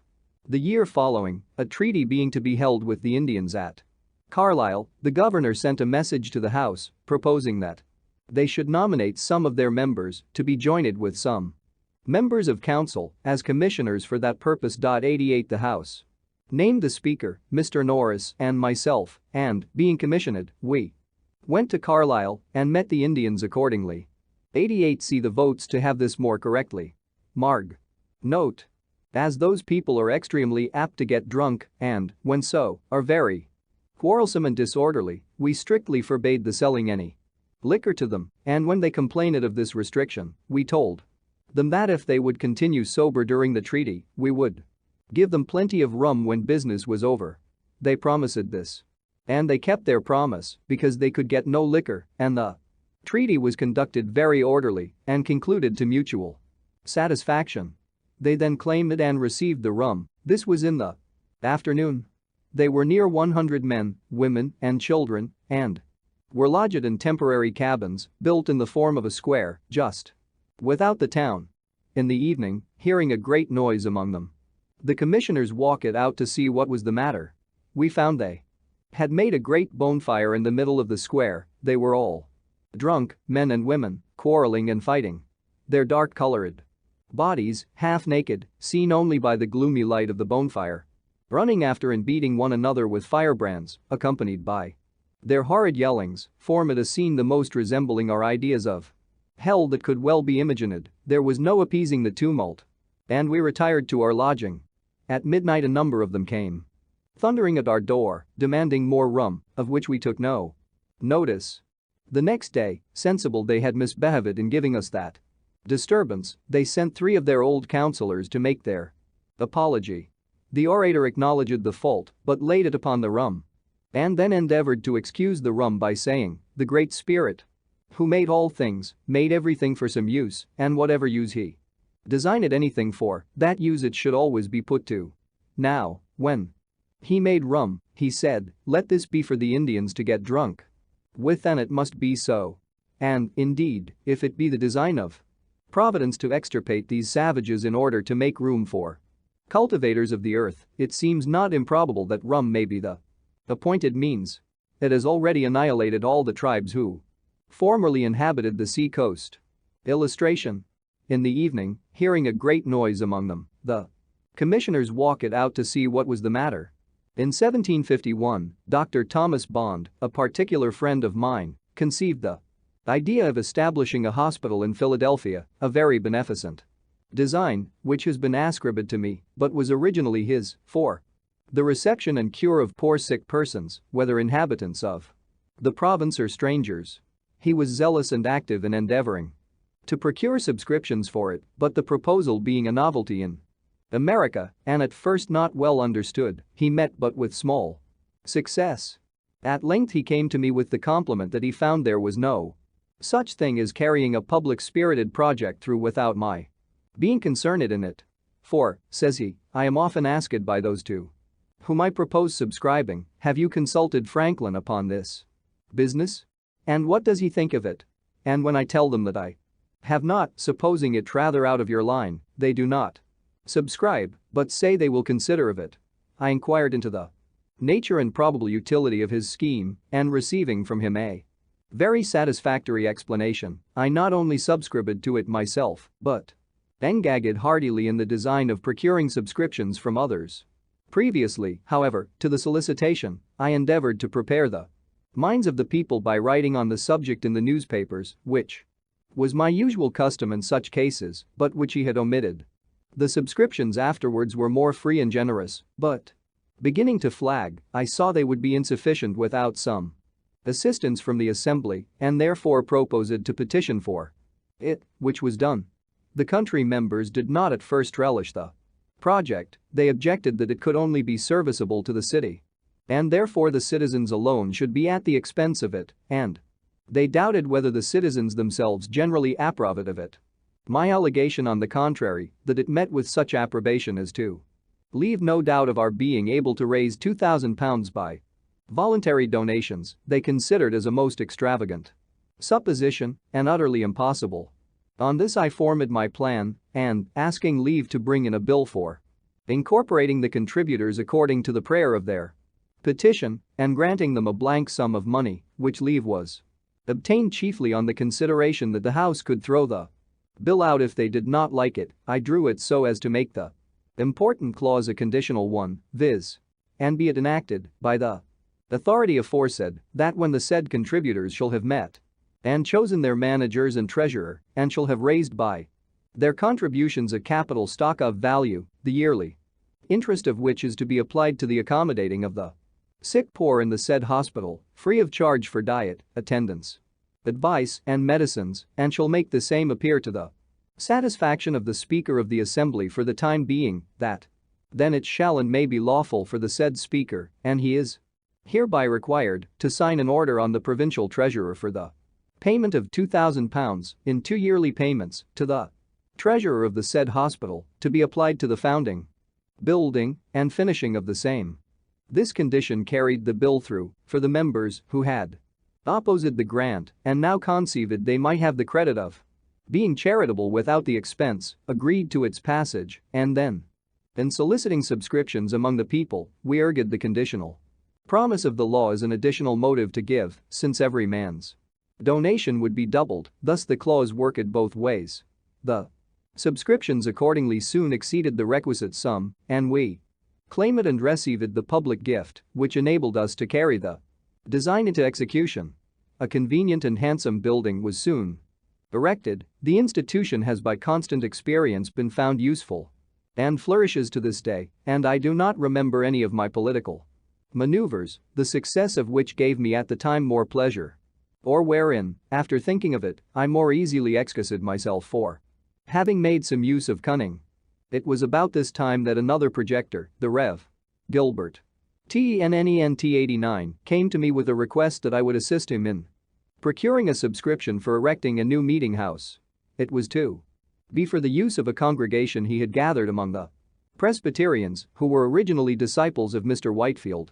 Unwilling to make myself disagreeable to my fellow citizens by too frequently soliciting their contributions, I absolutely refused.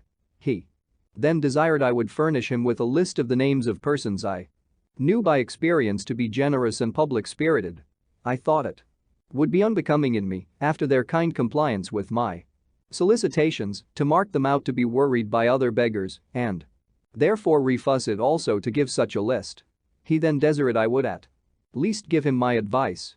That I will readily do, said I, and, in the first place, I advise you to apply to all those whom you know will give something, next, to those whom you are uncertain whether they will give anything or not, and show them the list of those who have given, and, lastly, do not neglect those who you are sure will give nothing, for in some of them you may be mistaken.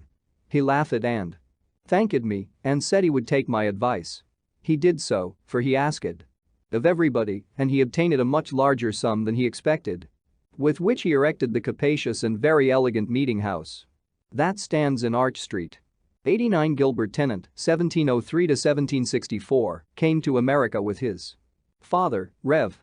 William Tennent, and taught for a time in the Log College, from which sprang the College of New Jersey. Smith. Our city, though laid out with a beautiful regularity, the streets, large, straight, and crossing each other at right angles, had the disgrace of suffering those streets to remain long unpaved, and in wet weather the wheels of heavy carriages plowed them into a quagmire, so that it was difficult to cross them, and in dry weather the dust was offensive.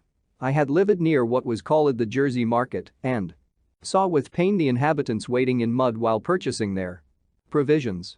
A strip of ground down the middle of that market was at length paved with brick, so that, being once in the market, they had firm footing, but were often over shoes in dirt to get there. By talking and writing on the subject, I was at length instrumental in getting the street paved with stone between the market and the bricked foot pavement that was on each side next to houses. This, for some time, gave an easy access to the market dry shod, but, the rest of the street not being paved, whenever a carriage came out of the mud upon this pavement, it shook off and left its dirt upon it, and it was soon covered with mire, which was not removed, the city as yet having no scavengers. After some inquiry, I found a poor, industrious man who was willing to undertake keeping the pavement clean by sweeping it twice a week, carrying off the dirt from before all the neighbors' doors for the sum of 6 pence per month, to be paid by each house. I then wrote and printed a paper setting forth the advantages to the neighborhood that might be obtained by this small expense, the greater ease in keeping our houses clean, so much dirt not being brought in by people's feet, the benefit to the shops by more custom, etc., as buyers could more easily get at them, and by not having, in windy weather, the dust blown in upon their goods, etc. I sent one of these papers to each house, and in a day or two went round to see who would subscribe. An agreement to pay these 6 pences, it was unanimously signed, and, for a time well executed. All the inhabitants of the city were delighted with the cleanliness of the pavement that surrounded the market, it being a convenience to all, and this raised a general desire to have all the streets paved, and made the people more willing to submit to a tax for that purpose. After some time I drew a bill for paving the city and brought it into the assembly. It was just before I went to England in 1757 and did not pass till I was gone 90, and then with an alteration in the mode of assessment, which I thought not for the better, but with an additional provision for lighting as well as paving the streets, which was a great improvement. It was by a private person, the late Mr. John Clifton, his giving a sample of the utility of lamps by placing one at his door, that the people were first impressed with the idea of enlighting all the city. The honor of this public benefit has also been ascribed to me, but it belongs truly to that gentleman. I did but follow his example and have only some merit to claim respecting the form of our lamps, as differing from the globe lamps we were at first supplied with from London. Those we found inconvenient in these respects. They admitted no air below, the smoke, therefore, did not readily go out above, but circulated in the globe, lodged on its inside, and soon obstructed the light they were intended to afford, giving, besides, the daily trouble of wiping them clean, and an accidental stroke on one of them would demolish it and render it totally useless. I therefore suggested the compassing them of 4 flat panes with a long funnel above to draw up the smoke and crevices, admitting air below to facilitate the ascent of the smoke. By this means they were kept clean and did not grow dark in a few hours, as the London lamps do, but continued bright till morning, and an accidental stroke would generally break but a single pane, easily repaired. I have sometimes wondered that the Londoners did not, from the effect holes in the bottom of the globe lamps us at VAUXHALL 91 have in keeping them clean, learn to have such holes in their street lamps. But, these holes being made for another purpose, viz. to communicate flame more suddenly to the wick by a little flax hanging down through them, the other use of letting in air seems not to have been thought of, and therefore, after the lamps have been lit a few hours, the streets of London are very poorly illuminated. 90 votes. 91 Vauxhall Gardens, once a popular and fashionable London resort, situated on the Thames above Lambeth.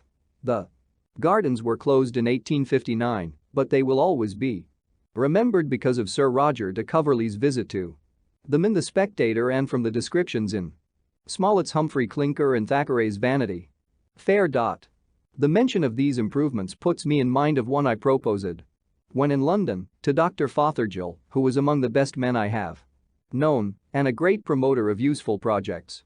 I had observed that the streets, when dry, were never swept and the light dust carried away, but it was suffered to accumulate till wet weather reduced it to mud, and then, after lying some days so deep on the pavement that there was no crossing, but in paths kept clean by poor people with brooms, it was with great labor racked together and thrown up into carts open above, the sides of which suffered some of the slush at every jolt on the pavement to shake out and fall, sometimes to the annoyance of foot passengers.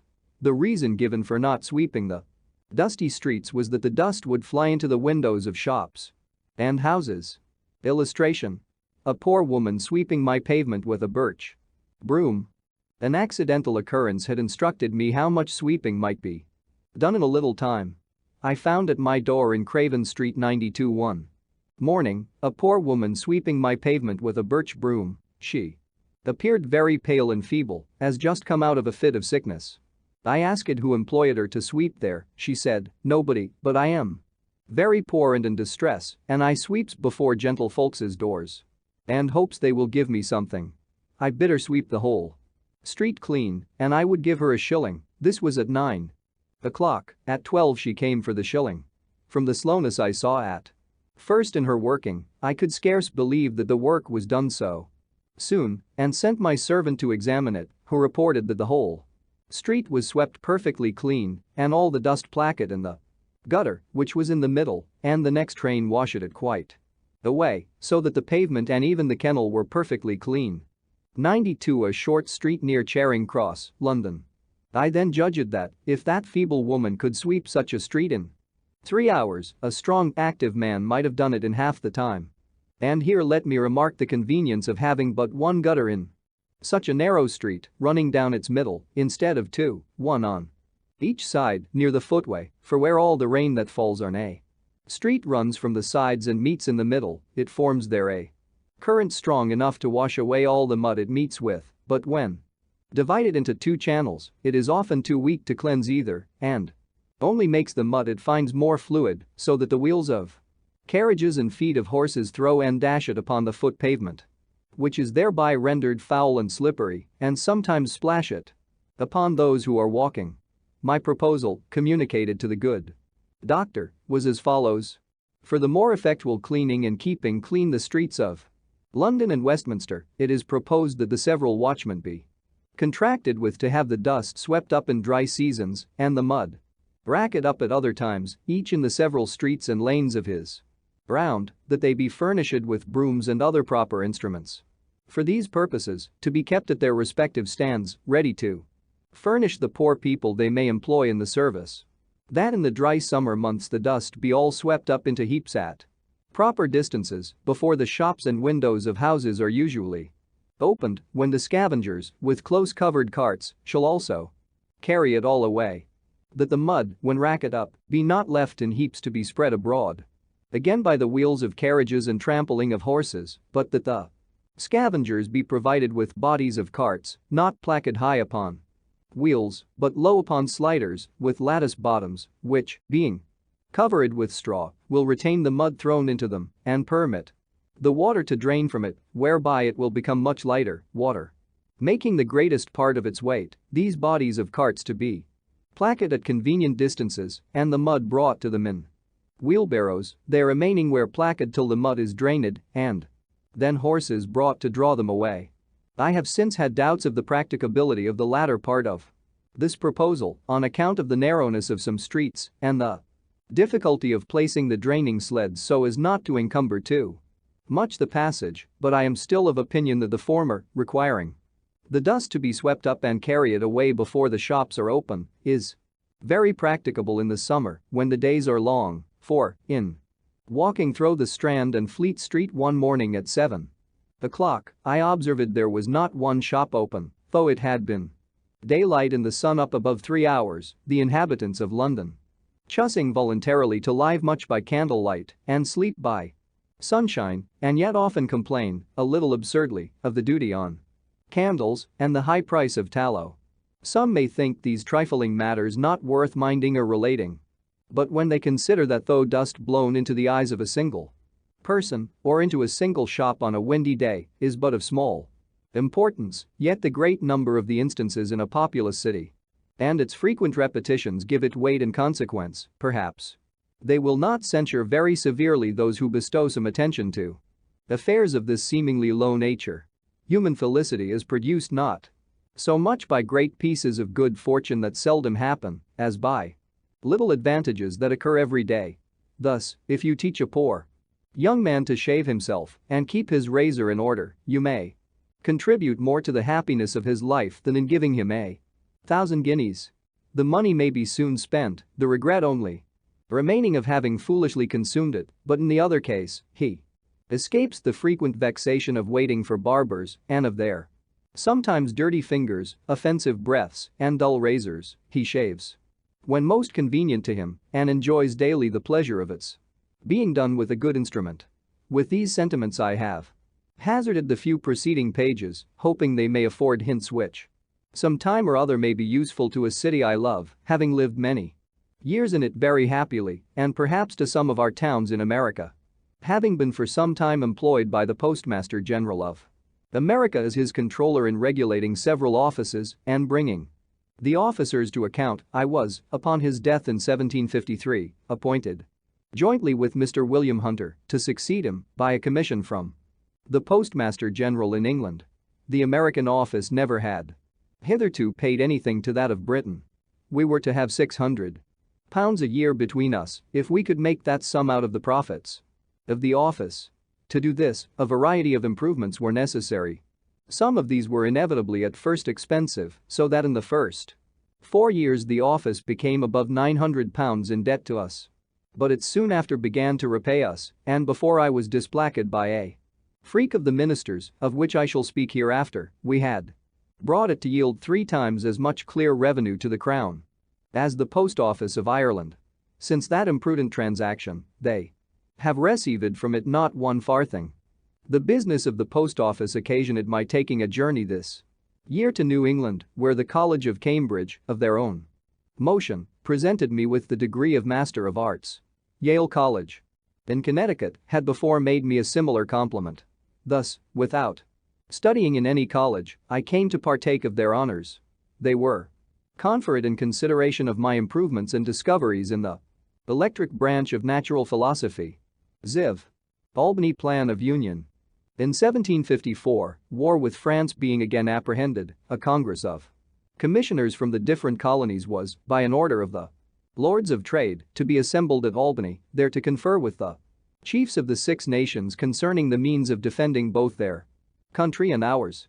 Governor Hamilton, having received this order, acquainted the House with it, requesting they would furnish proper presents for the Indians to be given on this occasion, and naming the Speaker, Mr. Norris, and myself to join Mr. Thomas Penn and Mr. Secretary Peters as commissioners to act for Pennsylvania. The House approved the nomination and provided the goods for the present, and though they did not much like treating out of the provinces, and we met the other commissioners at Albany about the middle of June. In our way thither, I projected and drew a plan for the union of all the colonies under one government so far as might be necessary for defense and other important general purposes. As we passed through New York, I had there shown my project to Mr. James Alexander and Mr. Kennedy, 2 gentlemen of great knowledge in public affairs, and, being fortified by their approbation, I ventured to lay it before the Congress. It then appeared that several of the commissioners had formed plans of the same kind. A previous question was first taken whether a union should be established, which passed in the affirmative. Unanimously. A committee was then appointed, 1 member from each colony, to consider the several plans and report. Mine happened to be preferred and, with a few amendments, was accordingly reported. Illustration. Join, or die. By this plan the general government was to be administered by a President General, appointed and supported by the Crown, and a Grand Council was to be chosen by the representatives of the people of the several colonies, met in their respective assemblies. The debates upon it in Congress went on daily, hand in hand with the Indian business. Many objections and difficulties were started, but at length they were all overcome, and the plan was unanimously agreed to, and copies ordered to be transmitted to the Board of Trade and to the assemblies of the several provinces. Its fate was singular. The assemblies did not adopt it, as they all thought there was too much prerogative in it, and in England it was judged to have too much of the democratic dot. The Board of Trade therefore did not approve of it, nor recommend it for the approbation of His Majesty, but another scheme was formed, supposed to answer the same purpose better, whereby the governors of the provinces, with some members of their respective councils, were to meet and order the raising of troops, building of forts, etc., and to draw on the treasury of Great Britain for the expense, which was afterwards to be refunded by an act of Parliament laying a tax on America. My plan, with my reasons in support of it, is to be found among my political papers that are printed. Being the winter following in Boston, I had much conversation with Governor Shirley upon both the plans. Part of what passed between us on the occasion may also be seen among those papers. The different and contrary reasons of dislike to my plan makes me suspect that it was really the true medium, and I am still of opinion it would have been happy for both sides the water if it had been adopted. The colonies, so united, would have been sufficiently strong to have defended themselves. There would then have been no need of troops from England. Of course, the subsequent pretense for taxing America and the bloody contest it occasioned would have been avoided. But such mistakes are not new. History is full of the errors of states and princes. Look round the habitable world, how few know their own good, or, knowing it, pursue. Those who govern, having much business on their hands, do not generally like to take the trouble of considering and carrying into execution new projects. The best public measures are therefore seldom adopted from previous wisdom, but forked by the occasion. The governor of Pennsylvania, in sending it down to the assembly, expressed his approbation of the plan as appearing to him to be drawn up with great clearness and strength of judgment, and therefore recommended it as well worthy of their closest and most serious attention. The House, however, by the management of a certain member, took it up when I happened to be absent, which I thought not very fair, and reprobated it without paying any attention to it at all, to my no small mortification. XV. Quarrels with the proprietary governors. In my journey to Boston this year, I met at New York with our new governor, Mr. Morris, just arrived there from England, with whom I had been before intimately acquainted. He brought a commission to supersede Mr. Hamilton, who, turred with the disputes his proprietary instructions subjected him to, had resigned. Mr. Morris asked me if I thought he must expect as uncomfortable an administration. I said, "No, you may, on the contrary, have a very comfortable one, if you will only take care not to enter into any dispute with the Assembly." "My dear friend," says he, pleasantly, "how can you advise my avoiding disputes? You know I love disputing, it is one of my greatest pleasures. However, to show the regard I have for your counsel, I promise you I will, if possible, avoid them." He had some reason for loving to dispute, being eloquent, an acute sophister, and, therefore, generally successful in argumentative conversation. He had been brought up to it from a boy, his father, as I have heard, accustoming his children to dispute with one another for his diversion, while sitting at table after dinner, but I think the practice was not wise. For, in the course of my observation, these disputing, contradicting, and confuting people are generally unfortunate in their affairs. They get victory sometimes, but they never get good will, which would be of more use to them. We parted, he going to Philadelphia, and I to Boston. In returning, I met at New York with the votes of the Assembly, by which it appeared that, notwithstanding his promise to me, he and the House were already in high contention, and it was a continual battle between them as long as he retained the government. I had my share of it, for, as soon as I got back to my seat in the Assembly, I was put on every committee for answering his speeches and messages, and by the committees always desired to make the drafts. Our answers, as well as his messages, were often tart and sometimes indecently abusive, and as he knew I wrote for the Assembly, one might have imagined that when we met, we could hardly avoid cutting throats, but he was so good-natured a man that no personal difference between him and me was occasioned by the contest, and we often dined together. Illustration. One afternoon, in the height of this public quarrel, we met in the street. One afternoon, in the height of this public quarrel, we met in the street. "Franklin," says he, "you must go home with me and spend the evening. I am to have some company that you will like," and, taking me by the arm, he led me to his house. In gay conversation over our wine after supper, he told us, jokingly, that he much admired the idea of Sancho Panza 93, who, when it was proposed to give him a government, requested it might be a government of blacks, as then, if he could not agree with his people, he might sell them. One of his friends, who sat next to me, says, "Franklin, why do you continue to side with these damned Quakers? Had not you better sell them? The proprietor would give you a good price. The governor," says I, "has not yet blacked them enough." He, indeed, had labored hard to blacken the Assembly in all his messages, but they whip it off his coloring as fast as he laid it on, and placket it, in return, thick upon his own face. So that, finding he was likely to be negrified himself, he, as well as Mr. Hamilton, grew turret of the contest and quitted the government. These public quarrels 94 were all at bottom owing to the proprietaries, our hereditary governors, who, when any expense was to be incurred for the defense of their province, with incredible meanness instructed their deputies to pass no act for levying the necessary taxes unless their vast estates were in the same act expressly excused, and they had even taken bonds of these deputies to observe such instructions.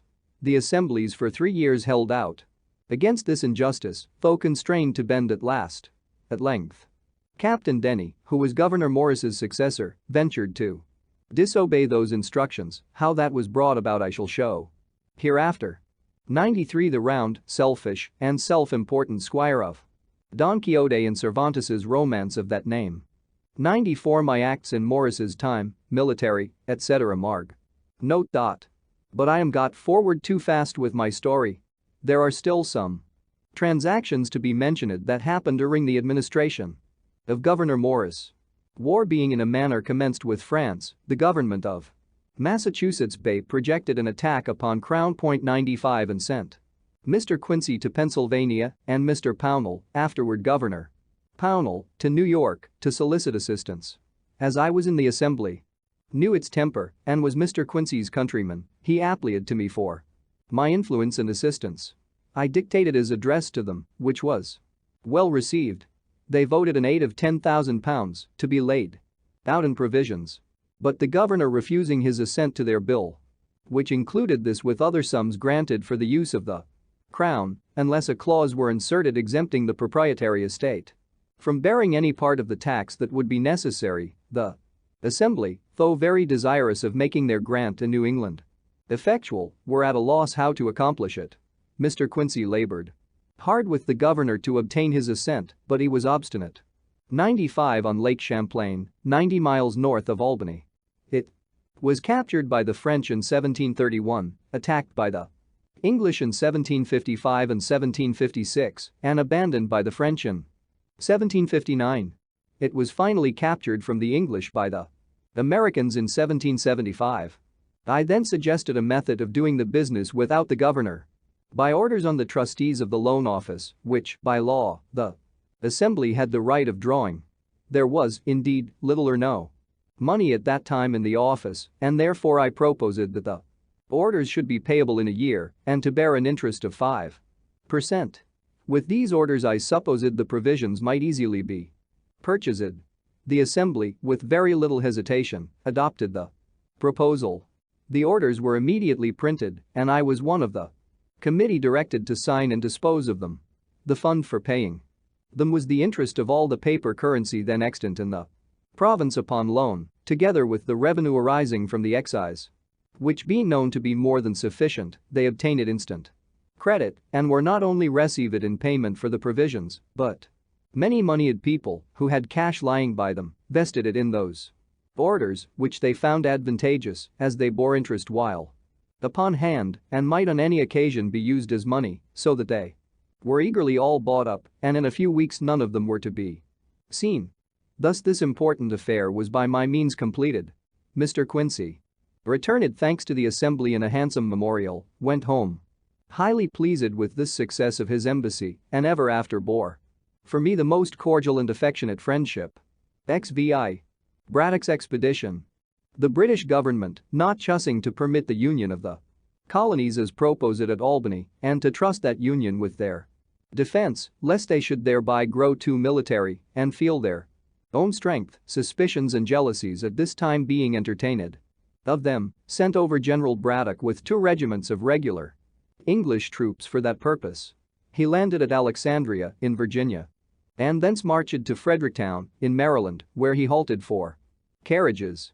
Our Assembly, apprehending, from some information, that he had conceived violent prejudices against them, as averse to the service, wished me to wait upon him, not as from them, but as Postmaster General, under the guise of proposing to settle with him the mode of conducting with most celerity and certainty the dispatches between him and the governors of the several provinces, with whom he must necessarily have continual correspondence, and of which they proposed to pay the expense. My son accompanied me on this journey. We found the general at Fredericktown, waiting impatiently for the return of those he had sent through the back parts of Maryland and Virginia to collect wagons. I stayed with him several days, dined with him daily, and had full opportunity of removing all his prejudices by the information of what the Assembly had before his arrival actually done and were still willing to do to facilitate his operations. When I was about to depart, the returns of wagons to be obtained were brought in, by which it appeared that they amounted only to 25, and not all of those were in serviceable condition. The general and all the officers were surprised, declared the expedition was then at an end, being impossible, and exclaimed against the ministers for ignorantly landing them in a country destitute of the means of conveying their stores, baggage, etc., not less than 150 wagons being necessary. I happened to say I thought it was pity they had not been landed rather in Pennsylvania, as in that country almost every farmer had his wagon. The general eagerly laid hold of my words and said, "Then you, sir, who are a man of interest there, can probably procure them for us, and I beg you will undertake it." I asked what terms were to be offered the owners of the wagons, and I was desired to put on paper the terms that appeared to me necessary. This I did, and they were agreed to, and a commission and instructions accordingly prepared. Immediately. What those terms were will appear in the advertisement I publish it as soon as I hear of it at Lancaster, which being, from a great and sudden effect it produced, a piece of some curiosity, I shall insert it at length, as follows. Advertisement. Lancaster, April 26, 1755.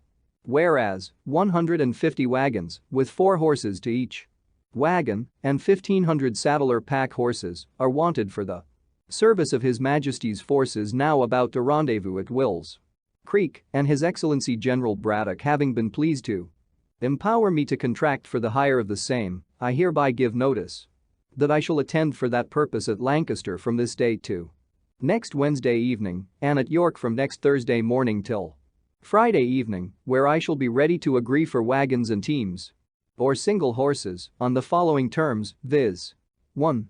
That there shall be paid for each wagon, with 4 good horses and a driver, 15 shillings per diem, and for each able horse with a pack saddle or other saddle and furniture, 2 shillings per diem, and for each able horse without a saddle, 18 pence per diem.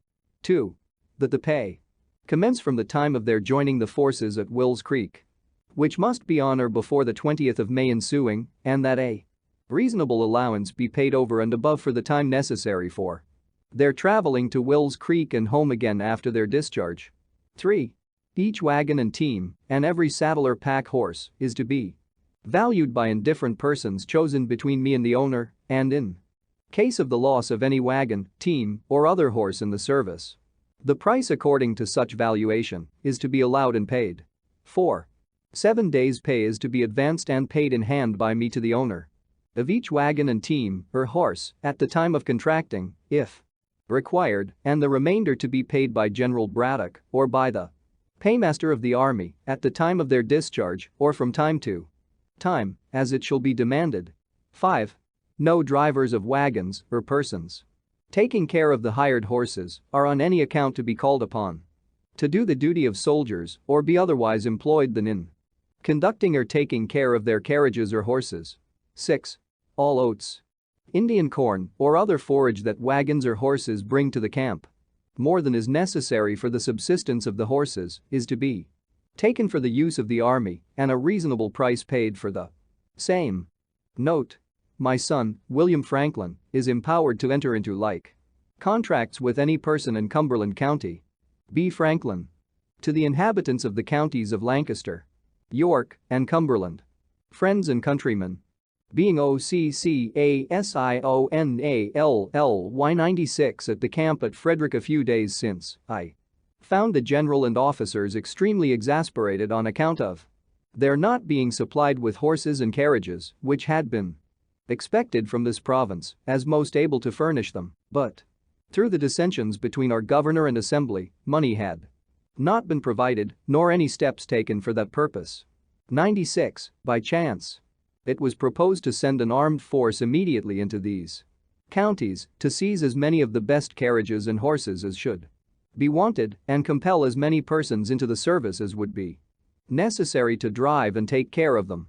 I apprehended that the progress of British soldiers through these counties on such an occasion, especially considering the temper they are in and their resentment against us, would be attended with many and great inconveniences to the inhabitants, and therefore more willingly took the trouble of trying first what might be done by fair and equitable means. The people of these back counties have lately complained to the assembly that a sufficient currency was wanting. You have an opportunity of receiving and dividing among you a very considerable sum, for, if the service of this expedition should continue, as it is more than probable it will, for 120 days, the hire of these wagons and horses will amount to upward of £30,000, which will be paid you in silver and gold of the king's money. The service will be light and easy, for the army will scarce march above 12 miles per day, and the wagons and baggage horses, as They carry those things that are absolutely necessary to the welfare of the army, must march with the army, and no faster, and are, for the army's sake, always placed where they can be most secure, whether in a march or in a camp.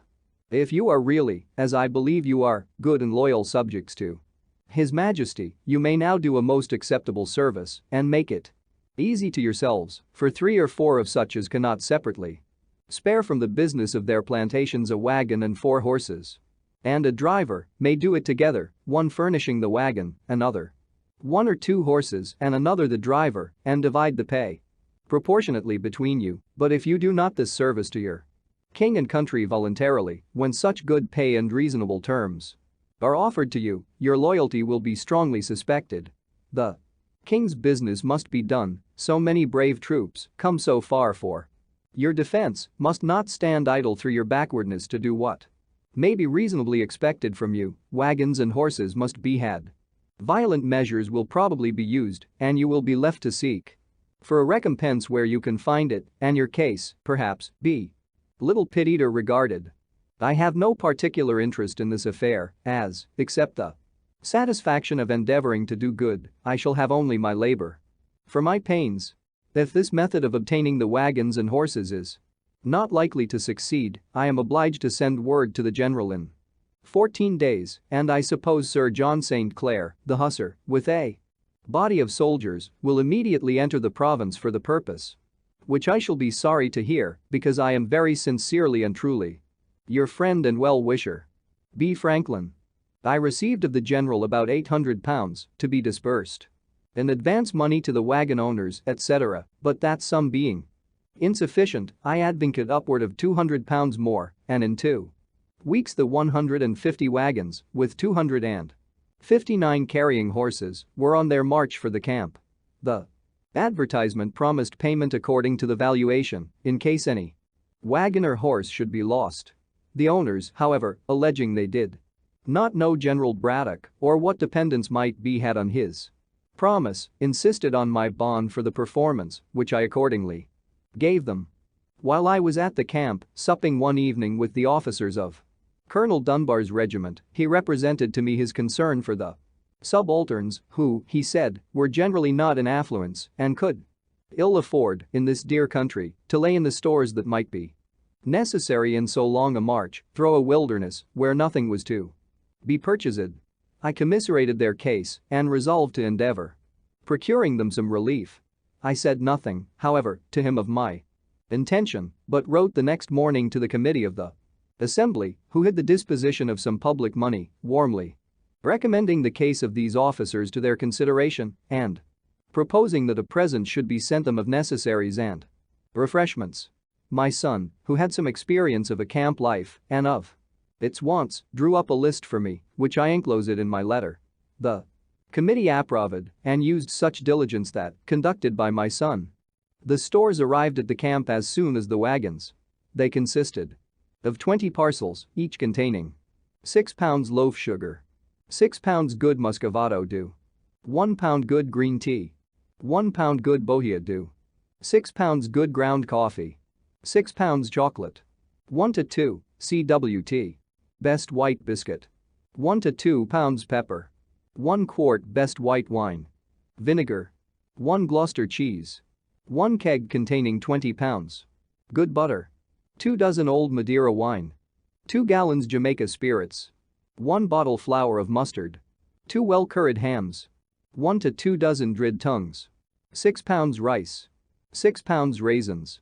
These 20 parcels, well packed, were placed on as many horses, each parcel, with the horse, being intended as a present for one officer. They were very thankfully received, and the kindness acknowledged by letters to me from the colonels of both regiments, in the most grateful terms. The general, too, was highly satisfied with my conduct in procuring him the wagons, etc., and readily paid my account of disbursements, thanking me repeatedly and requesting my farther assistance in sending provisions after him. I undertook this also, and was busily employed in it till we heard of his defeat, advancing for the service of my own money, upwards of £1,000 sterling, of which I sent him an account. It came to his hands, luckily for me, A few days before the battle, and he returned me immediately an order on the paymaster for the round sum of £1,000, leaving the remainder to the next account. I consider this payment as good luck, having never been able to obtain that remainder, of which more hereafter. This general was, I think, a brave man and might probably have made a figure as a good officer in some European war. But he had too much self-confidence, too high an opinion of the validity of regular troops, and too mean a one of both Americans and Indians. George Croghan, our Indian interpreter, joined him on his march with 100 of those people who might have been of great use to his army as guides, scouts, etc., if he had treated them kindly, but he slighted and neglected them, and they gradually left him. In conversation with him one day, he was giving me some account of his intended progress. After taking Fort Duquesne 97, says he, I am to proceed to Niagara and, having taken that, to Frontenac 98 if the season will allow time, and I suppose it will, for Duquesne can hardly detain me above 3 or 4 days, and then I see nothing that can obstruct my march to Niagara. Having before revolved it in my mind the long line his army must make in their march by a very narrow road, to be cut for them through the woods and bushes, and also what I had read of a former defeat of 1,500 French who invaded the Iroquois country, I had conceived some doubts and some fears for the event of the campaign. But I venture it only to say, to be sure, sir, if you arrive well before Duquesne, with these fine troops, so well provided with artillery, that place not yet completely fortified, and as we here with no very strong garrison, can probably make but a short resistance. The only danger I apprehend of obstruction to your march is from ambuscades of Indians who, by constant practice, are dexterous in laying and executing them, and the slender line, near 4 miles long, which your army must make, may expose it to be attacked by surprise in its flanks and to be cut like a thread into several pieces which, from their distance, cannot come up in time to support each other. 97 Pittsburgh. 98 Kingston, at the eastern end of Lake Ontario. He smiled at my ignorance and replied, these savages may, indeed, be a formidable enemy to your raw American militia, but upon the king's regular and disciplined troops, sir, it is impossible they should make any impression. I was conscious of an impropriety in my disputing with a military man in matters of his profession and said no more. The enemy, however, did not take the advantage of his army which I apprehended its long line of march exposed it to, but let it advance without interruption till within 9 miles of the place, and then, when more in a body, for it had just passed a river where the front had halted till all were come over, and in a more open part of the woods than any it had passed, attacked its advanced guard by heavy fire from behind trees and bushes, which was the first intelligence the general had of an enemy's being near him. This guard being disordered, the general hurried the troops up to their assistance, which was done in great confusion, through wagons, baggage, and cattle. And presently the fire came upon their flank. The officers, being on horseback, were more easily distinguished, picked out as marks, and fell very fast, and the soldiers were crowded together in a huddle, having or hearing no orders and standing to be shot at till 2/3 of them were killed, and then, being seized with a panic, the whole fled with precipitation. Illustration. The only danger I apprehend of obstruction to your march is from ambuscades of Indians. The wagoners took each a horse out of his team and scampered. Their example was immediately followed by others, so that all the wagons, provisions, artillery, and stores were left to the enemy. The general, being wounded, was brought off with difficulty. His secretary, Mr. Shirley, was killed by his side, and out of 86 officers, 63 were killed or wounded, and 714 men killed out of 1,100. These 1,100 had been picked men from the whole army, the rest had been left behind with Colonel Dunbar, who was to follow with the heavier part of the stores, provisions, and baggage. The flyers, not being pursued, arrived at Dunbar's camp, and the panic they brought with them instantly seized him and all his people, and, though he had now above 1,000 men, and the enemy who had beaten Braddock did not at most exceed 400 Indians and French together, instead of proceeding and endeavoring to recover some of the lost honor, he ordered all the stores, ammunition, etc., to be destroyed, that he might have more horses to assist his flight towards the settlements, and less lumber to remove. He was there met with requests from the governors of Virginia, Maryland, and Pennsylvania that he would post his troops on the frontier so as to afford some protection to the inhabitants, but he continued his hasty march through all the country, not thinking himself safe till he arrived at Philadelphia, where the inhabitants could protect him. This whole transaction gave us Americans the first suspicion that our exalted ideas of the prowess of British regulars had not been well founded. 99 other accounts of this expedition and defeat may be found in Fiske's Washington and His Country, or Lodge's George Washington Vol. 1. In their first march, 2, from their landing till they got beyond the settlements, they had plundered and stripped the inhabitants, totally ruining some poor families, besides insulting, abusing, and confining the people if they remonstrated. This was enough to put us out of conceit of such defenders if we had really wanted any. How different was the conduct of our French friends in 1781, who, during a march through the most inhabited part of our country from Rhode Island to Virginia, near 700 miles, occasioned not the smallest complaint for the loss of a pig, a chicken, or even an apple. Captain Orme, who was one of the general's aides de camp and, being grievously wounded, was brought off with him and continued with him to his death, which happened in a few days, told me that he was totally silent all the first day and at night only said, who would have thought it? That he was silent again the following day, saying, only at last, we shall better know how to deal with them another time, and did in a few minutes after. The secretary's papers, with all the general's orders, instructions, and correspondence falling into the enemy's hands, they selected and translated into French a number of the articles which they printed to prove the hostile intentions of the British court before the declaration of war. Among these I saw some letters of the general to the ministry, speaking highly of the great service I had rendered the army and recommending me to their notice. David Hume 102, who was some years after secretary to Lord Hertford when minister in France, and afterward to General Conway when Secretary of State, told me he had seen among the papers in that office letters from Braddock highly recommending me. But, the expedition having been unfortunate, my service, it seems, was not thought of much value, for those recommendations were never of any use to me. 100 A famous Scotch philosopher and historian. 1711 to 1776. As to rewards from himself, I ask it only one, which was, that he would give orders to his officers not to enlist any more of our bought servants, and that he would discharge such as had been already enlisted. This he readily granted, and several were accordingly returned to their masters on my application. Dunbar, when the command devolved on him, was not so generous. He being at Philadelphia, on his retreat or rather flight, I applied to him for the discharge of the servants of 3 poor farmers of Lancaster County that he had enlisted, reminding him of the late general's orders on that head. He promised me that, if the masters would come to him at Trenton, where he should be in a few days on his march to New York, he would there deliver their men to them. They accordingly were at the expense and trouble of going to Trenton, and there he fussed to perform his promise, to their great loss and disappointment. As soon as the loss of the wagons and horses was generally known, all the owners came upon me for the valuation which I had given bond to pay. Their demands gave me a great deal of trouble, my acquainting them that the money was ready in the paymaster's hands, but that orders for paying it must first be obtained from General Shirley 101, and my assuring them that I had applied to that general by letter.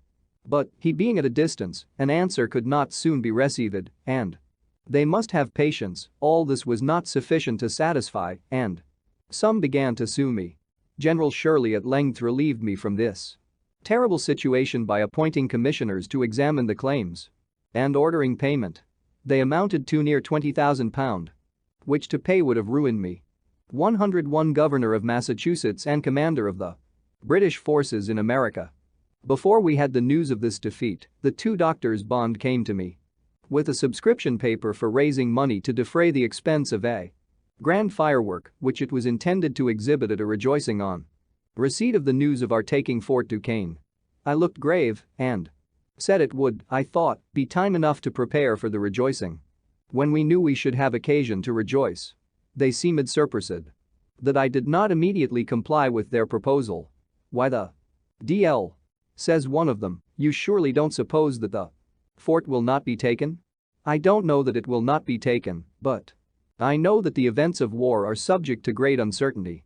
I gave them the reasons of my doubting. The subscription was dropped, and the projectors thereby missed the mortification they would have undergone if the firework had been prepared. Dr. Bond, on some other occasion afterward, said that he did not like Franklin's forebodings. Governor Morris, who had continually worried the assembly with message after message before the defeat of Braddock to beat them into the making of acts to raise money for the defense of the province without taxing, among others, the proprietary estates, and had rejected all their bills for not having such an exempting clause, now redoubled his attacks with more hope of success, the danger and necessity being greater. The assembly, however, continued firm, believing they had justice on their side and that it would be giving up an essential right if they suffered the governor to amend their money bills.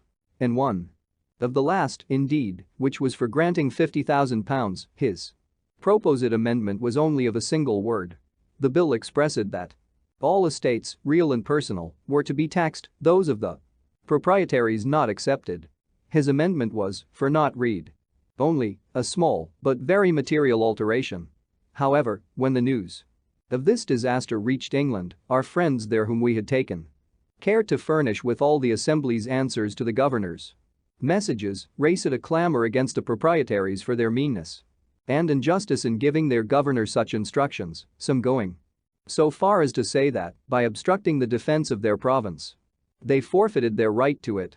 They were intimidated by this and sent orders to their receiver general to add £5,000 of their money to whatever sum might be given by the assembly for such purpose.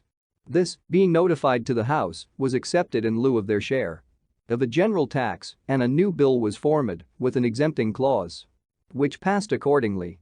By this act one was appointed one of the commissioners for disposing of the money, £60,000. I had been active in modeling the bill and procuring its passage and had, at the same time, drawn a bill for establishing and disciplining a voluntary militia, which I carried through the House without much difficulty, as care was taken in it to leave the Quakers at their liberty. To promote the association necessary to form the militia, I wrote a Dialogue 102 stating and answering all the objections I could think of to such a militia, which was printed and had, as I thought, great effect. 102 This dialogue and the Militia Act are in the Gentleman's Magazine for February and March 1756. Marg. Note. XVII. Franklin's defense of the frontier. While the several companies in the city and country were forming and learning their exercise, the governor prevailed with me to take charge of our northwestern frontier, which was infested by the enemy, and provide for the defense of the inhabitants by raising troops and building a line of forts. I undertook this military business, though I did not conceive myself well qualified for it. He gave me a commission with full powers and a parcel of blank commissions for officers, to be given to whom I thought fit.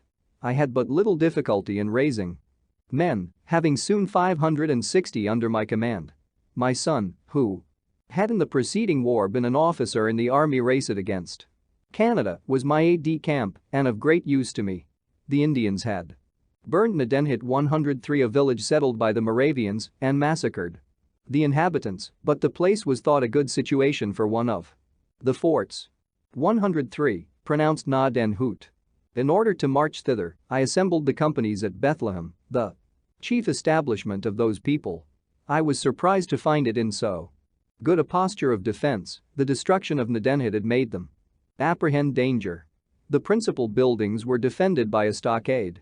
They had purchased a quantity of arms and ammunition from New York and had even placed quantities of small paving stones between the windows of their high stone houses for their women to throw down upon the heads of any Indians that should attempt to force into them. The armed brethren, too, kept watch and relieve it as methodically as in any garrison town. In conversation with the Bishop, Spangenberg, I mentioned this my surprise, for, knowing they had obtained an act of Parliament exempting them from military duties in the colonies, I had Supposed they were conscientiously scrupulous of bearing arms.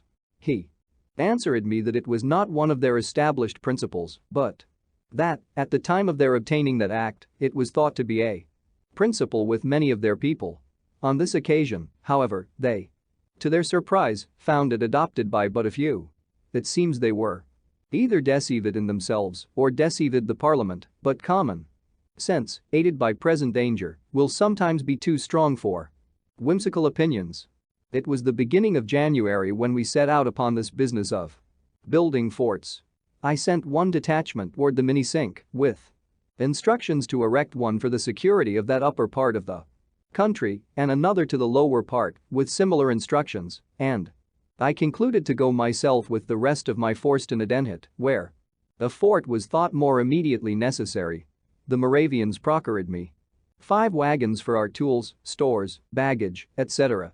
Just before we left Bethlehem, 11 farmers who had been driven from their plantations by the Indians came to me requesting a supply of firearms that they might go back and fetch off their cattle.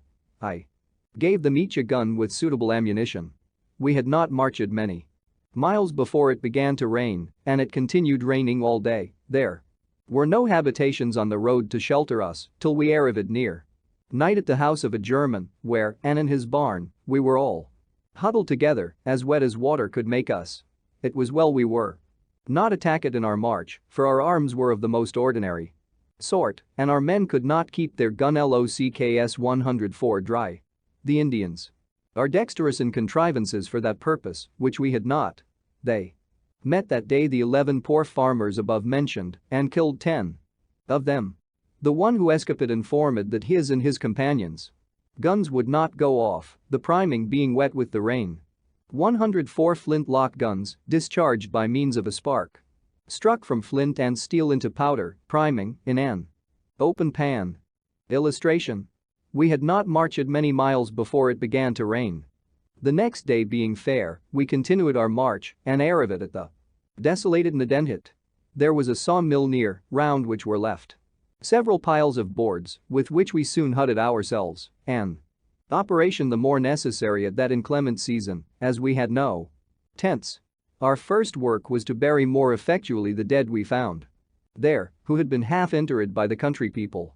The next morning our fort was planted and marked out, the circumference measuring 455 feet, which would require as many palisades to be made of trees, one with another, of a foot diameter each. Our axes, of which we had 70, were immediately set to work to cut down trees, and, our men being dexterous in the use of them, great dispatch was made. Seeing the trees fall so fast, I had the curiosity to look at my watch when 2 men began to cut at a pine. In 6 minutes they had it upon the ground, and I found it of 14 inches diameter. Each pine made 3 palisades of 18 feet long, pointed at one end. While these were preparing, our other men dug a trench all round, of 3 feet deep, in which the palisades were to be planted, and our wagons, the bodies being taken off, and the fore and hind wheels separated. By taking out the pin which united the 2 parts of the perch 105 we had 10 carriages, with 2 horses each, to bring the palisades from the woods to the spot. When they were set up, our carpenters built a stage. Illustration. Our axes were immediately set to work to cut down trees of boards all round within, about 6 feet high, for the men to stand on when to fire through the loopholes. We had 1 swivel gun, which we mounted on one of the angles and fired it as soon as fixed, to let the Indians know, if any were within hearing, that we had such pieces. And thus our fort, if such a magnificent name may be given to so miserable a stockade, was finished in a week, though it rained so hard every other day that the men could not work. 105 Here the pole connecting the front and rear wheels of a wagon.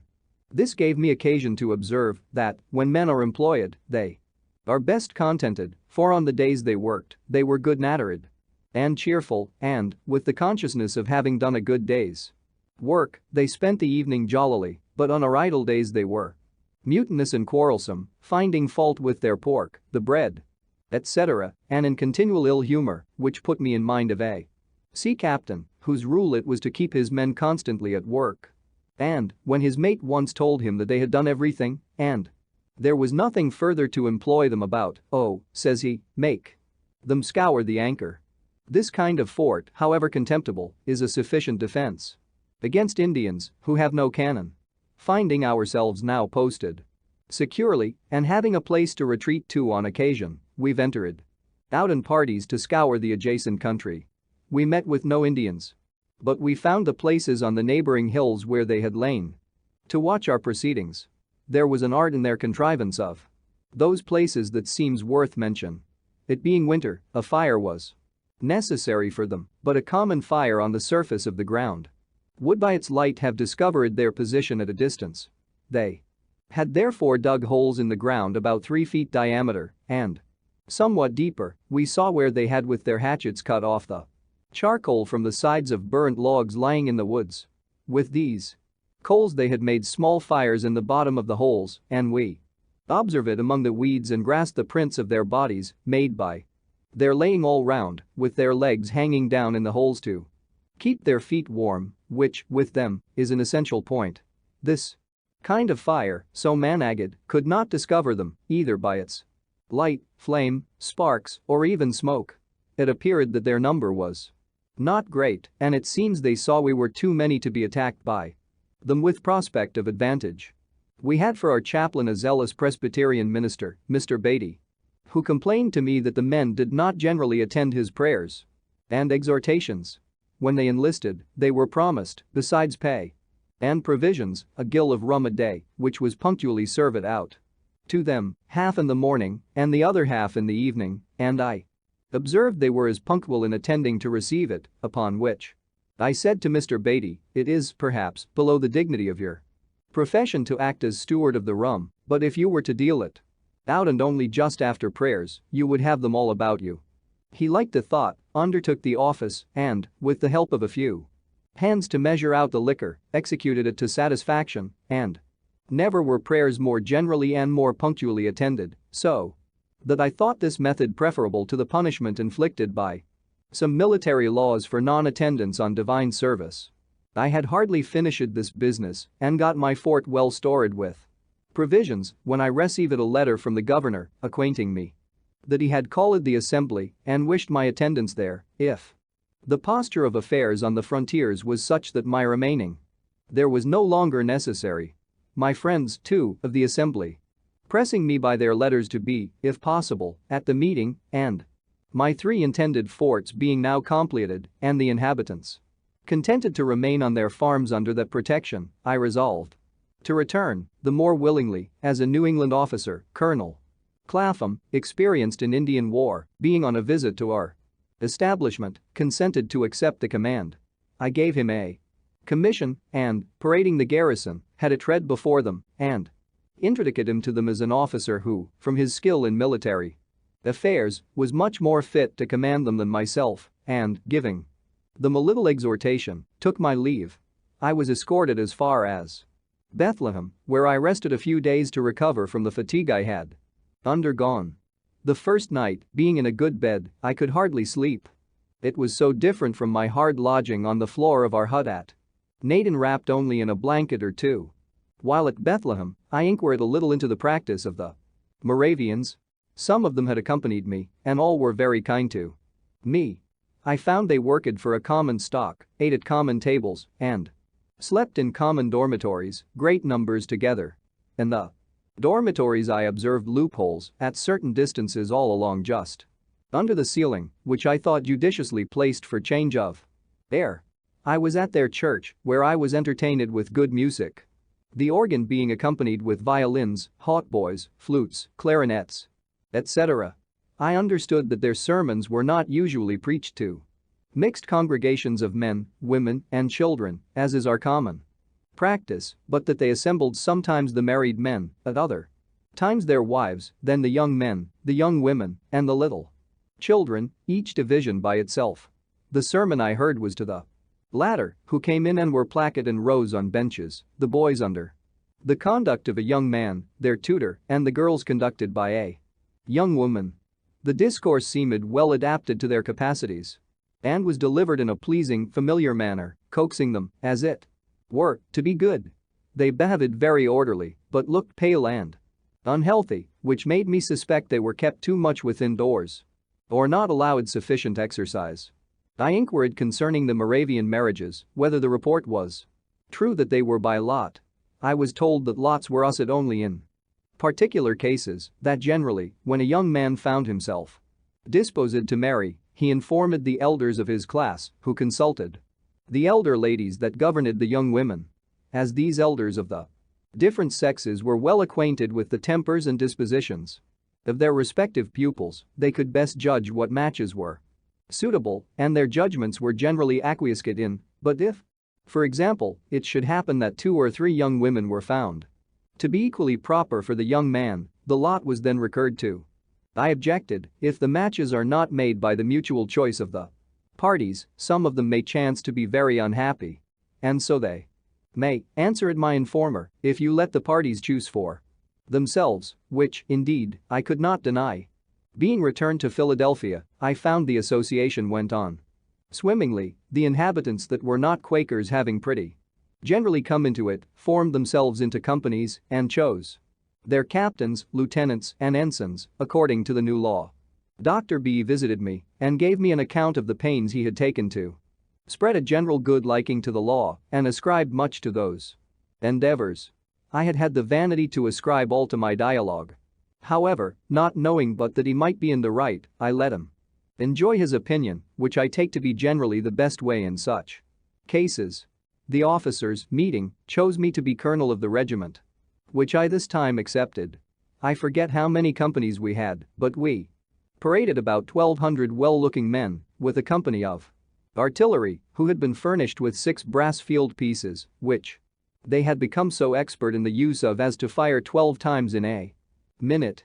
The first time I reviewed my regiment they accompanied me to my house and would salute me with some rounds fired before my door, which shook down and broke several glasses of my electrical apparatus. And my new honor proved not much less brittle, for all our commissions were soon after broken by a repeal of the law in England. During this short time of my colonelship, being about to set out on a journey to Virginia, the officers of my regiment took it into their heads that it would be proper for them to escort me out of town, as far as the Lower Ferry. Just as I was getting on horseback they came to my door, between 30 and 40, mounted, and all in their uniforms. I had not been previously acquainted with the project, or I should have prevented it, being naturally averse to the assuming of state on any occasion, and I was a good deal chagrined at their appearance, as I could not avoid their accompanying me. What made it worse was that, as soon as we began to move, they drew their swords and rode with them naked all the way. Somebody wrote an account of this to the proprietor, and it gave him great offense. No such honor had been paid him when in the province, nor to any of his governors. And he said it was only proper to princes of the blood royal, which may be true for aught I know, who was, and still am, ignorant of the etiquette in such cases. This silly affair, however, greatly increased his rancor against me, which was before not a little, on account of my conduct in the assembly respecting the exemption of his estate from taxation, which I have always opposed very warmly, and not without severe reflections on his meanness and injustice of contending for it. He accused me to the ministry as being the great obstacle to the king's service, preventing, by my influence in the house, the proper form of the bills for raising money, and he instanced this parade with my officers as a proof of my having an intention to take the government of the province out of his hands by force. He also applied to Sir Everard Falconer, the Postmaster General, to deprive me of my office, but it had no other effect than to procure from Sir Everard a gentle admonition. Notwithstanding the continual wrangle between the governor and the house, in which I, as a member, had so large a share, there still subsisted a civil intercourse between that gentleman and myself, and we never had any personal difference. I have sometimes since thought that is little or no resentment against me, for the answers it was known I drew up to his messages might be the effect of professional habit, and that, being bred a lawyer, he might consider us both as merely advocates for contending clients in a suit, he for the proprietaries and I for the assembly. He would, therefore, sometimes call in a friendly way to advise with me on difficult points, and sometimes, though not often, take my advice. We acted in concert to supply Braddock's army with provisions, and when the shocking news arrived of his defeat, the governor sent in haste for me to consult with him on measures for preventing the desertion of the back counties.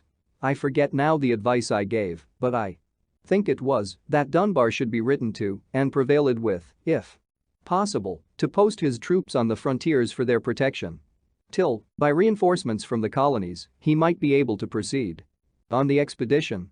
And, after my return from the frontier, he would have had me undertake the conduct of such an expedition with provincial troops for the reduction of Fort Duquesne, Dunbar and his men being otherwise employed, and he proposed to commission me as general. I had not so good an opinion of my military abilities as he professed to have, and I believe his professions must have exceeded his real sentiments, but probably he might think that my popularity would facilitate the raising of the men and my influence in assembly, the grant of money to pay them, and that, perhaps, without taxing the proprietary estate. Finding me not so forward to engage as he expected, the project was dropped, and he soon after left the government, being superseded by Captain Denny. XVII. Scientific experiments. Before I proceed in relating the part I had in public affairs under this new governor's administration, it may not be amiss here to give some account of the rise and progress of my philosophical reputation. In 1746, being at Boston, I met there with a Dr. Spence, who was lately arrived from Scotland, and showed me some electric experiments. They were imperfectly performed, as he was not very expert, but, being on a subject quite new to me, they equally surpassed and pleased me. Soon after my return to Philadelphia, our library company received from Mr. P. Collinson, Fellow of the Royal Society 106 of London, a present of a glass tube, with some account of the use of it in making such experiments. I eagerly seized the opportunity of repeating what I had seen at Boston and, by much practice, acquired great readiness in performing those, also, which we had an account of from England, adding a number of new ones. I say much practice, for my house was continually full, for some time, with people who came to see these new wonders. 106 The Royal Society of London for Improving Natural Knowledge was founded in 1660 and holds the foremost place among English societies for the advancement of science. To divide a little this encumbrance among my friends, I caused a number of similar tubes to be blown at our glass house, with which they furnished themselves, so that we had at length several performers. Among these, the principal was Mr. Kinnersley, an ingenious neighbor who, being out of business, I encouraged to undertake showing the experiments for money and drew up for him 2 lectures in which the experiments were ranged in such order and accompanied with such explanations in such method as that the foregoing should assist in comprehending the following. He procured an elegant apparatus for the purpose, in which all the little machines that I had roughly made for myself were nicely formed by instrument makers. His lectures were well attended and gave great satisfaction, and after some time he went through the colonies, exhibiting them in every capital town, and picked up some money. In the West India Islands, indeed, it was with difficulty the experiments could be made from the general moisture of the air. Obligate as we were to Mr. Collinson for his present of the tube, etc., I thought it right he should be informed of our success in using it, and wrote him several letters containing accounts of our experiments. He got them read in the Royal Society, where they were not at first thought worth so much notice as to be printed in their transactions. One paper, which I wrote for Mr. Kinnersley, on the sameness of lightning with electricity 107, I sent to Dr. Mitchell, an acquaintance of mine, and one of the members also of that society, who wrote me word that it had been read but was laughed at by the connoisseurs. The papers, however, being shown to Dr. Fothergill, he thought them of too much value to be stifled and advised the printing of them. Mr.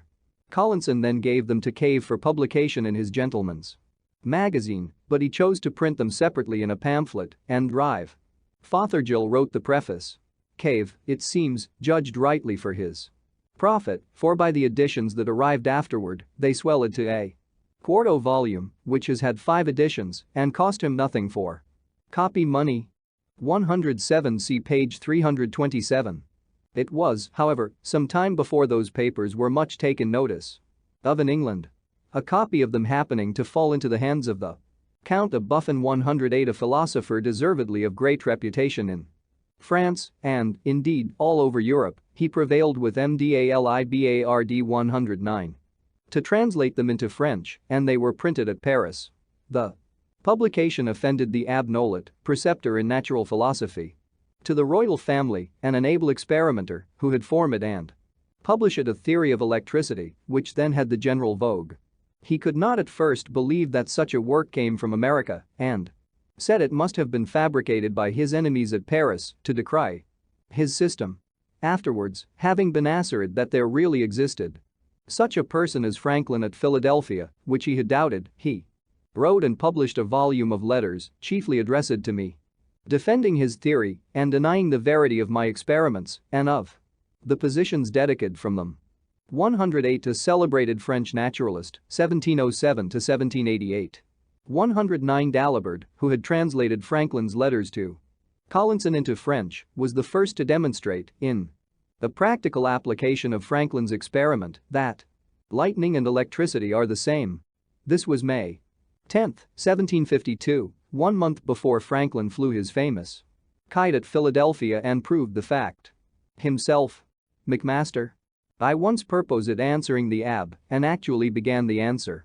But, on consideration that my writings contained a description of experiments which anyone might repeat and verify, and if not to be verified, could not be defended, or of observations offered as conjectures and not delivered dogmatically, therefore not laying me under any obligation to defend them, and reflecting that a dispute between two persons writing in different languages might be lengthened greatly by mistranslations and thence misconceptions of one another's meaning, much of one of the Abbé's letters being founded on an error in the translation, I concluded to let my papers shift for themselves, believing it was better to spend what time I could spare from public business in making new experiments than in disputing about those already made.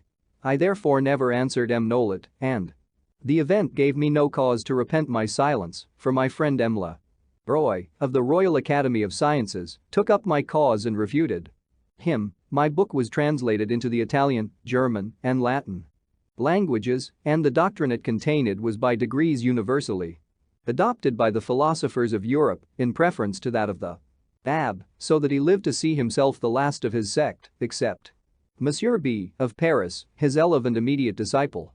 What gave my book the more sudden and general celebrity was the success of one of its proposed experiments made by Messrs. Dalibard and Delort at Marly for drawing lightning from the clouds. This engaged the public attention everywhere. M. Delort, who had an apparatus for experimental philosophy and lectured in that branch of science, undertook to repeat what he called the Philadelphia experiments, and, after they were performed before the king and court, all the curious of Paris flocked to see them. I will not swell this narrative with an account of that capital experiment, nor of the infinite pleasure I received in the success of a similar one I made soon after with a kite at Philadelphia, as both are to be found in the Histories of Electricity. Dr. Wright, an English physician, when at Paris, wrote to a friend who was of the Royal Society an account of the high esteem my experiments were in among the learned abroad, and of their wonder that my writings had been so little noticed in England. The Society, on this, resumed the consideration of the letters that had been read to them, and the celebrated Dr. Watson drew up a summary account of them and of all I had afterwards sent to England on the subject, which he accompanied with some praise of the writer. This summary was then printed in their Transactions, and some members of the Society in London, particularly the very ingenious Mr. Canton, having verified the experiment of procuring lightning from the clouds by a pointed rod and acquainting them with the success, they soon made me more than amends for the slight with which they had before treated me. Without my having made any application for that honor, they chose me a member and voted that I should be excised the customary payments, which would have amounted to 25 guineas, and ever since have given me their Transactions gratis. They also presented me with the gold medal of Sir Godfrey Copley 110 for the year 1753, the delivery of which was accompanied by a very handsome speech of the President, Lord Macclesfield, wherein I was highly honored. 110 An English baronet, died in 1709, donator of a fund of £100 in trust for the Royal Society of London for improving natural knowledge. Illustration. Gold medal of Sir Godfrey Copley. Zix. Agent of Pennsylvania in London. Our new governor, Captain Denny, brought over for me the before-mentioned medal from the Royal Society, which he presented to me at an entertainment given him by the city. He accompanied it with very polite expressions of his esteem for me, having, as he said, been long acquainted with my character.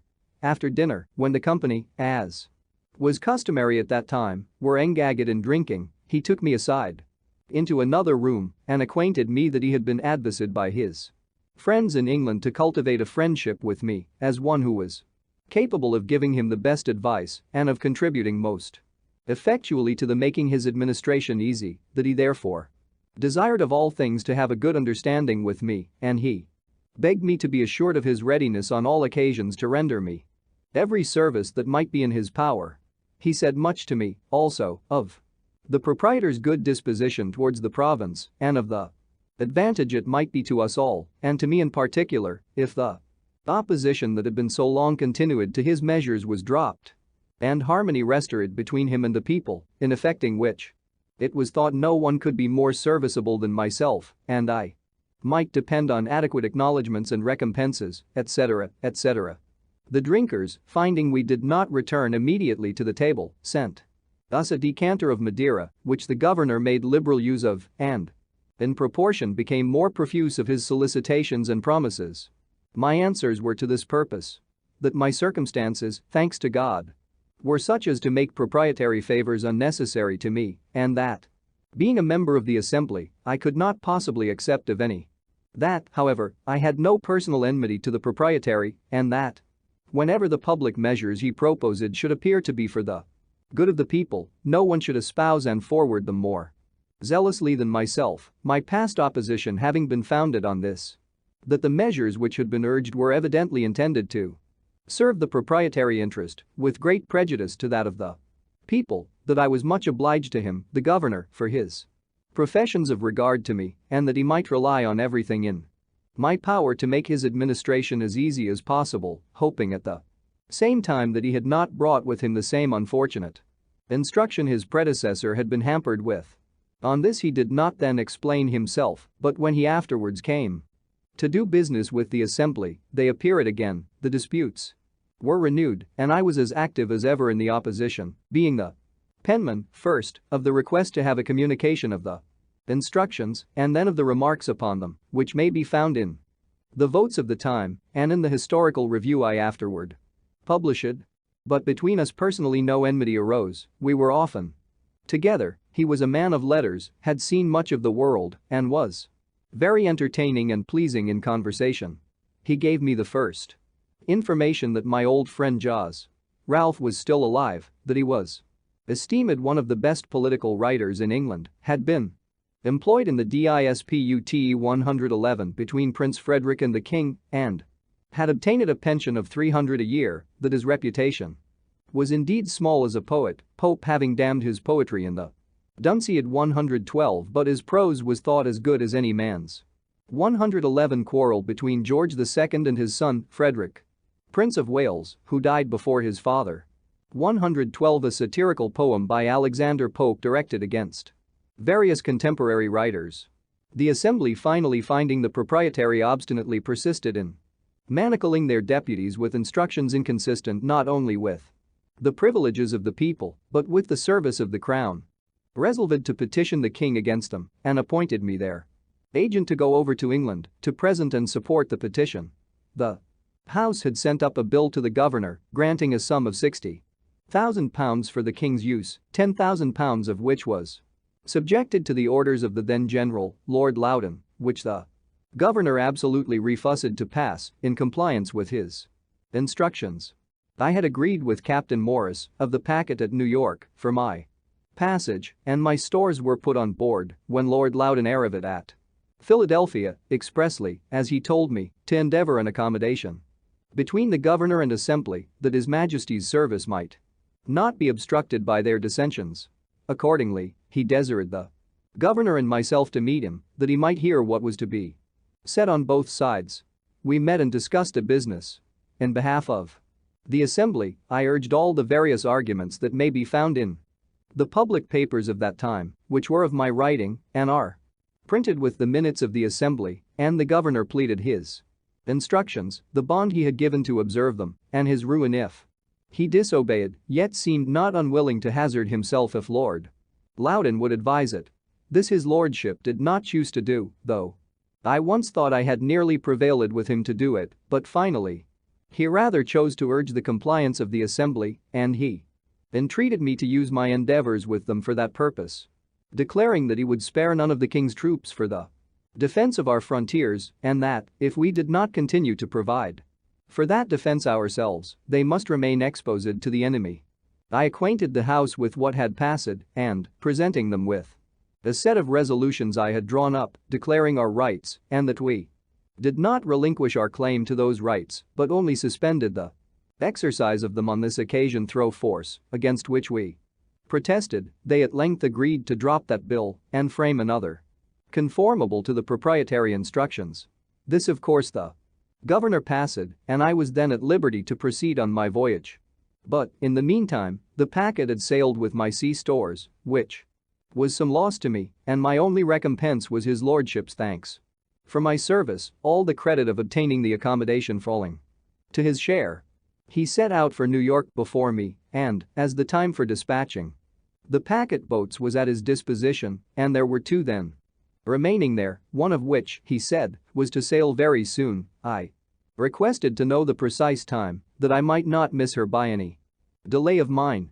His answer was, I have given out that she is to sail on Saturday next, but I may let you know, entre nous, that if you are there by Monday morning, you will be in time, but do not delay longer. By some accidental hindrance at a ferry, it was Monday noon before I arrived, and I was much afraid she might have sailed, as the wind was fair, but I was soon made easy by the information that she was still in the harbor and would not move till the next day. One would imagine that I was now on the very point of departing for Europe. I thought so, but I was not then so well acquainted with his lordship's character, of which indecision was one of the strongest features. I shall give some instances. It was about the beginning of April that I came to New York, and I think it was near the end of June before we sailed. There were then two of the packet boats, which had been long in port, but were detained for the general's letters, which were always to be ready tomorrow. Another packet arrived, she too was detained, and, before we sailed, a fourth was expected.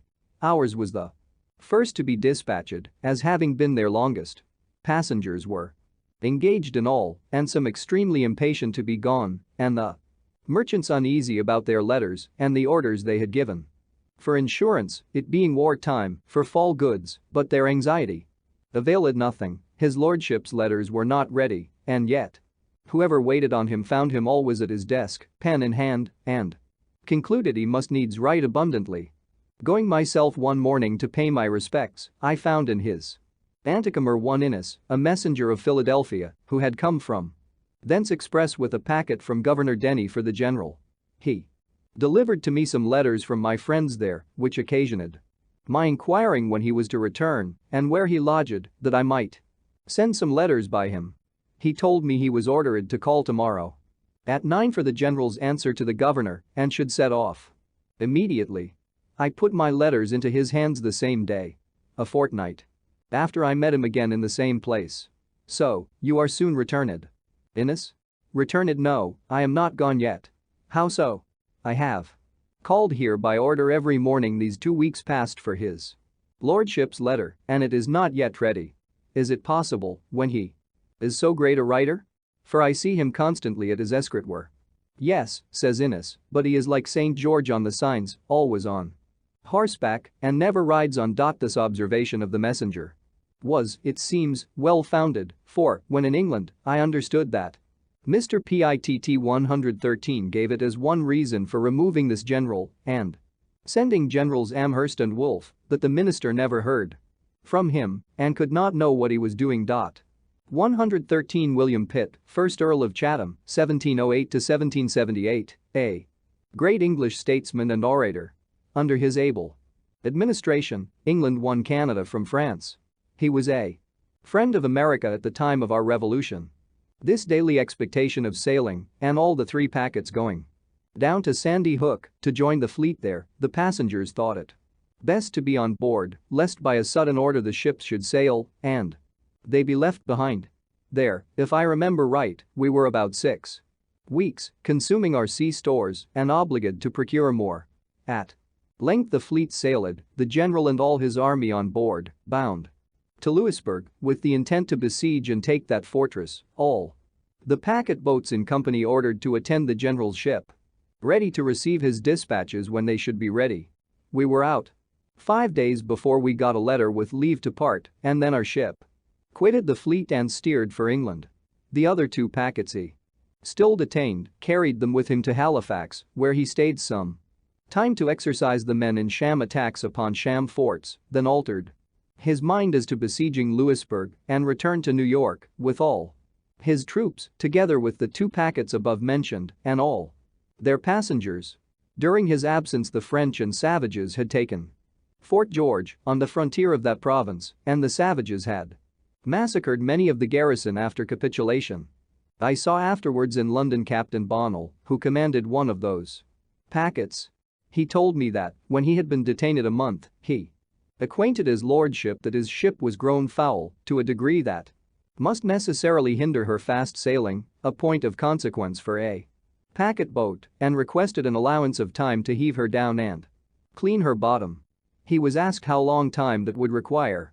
He answered, 3 days. The general replied, if you can do it in 1 day, I give leave, otherwise not, for you must certainly sail the day after tomorrow. So he never obtained leave, though detained afterwards from day to day during full 3 months. I saw also in London one of Bonnell's passengers who was so enraged against his lordship for deceiving and detaining him so long at New York and then carrying him to Halifax and back again that he swore he would sue him for damages. Whether he did or not, I never heard.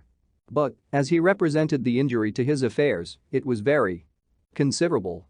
On the whole, I wondered much how such a man came to be interested 114 with so important a business as the conduct of a great army, but having since seen more of the great world and the means of obtaining and motives for giving places, my wonder is diminished.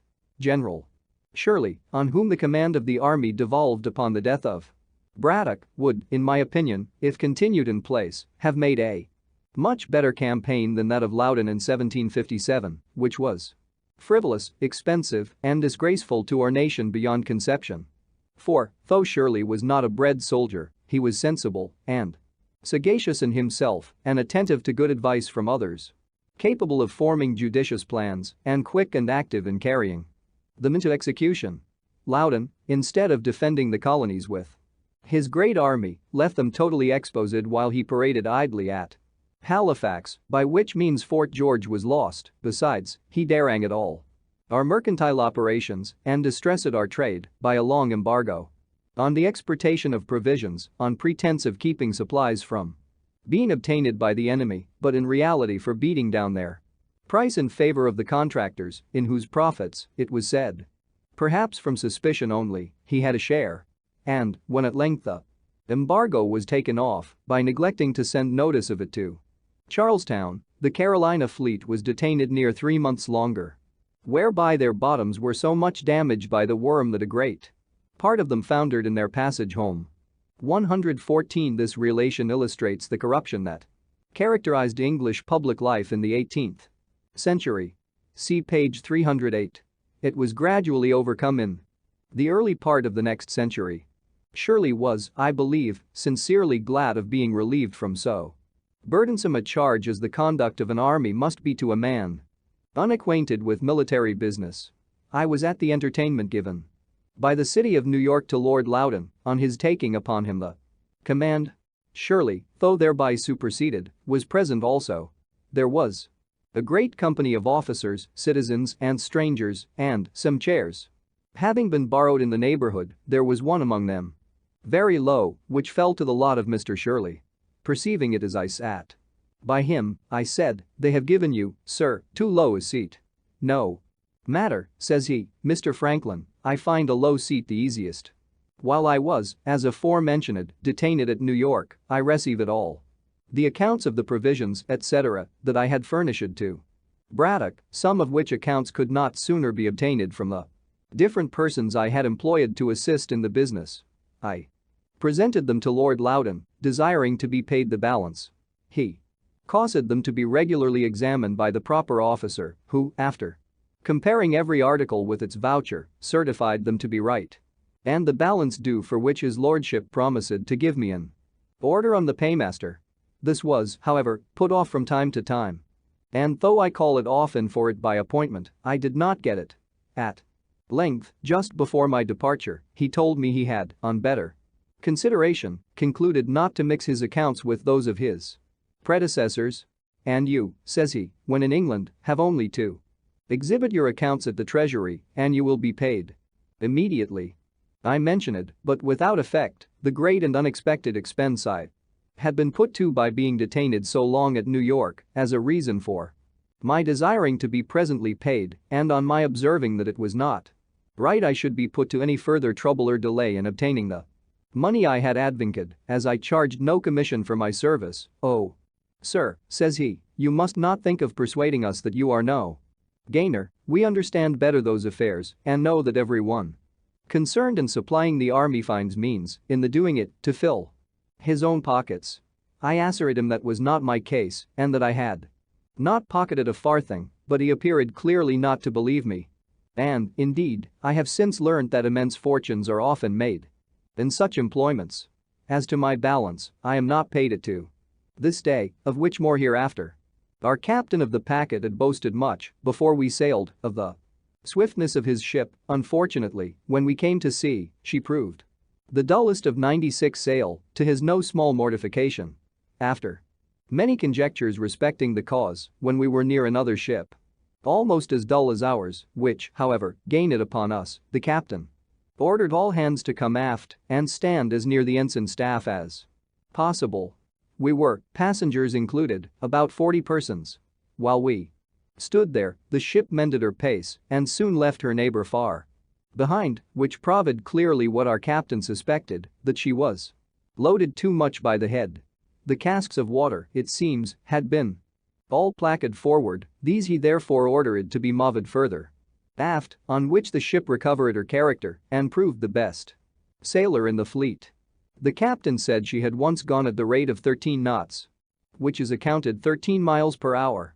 We had on board, as a passenger, Captain Kennedy, of the Navy, who contended that it was impossible and that no ship ever sailed so fast, and that there must have been some error in the division of the log line, or some mistake in heaving the log. 115 A wager ensued between the two captains, to be decided when there should be sufficient wind. Kennedy thereupon examined rigorously the log line and, being satisfied with that, he determined to throw the log himself. Accordingly, some days after, when the wind blew very fair and fresh, and the captain of the packet, Lutwidge, said he believed she then went at the rate of 13 knots, Kennedy made the experiment and owned it as wager lost 115 a piece of wood shaped and weighted so as to keep it stable when in the water. To this is attached a line knotted at regular distances. By these devices it is possible to tell the speed of a ship. The above fact I give for the sake of the following observation. It has been remarked, as an imperfection in the art of shipbuilding, that it can never be known, till she is tried, whether a new ship will or will not be a good sailor, for that the model of a good sailing ship has been exactly followed in a new one, which has proved, on the contrary, remarkably dull. I apprehend that this may partly be occasioned by the different opinions of seamen respecting the modes of lading, rigging, and sailing of a ship. Each has his system, and the same vessel, laden by the judgment and orders of one captain, shall sail better or worse than when by the orders of another. Besides, it scarce ever happens that a ship is formed, fitted for the sea, and sailed by the same person. One man builds the hull, another rigs her, a third lades and sails her. No one of these has the advantage of knowing all the ideas and experience of the others and, therefore, cannot draw just conclusions from a combination of the whole.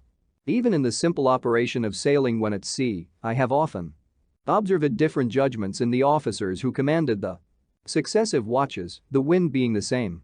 One would have the sails trimmed sharper or flatter than another, so that they seemed to have no certain rule to govern by.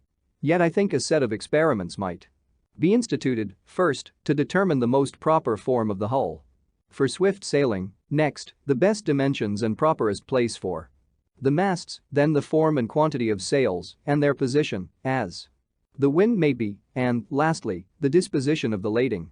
This is an age of experiments, and I think a set accurately made and combined would be of great use. I am persuaded, therefore, that ere long some ingenious philosopher will undertake it, to whom I wish success. Illustration. Sailing ship.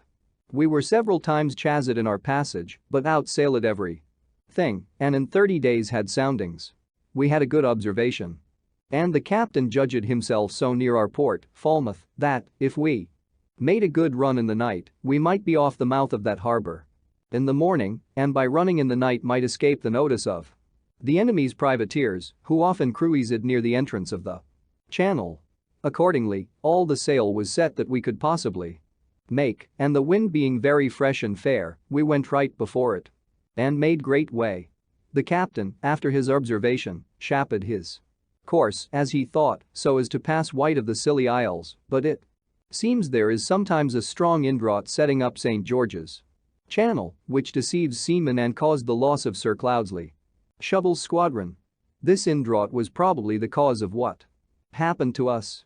We had a watchman placket in the boat, to whom they often called, "Look well out before there," and he has often answered, but perhaps had his eyes shut and was half asleep at the time, they sometimes answering, as is said, mechanically, for he did not see a light just before us, which had been hid by the studding sails from the man at the helm and from the rest of the watch, but by an accidental yaw of the ship was discovered and occasioned a great alarm, we being very near it, the light appearing to me as big as a cartwheel.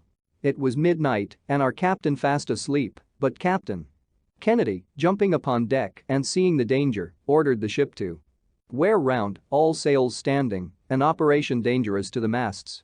But it carried us clear, and we escaped shipwreck, for we were running right upon the rocks on which the lighthouse was erected. This deliverance impressed me strongly with the utility of lighthouses and made me resolve to encourage the building more of them in America if I should live to return there. In the morning it was found by the soundings, etc., that we were near our port, but a thick fog hid the land from our sight. About 9 o'clock the fog began to rise and seemed to be lifted up from the water like the curtain at a playhouse, discovering underneath the town of Falmouth, the vessels in its harbor, and the fields that surrounded it. This was a most pleasing spectacle to those who had been so long without any other prospects than the uniform view of a vacant ocean, and it gave us the more pleasure as we were now free from the anxieties which the state of war occasioned. I set out immediately, with my son, for London, and we only stopped a little by the weight of USTONEHENGE 116 on Salisbury Plain, and Lord Pembroke's house and gardens, with his very curious antiquities at Wilton. We arrived in London the 27th of July, 1757. 117. 116 A celebrated prehistoric ruin, probably of a temple built by the early Britons, near Salisbury, England. It consists of inner and outer circles of enormous stones, some of which are connected by stone slabs. 117 Here terminates the autobiography, as published by W.M. Temple Franklin and his successors. What follows was written in the last year of Dr. Franklin's life and was never before printed in English. Mr. Bigelow's note in his edition of 1868. As soon as I was settled in a lodging Mr. Charles had provided for me, I went to visit Dr. Fothergill, to whom I was strongly recommended, and whose counsel respecting my proceedings I was advised to obtain.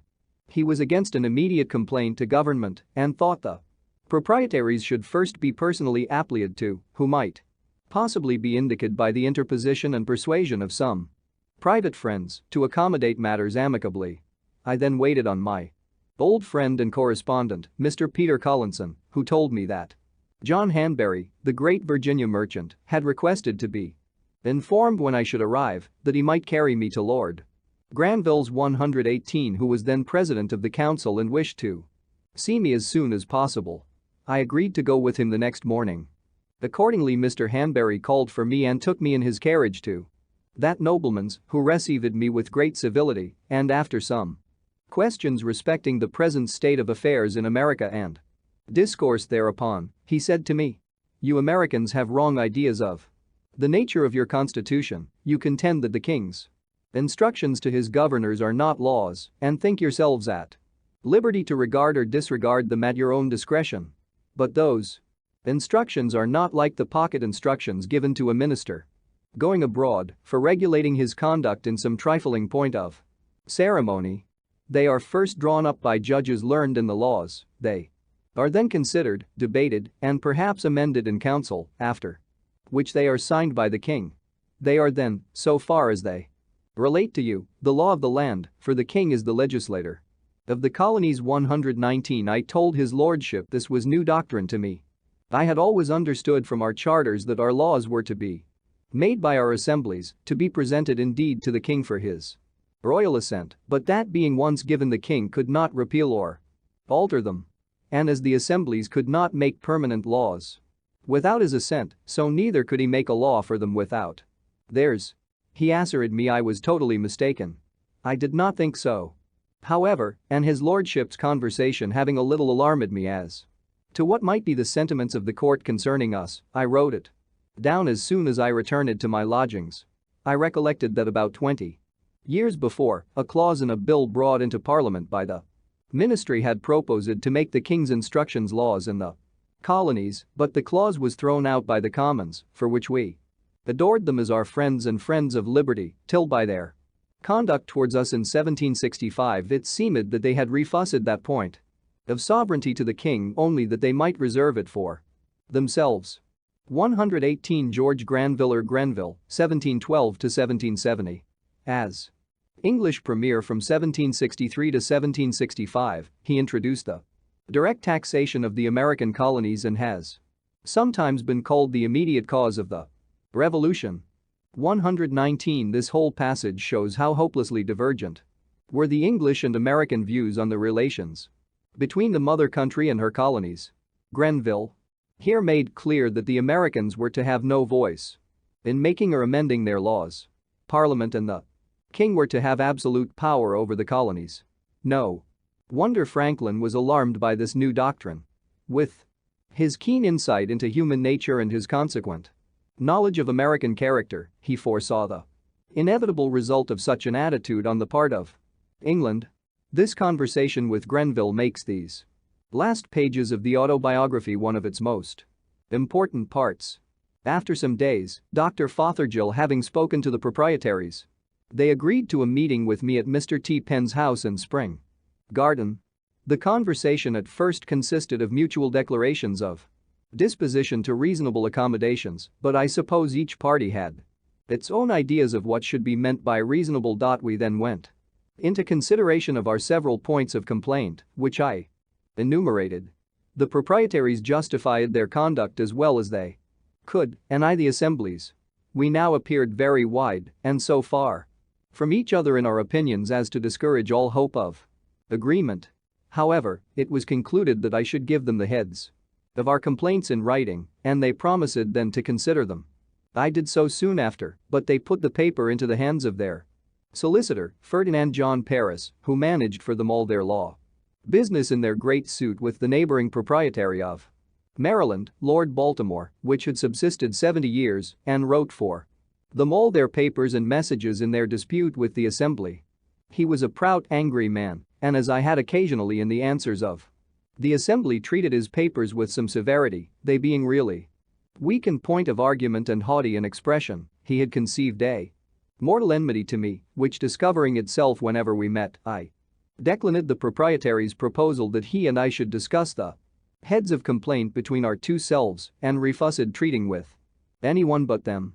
They then by his advice put the paper into the hands of the Attorney and Solicitor General for their opinion and counsel upon it, where it lay unanswered a year wanting 8 days, during which time I made frequent demands of an answer from the proprietaries, but without obtaining any other than that they had not yet received the opinion of the Attorney and Solicitor General. What it was when they did receive it I never learned, for they did not communicate it to me, but sent a long message to the Assembly drawn and signed by Paris, reciting my paper, complaining of its want of formality as a rudeness on my part and giving a flimsy justification of their conduct, adding that they should be willing to accommodate matters if the Assembly would send out some person of candor to treat with them for that purpose, intimating thereby that I was not such. Illustration. We now appeared very wide and so far from each other in our opinions as to discourage all hope of agreement. The want of formality or rudeness was, probably, my not having addressed the paper to them with their assumed titles of true and absolute proprietaries of the province of Pennsylvania, which I omitted as not thinking it necessary in a paper, the intention of which was only to reduce to a certainty by writing what in conversation I had delivered viva voce. But during this delay, the Assembly having prevailed with Govardheni to pass an act taxing the proprietary estate in common with the estates of the people, which was the grand point in dispute, they omitted answering the message. When this act, however, came over, the proprietaries, counselled by Paris, determined to oppose its receiving the royal assent. Accordingly, they petitioned the king in council, and a hearing was appointed in which 2 lawyers were employed by them against the act and 2 by me in support of it. They alleged that the act was intended to load the proprietary estate in order to spare those of the people, and that if it were suffered to continue in force, and the proprietaries, who were an odium with the people, left to their mercy in proportioning the taxes, they would inevitably be ruined. We replied that the act had no such intention and would have no such effect, that the assessors were honest and discreet men under an oath to assess fairly and equitably, and that any advantage each of them might expect in lessening his own tax by augmenting that of the proprietaries was too trifling to induce them to perjure themselves. This is the purport of what I remember as urged by both sides, except that we insisted strongly on the mischievous consequences that must attend a repeal, for that the money, £100,000, being printed and given to the king's use, expended in his service, and now spread among the people, the repeal would strike it dead in their hands to the ruin of many, and the total discouragement of future grants, and the selfishness of the proprietors in soliciting such a general catastrophe, merely from a groundless fear of their estate being taxed too highly, was insisted on in the strongest terms. On this, Lord Mansfield, one of the council, rose and beckoning me took me into the clerk's chamber while the lawyers were pleading and asked me if I was really of opinion that no injury would be done the proprietary estate in the execution of the act. I said certainly. Then, says he, you can have little objection to enter into an engagement to assure that point. I answered, none at all. He then called it in Paris, and after some discourse, his lordship's proposition was accepted on both sides. A paper to the purpose was drawn up by the clerk of the council, which I signed with Mr. Charles, who was also an agent of the province for their ordinary affairs, when Lord Mansfield returned to the council chamber, where finally the law was allowed to pass.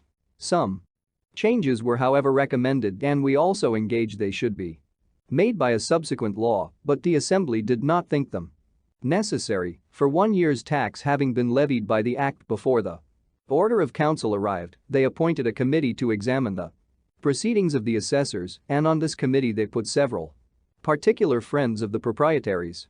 After a full inquiry, they unanimously signed a report that they found the tax had been assessed with perfect equity. The Assembly looked into my entering into the first part of the engagement as an essential service to the province, since it secured the credit of the paper money then spread over all the country. They gave me their thanks in form when I returned. But the proprietaries were enraged at Governor Denny for having passed the act and turned him out with threats of suing him for breach of instructions which he had given bond to observe. He, however, having done it at the instance of the general and for his majesty's service, and having some powerful interest at court, despised the threats, and they were never put in execution unfinished. Illustration. Medal with inscription. Benj. Franklin Natus Boston XVII. Jan. MDCCVI. Appendix. Electrical kite. To Peter Collinson. Philadelphia, October 19, 1752. Sir. As frequent mention is made in public papers from Europe of the success of the Philadelphia experiment for drawing the electric fire from clouds by means of pointed rods of iron erected on high buildings, and c. It may be agreeable to the curious to be informed that the same experiment has succeeded in Philadelphia, though made in a different and more easy manner, which is as follows. Make a small cross of 2 light strips of cedar, the arms so long as to reach to the 4 corners of a large thin silk handkerchief. When extended, tie the corners of the handkerchief to the extremities of the cross so you have the body of a kite, which being properly accommodated with a tail, loop, and string, will rise in the air, like those made of paper, but this being of silk, is fitter to bear the wet and wind of a thunder gust without tearing. To the top of the upright stick of the cross is to be fixed a very sharp pointed wire, rising a foot or more above the wood. To the end of the twine, next the hand, is to be tied a silk ribbon, and where the silk and twine join, a key may be fastened. This kite is to be raised when a thunder gust appears to be coming on, and the person who holds the string must stand within a door or window or under some cover so that the silk ribbon may not be wet, and care must be taken that the twine does not touch the frame of the door or window. As soon as any of the thunder clouds come over the kite, the pointed wire will draw the electric fire from them, and the kite, with all the twine, will be electrified, and the loose filaments of the twine will stand out every way and be attracted by an approaching finger. And when the rain has wet the kite and twine so that it can conduct the electric fire freely, you will find it stream out plentifully from the key on the approach of your knuckle. At this key the file may be charged, and from electric fire thus obtained, spirits may be kindled, and all the electric experiments be performed, which are usually done by the help of a rubbed glass globe or tube, and thereby the sameness of the electric matter with that of lightning completely demonstrated. B. Franklin. Illustration. You will find it stream out plentifully from the key on the approach of your knuckle. Illustration. Father Abraham in his study with the following text. The shade of him who counsel can bestow, still pleased to teach, and yet not proud to know, unbiassed or by favor or by spite, nor dully prepossessed, nor blindly right, though learned, well-bred, and, though well-bred, sincere, modestly bold, and humanely severe, who to a friend his faults can sweetly show and gladly praise the merit of a foe. Here, there he sits, his cheerful aid to lend, a firm, unshaken, uncorrupted friend. A verse alike to flatter or offend. Printed by Benjamin Meckham at the New Printing Office near the Town House in Boston, where books are sold and printing work done cheap. He's rarely warm in censure or in praise. Good nature, wit, and judgment round him wait. And thus he sits internate in classic state. To failings mild, but zealous for desert. The clearest head and the sincerest heart. Few men deserve our passion either ways. From Father Abraham's speech, 1760. Reproduced from a copy at the New York Public Library. The Way to Wealth. From Father Abraham's speech, forming the preface to Poor Richard's Almanac for 1758. It would be thought a hard government that should tax its people 1/10 part of their time to be employed in its service. But idleness taxes many of us much more if we reckon all that is spent in absolute sloth or doing of nothing with that which is spent in idle employments or amusements that amount to nothing. Sloth, by bringing on diseases, absolutely shortens life. Sloth, like rust, consumes faster than labor wears, while the used key is always bright. As Poor Richard says. But dost thou love life, then do not squander time, for that's the stuff life is made of, as Poor Richard says. How much more than is necessary do we spend in sleep, forgetting that the sleeping fox catches no poultry, and that there will be sleeping enough in the grave, as Poor Richard says. If time be of all things the most precious, wasting time must be, as Poor Richard says, the greatest prodigality, since, as he elsewhere tells us, lost time is never found again, and what we call time enough always proves little enough. Let us then up and be doing, and doing to the purpose, so by diligence shall we do more with less perplexity. Sloth makes all things difficult, but industry all easy, as Poor Richard says, and he that riseth late must trot all day, and shall scarce overtake his business at night, while laziness travels so slowly that poverty soon overtakes him, as we read in Poor Richard, who adds, drive thy business, let not that drive thee, and early to bed and early to rise makes a man healthy, wealthy, and wise. Industry need not wish, and he that lives upon hope will die. Fasting? There are no gains without pains. He that hath a trade hath an estate, and he that hath a calling hath an office of profit and honor, but then the trade must be worked at, and the calling well followed, or neither the estate nor the office will enable us to pay our taxes. What though you have found no treasure, nor has any rich relation left you a legacy? Diligence is the mother of good luck, as Poor Richard says, and God gives all things to industry. One today is worth two tomorrows, and farther, have you somewhat to do tomorrow, do it today. If you were a servant, would you not be ashamed that a good master should catch you idle? Are you then your own master? Be ashamed to catch yourself idle. Stick to it steadily, and you will see great effects, for constant dropping wears away stones, and by diligence and patience the mouse ate into the cable, and little strokes fell great oaks. Methinks I hear some of you say, must a man afford himself no leisure? I will tell thee, my friend, what Poor Richard says. Employ thy time well, if thou meanest to gain leisure, and, since thou art not sure of a minute, throw not away an hour. Leisure is time for doing something useful. This leisure the diligent man will obtain, but the lazy man never, so that, as Poor Richard says, a life of leisure and a life of laziness are two things. Keep thy shop, and thy shop will keep thee, and again, if you would have your business done, go, if not, send. If you would have a faithful servant, and one that you like, serve yourself. A little neglect may breed great mischief. Adding, for want of a nail the shoe was lost, for want of a shoe the horse was lost, and for want of a horse the rider was lost, being overtaken and slain by the enemy, all for the want of care about a horseshoe nail. So much for industry, my friends, and attention to one's own business. But to these we must add frugality. What maintains one vice would bring up two children. You may think, perhaps, that a little tea or a little punch now and then, diet a little more costly, clothes a little finer, and a little entertainment now and then can be no great matter, but remember what Poor Richard says, many a little makes a mickle. Beware of little expenses, a small leak will sink a great ship, and again, who dainties love shall beggars prove, and moreover, fools make feasts, and wise men eat them. Buy what thou hast no need of, and ere long thou shalt sell thy necessaries.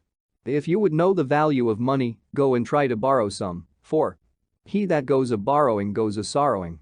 The second vice is lying, the first is running in debt. Lying rides upon debt's back. Poverty often deprives a man of all spirit and virtue. 'Tis hard for an empty bag to stand upright. And now to conclude, experience keeps a dear school, but fools will learn in no other, and scarce in that, for it is true, we may give advice, but we cannot give conduct, as Poor Richard says. However, remember this, they that won't be counseled can't be helped, as Poor Richard says. And farther, that if you will not hear reason, she'll surely rap your knuckles. The Whistle. To Madame Brillon. Passy, November 10, 1779. I am charmed with your description of paradise and with your plan of living there, and I approve much of your conclusion that, in the meantime, we should draw all the good we can from this world. In my opinion, we might all draw more good from it than we do, and suffer less evil if we would take care not to give too much for whistles. For to me it seems that most of the unhappy people we meet with are become so by neglect of that caution. You ask what I mean? You love stories and will excuse my telling one of myself. When I was a child of 7-year-old, my friends, on a holiday, filled my pocket with coppers. I went directly to a shop where they sold toys for children, and being charmed with the sound of a whistle that I met by the way in the hands of another boy, I voluntarily offered and gave all my money for one. I then came home and went whistling all over the house, much pleased with my whistle, but disturbing all the family. My brothers and sisters and cousins, understanding the bargain I had made, told me I had given 4 times as much for it as It was worth, put me in mind what good things I might have bought with the rest of the money, and laughed at me so much for my folly that I cried with vexation, and the reflection gave me more chagrin than the whistle gave me pleasure. This, however, was afterwards of use to me, the impression continuing on my mind, so that often, when I was tempted to buy some unnecessary thing, I said to myself, don't give too much for the whistle, and I saved my money. As I grew up, came into the world, and observed the actions of men, I thought I met with many, very many, who gave too much for the whistle. When I saw one too ambitious of court favor, sacrificing his time in attendance on levees, his repose, his liberty, his virtue, and perhaps his friends, to attain it, I have said to myself, this man gives too much for his whistle. When I saw another fond of popularity, constantly employing himself in political bustles, neglecting his own affairs, and ruining them by neglect, he pays, indeed, said I, too much for his whistle. If I knew a miser who gave up every kind of comfortable living, all the pleasure of doing good to others, all the esteem of his fellow citizens, and the joys of benevolent friendship, for the sake of accumulating wealth, poor man, said I, you pay too much for your whistle.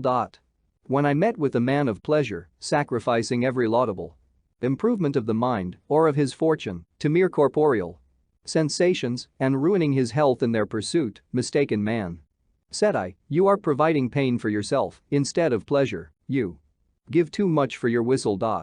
If I see one fond of appearance, or fine clothes, fine houses, fine furniture, fine equipages, all above his fortune, for which he contracts debts, and ends his career in a prison, alas, say I, he has paid dear, very dear, for his whistle. When I see a beautiful, sweet-tempered girl married to an ill-natured brute of a husband, what a pity, say I, that she should pay so much for a whistle. In short, I conceive that great part of the miseries of mankind are brought upon them by the false estimates they have made of the value of things, and by their giving too much for their whistles. Yet I ought to have charity for these unhappy people when I consider that, with all this wisdom of which I am boasting, there are certain things in the world so tempting, for example, the apples of King John, which happily are not to be bought, for if they were put to sale by auction, I might very easily be led to ruin myself in the purchase and find that I had once more given too much for the whistle. Adieu, my dear friend, and believe me ever yours very sincerely and with unalterable affection. B. Franklin. A letter to Samuel Mather. Passy, May 12, 1784. Rev. Sir. It is now more than 60 years since I left Boston, but I remember well both your father and grandfather, having heard them both in the pulpit and seen them in their houses. The last time I saw your father was in the beginning of 1724, when I visited him after my first trip to Pennsylvania. He received me in his library and, on my taking leave, showed me a shorter way out of the house through a narrow passage, which was crossed by a beam overhead. We were still talking as I withdrew, he accompanying me behind and I turning partly towards him, when he said hastily, stoop, stoop. I did not understand him till I felt my head hit against a beam. He was a man that never missed any occasion of giving instruction, and upon this he said to me, you are young and have the world before you, stoop as you go through it, and you will miss many hard thumps. This advice, thus beat into my head, has frequently been of use to me, and I often think of it when I see pride mortified and misfortunes brought upon people by their carrying their heads too high. B. Franklin. The End. Bibliography. The last and most complete edition of Franklin's works is that by the late Professor Albert H. Smith, published in 10 volumes by the Macmillan Company, New York, under the title, The Writings of Benjamin Franklin. The other standard edition is The Works of Benjamin Franklin by John Bigelow, New York, 1887. Mr. Bigelow's first edition of the autobiography in 1 volume was published by the J. B. LePinkett Company of Philadelphia in 1868. The Life of Franklin as a writer is well treated by J. B. McMaster in a volume of the American Men of Letters series, His Life as a Statesman and Diplomat, by J. T. Morse, American Statesman series, 1 volume. Houghton, Mifflin Company publish both books.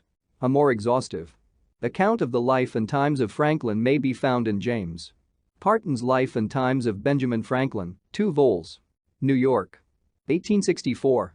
Paul Lester Ford's The Many-Sided Franklin is a most chatty and readable book, replete with anecdotes and excellently and fully illustrated. An excellent criticism by Woodrow Wilson introduces an edition of the Autobiography in the Century Classics, Century Company, New York, 1901. Interesting magazine articles are those of E.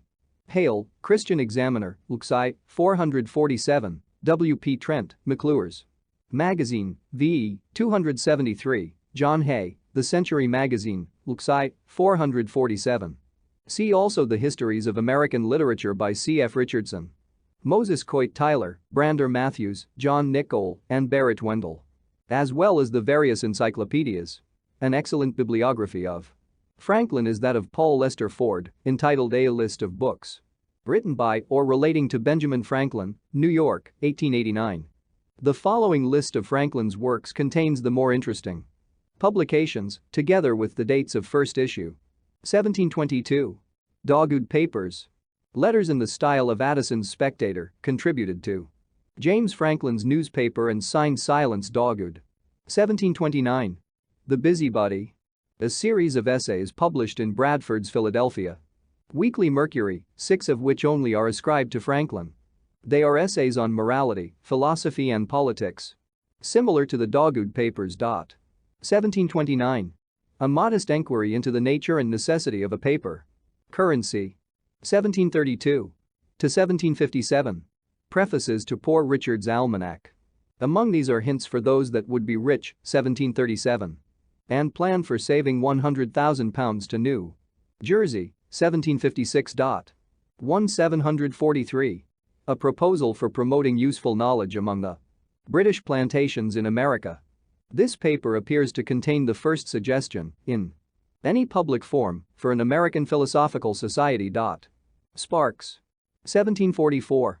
An Account of the New Invented Pennsylvania Fireplaces. 1749. Proposals Relating to the Education of Youth in Pennsylvania. Contains the plan for the school which later became the University of Pennsylvania. 1752. Electrical Kite. A description of the famous kite experiment, first written in a letter to Peter Collinson, dated October 19, 1752, which was published later in the same year in the Gentleman's Magazine. 1754. Plan of Union.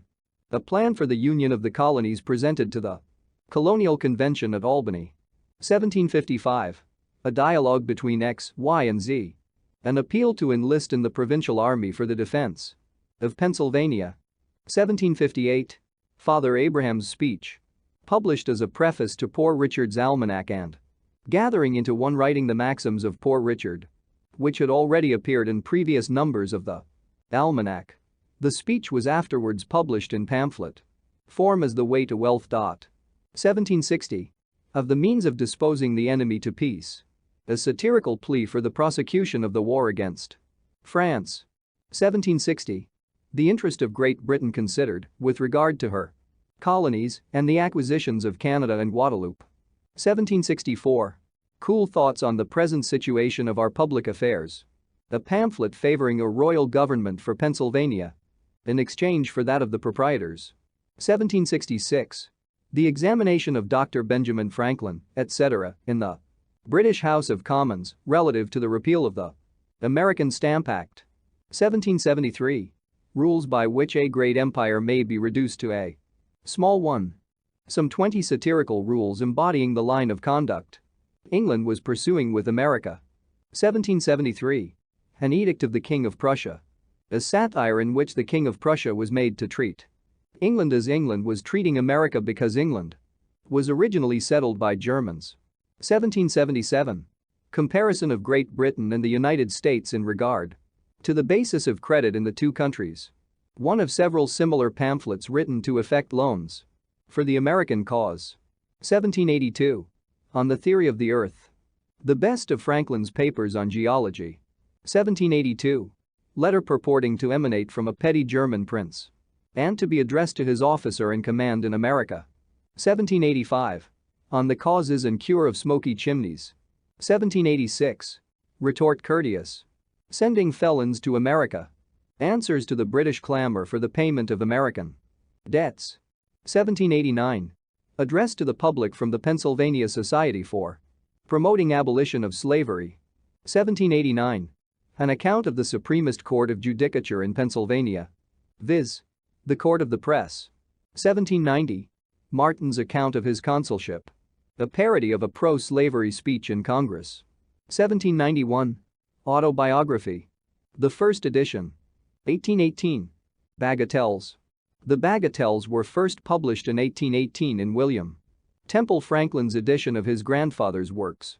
The following are the most famous of these essays and the dates when they were written. 1774. A Parable Against Persecution. Franklin called this the Lee chapter of Genesis. 1774. A Parable on Brotherly Love. 1778. The Ephemera, an Emblem of Human Life, a new rendition of an earlier essay on human vanity. 1779. The Story of the Whistle. 1779. The Levy. 1779. Proposed new version of the Bible, part of the first chapter of Job modernized. 1779. Published, The Morals of Chess. 1780. The Handsome and Deformed Leg. 1780. Dialogue between Franklin and the Gout. Published in 1802. 1802. A Petition of the Left Hand. 1806. The Art of Procuring Pleasant Dreams. Illustration. Medal given by the Boston Public Schools from the Franklin Fund. Transcriptions of newspaper pages. Page 1 of the Pennsylvania Gazette. Num. XL. The Pennsylvania Gazette. Containing the freshest advices foreign and domestic. From Thursday, September 25th to Thursday, October 2nd, 1729.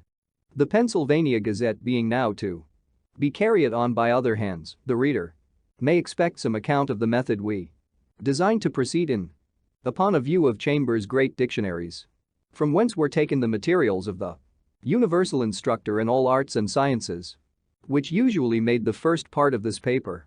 We find that besides their containing many things abstruse or insignificant to us, it will probably be 50 years before the whole can be gone through. In this manner of publication, there are likewise in those books continual references from things under one letter of the alphabet to those under another which relate to the same subject and are necessary to explain and complete it. Those are taken in their turn may perhaps be 10 years distant, and since it is likely that they who desire to acquaint themselves with any particular art or science would gladly have the whole before them in a much less time, we believe our readers will not think such a method of communicating knowledge to be a proper one. However, though we do not intend to continue the publication of those dictionaries in a regular alphabetical method as has hitherto been done, yet as several things exhibited from them in the course of these papers have been entertaining to such of the curious who never had and cannot have the advantage of good libraries, and as there are many things still behind which being in this manner made generally known, may perhaps become of considerable use by giving such hints to the excellent natural geniuses of our country as may contribute either to the improvement of our present manufactures or towards the invention of new ones. We propose from time to time to communicate such particular parts as appear to be of the most general consequence. As to the religious courtship, part of which has been retailed to the public in these papers, the reader may be informed that the whole book will probably in a little time be printed and bound up by itself, and those who approve of it will doubtless be better pleased to have it entire than in this broken interrupted manner. There are many who have long desired to see a good newspaper in Pennsylvania, and we hope those gentlemen who are able will contribute towards the making this such. We ask assistance because we are fully sensible that to publish a good new paper is not so easy an undertaking as many people imagine it to be. The author of the Gazette, in the opinion of the learned, ought to be qualified with an extensive acquaintance with languages, a great easiness and command of writing and relating things cleanly and intelligibly, and in few words, he should be able to speak of war both by land and sea, be well acquainted with geography, with the history of the time, with the several interests of princes, and states, the secrets of courts, and the manners and customs of all nations. Men thus accomplished are very rare in this remote part of the world, and it would be well if the writer of these papers could make up among his friends what is wanting in himself. Upon the whole, we may assure the public that as far as the encouragement we meet with will enable us, no care and pains shall be omitted that may make the Pennsylvania Gazette as agreeable and useful an entertainment as the nature of the thing will allow. The following is the last message sent by His Excellency Governor Burnett to the House of Representatives in Boston. Gentlemen of the House of Representatives, it is not with so vain a hope as to convince you that I take the trouble to answer your messages, but, if possible, to open the eyes of the deluded people whom you represent and whom you are at so much pains to keep in ignorance of the true state of their affairs. I need not go further for an undeniable proof of this endeavor to blind them than your ordering the letter of Messrs. Wilkes and Belcher of the 7th of June last to your Speaker to be published. This letter is said, in page 1 of your votes, to inclose a copy of the report of the Lords of the Committee of His Majesty's Privy Council with His Majesty's approbation and orders thereon in council, yet these gentlemen had at the same time the unparalleled presumption to write to the Speaker in this manner. You'll observe by the conclusion what is proposed to be the consequence of your not complying with His Majesty's instruction, the whole matter to be laid. Page 4 of the Pennsylvania Gazette. Turfited but those of 13D. And it is remarkable that all attempts of this kind upon the paper money of this and the neighboring provinces have been detected and met with ill success. Custom House, Philadelphia entered inwards. Sloop Hope, Elias Nodane, from Boston. Sloop Dove, John Howell, from Antigua. Brigged, Penswood, Thomas Brawley, from Madeira. Entered outwards. Schooner John, Thomas Wright, to Boston. Brigged, Richard and William W. Mail, for Lisbon. Ship Diligence, James Bailey, for Maryland. Cleared for departure. Ship London Hope, Thomas Annis, for London. Ship John and Anna, James Shirley, for Plymouth. Advertisements. To be sold by Edward Shippen, choice. Hard soap, very reasonable. Run away on the 25th of September past. From Rice Pritchard of Whiteland in Chester County, a servant man named John Cresswell, of a middle stature and ruddy countenance, his hair inclining to red. He had on, when he went away, a little white short wig, an old hat, drugget waistcoat, the body lined with linen, coarse linen breeches, grey woolen stockings, and round-toed shoes. Whoever shall secure the said servant so that his master may have him again, shall have £3 reward and reasonable charges paid by Rice Pritchard. Run away on the 10th of September past. From William Dewey's of Germantown Township, in Philadelphia County, a servant man named McVisitor Arnold, of a middle stature and reddish curled hair. He had on when he went away a good felt hat, a dark cinnamon-colored coat, black drugget jacket, mouse-colored drugget breeches, grey stockings, and new shoes. Whoever secures the said runaway so that his master may have him again shall have 20 shillings reward and reasonable charges paid by me. William Dewey's. Lately reprinted and sold at the new printing office near the market. The Psalms of David, imitated in the language of the New Testament and apply it to the Christian state and worship by I. Watts. VDM the 7th edition. NB. This work has met with such a general good reception and esteem among the Protestant dissenters in Great Britain and c.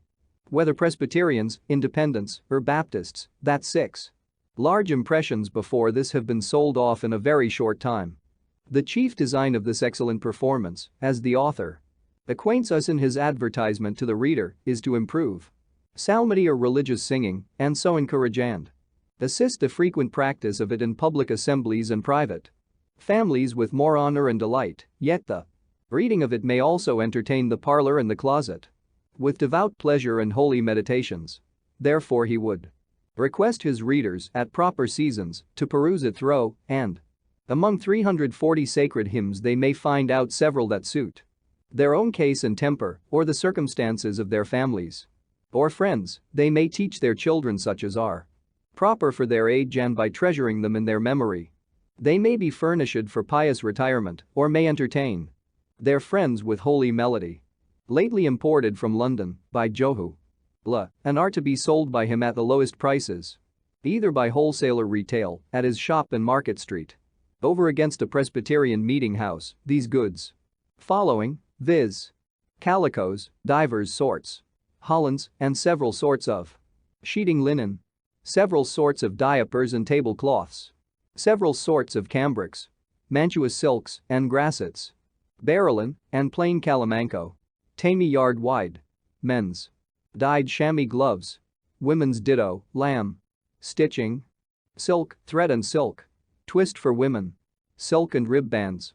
Double thread stockings. Men's white chamois. Gloves. Silk handkerchiefs and other sorts of handkerchiefs. Men's glazed gloves, topped. Men's shoe buckles, bath metal. Masks for women. Several sorts of penknives. Plain metal buttons for men's coats and jackets. Ivory. Case knives, and several sorts of pocket knives. Dowlases. Several sorts. Haka bags and Russia linen. Osnaburgs. Several sorts of looking glasses. Garlics and brown Holland. Bag Holland ditto. Several sorts of druggets. Fine. Kerseys. Superfine double milled drab. Broadcloths. London shalloons. Fine and coarse hats. Men and women's.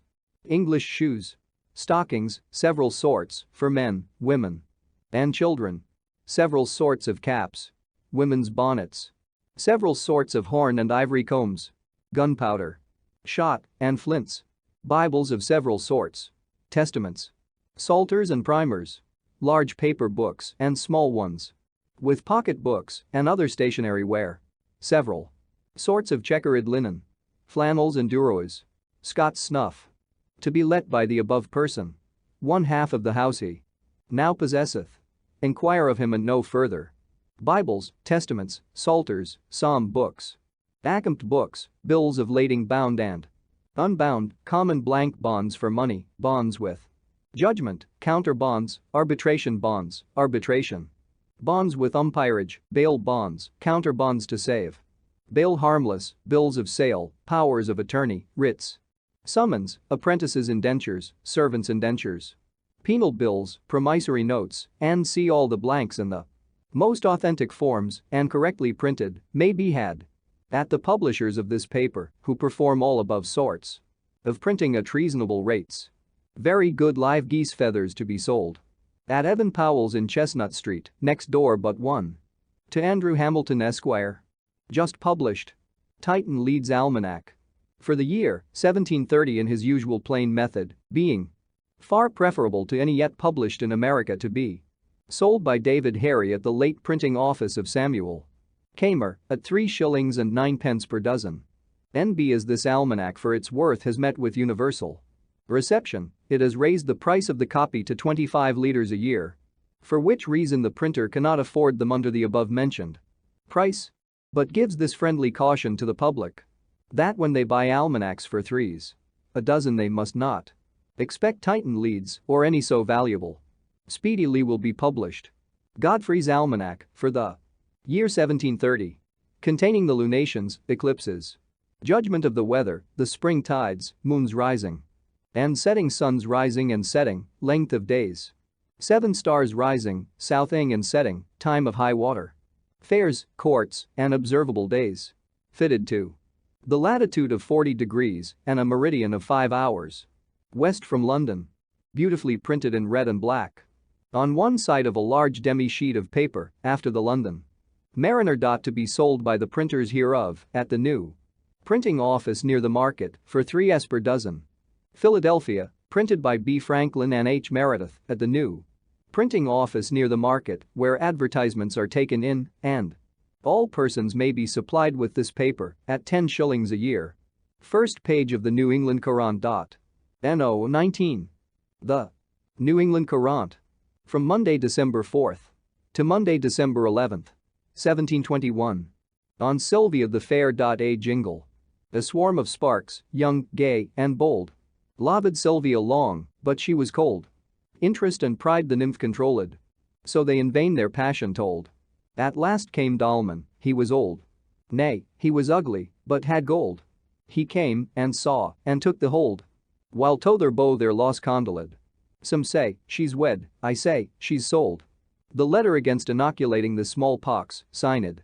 Absinthium, giving an account of the number of persons who have did under that operation, will be inserted in our next.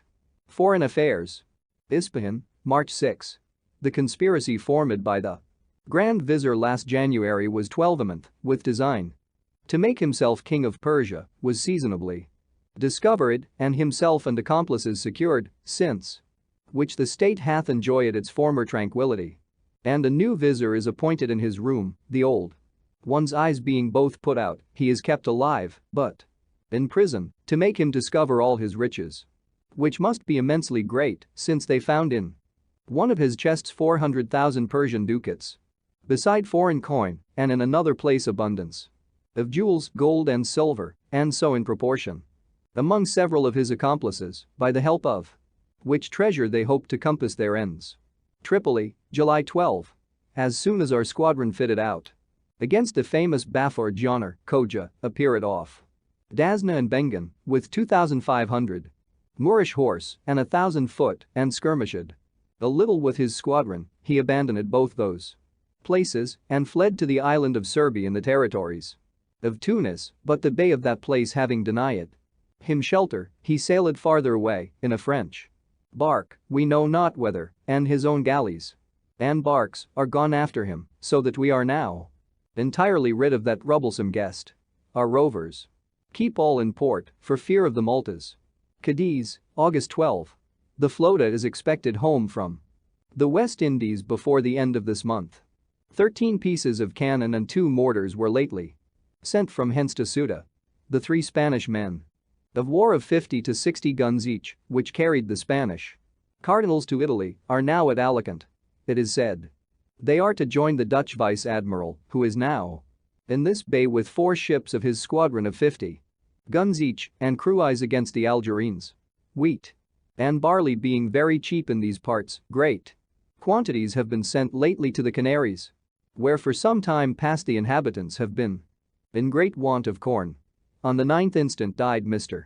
Charles, His Britannic Majesty's Consul at St. Lucas. Bern, August 20. The deputies of this canton who went to the Diet at Frauenfeld are now assembled at Baden with those of Zurich and Glarus to regulate certain affairs relating to the town and county of Baden, which formerly belonged to the 8 eldest cantons, but in the last Swiss war was given up to Zurich and Bern in propriety, with a reservation to the canton of Glarus, which is mostly Protestant, of the share it had before in the sovereignty of that district. The 3 deputies of Zurich, Lucerne and C. Uri, who were commissioned by the late General Diet to go to Wilchingen to try to compose the differences which have been long-standing between the inhabitants of that place and the canton of Schaffhausen, whose subjects they are, have offered those inhabitants a full pardon for all past misbehavior and the maintenance of their privileges for the future, provided they forthwith return to their duty, but it is advised that those of Wilchingen persist hitherto in this disobedience. Schaffhausen, September 1. They write from Italy that the plague is no longer observed at Marseille, Aix and several other places, and that at Toulon it is very much decreased. But alas! How should it be otherwise, when the distemper hath hardly any objects left to work upon? At Arles it is likewise abated. We fear for the same reason. Meanwhile, it spreads in the Gévaudan, and 2 large villages in the neighborhood of Fréjus were attacked at the beginning of this month. The French court hath prohibited all communication with the Gévaudan upon severe penalties. The plague is certainly got into the small town of Marvig in that district, which town is shut in by 800 men. Letters from Geneva say the 2 battalions employ it in surrounding Le Canergue are infected, and that Mages is very much suspected. The Marquis de Quillas had retired to a castle near Avignon, but the sickness being got among his domestics, he was fled farther away. Paris, September 5. The district over which the Duke of Berwick is to have the command extends to the borders of the Bourbonnois, and the court puts a great confidence in the care of that general to hinder the infection from spreading. The Marquis de Versailles is actually drawing lines to shut in the Gévaudan and 12 regiments of foot and as many of dragoons are marching to reinforce the troops already posted on that side. The plague seems to have almost spent itself in Provence. Though it is yet a great way off of us, men talk nevertheless of laying up magazines of all sort of provisions here and of making 20,000 beds to be set up in the hospitals and tennis courts. Hague, September 9. The deputies of our admiralties had, last Saturday, an extraordinary conference with those of the States General upon the spreading of a report that 10 or 12 persons died daily at a certain place in Normandy, which was therefore suspected to have received the contagion, but upon the matter, it doth not appear there was the least foundation for such a report, though it is too plain the distemper gains ground space in the southern parts of France. We can by no means penetrate into the designs of the Tsar, who, notwithstanding 'tis confidently written that the peace between him and Sweden is as good as concluded, hath a fleet of 30 men of war and 200 galleys at sea near a land. However, an express gone by from Stockholm doth not confirm. End of transcriptions.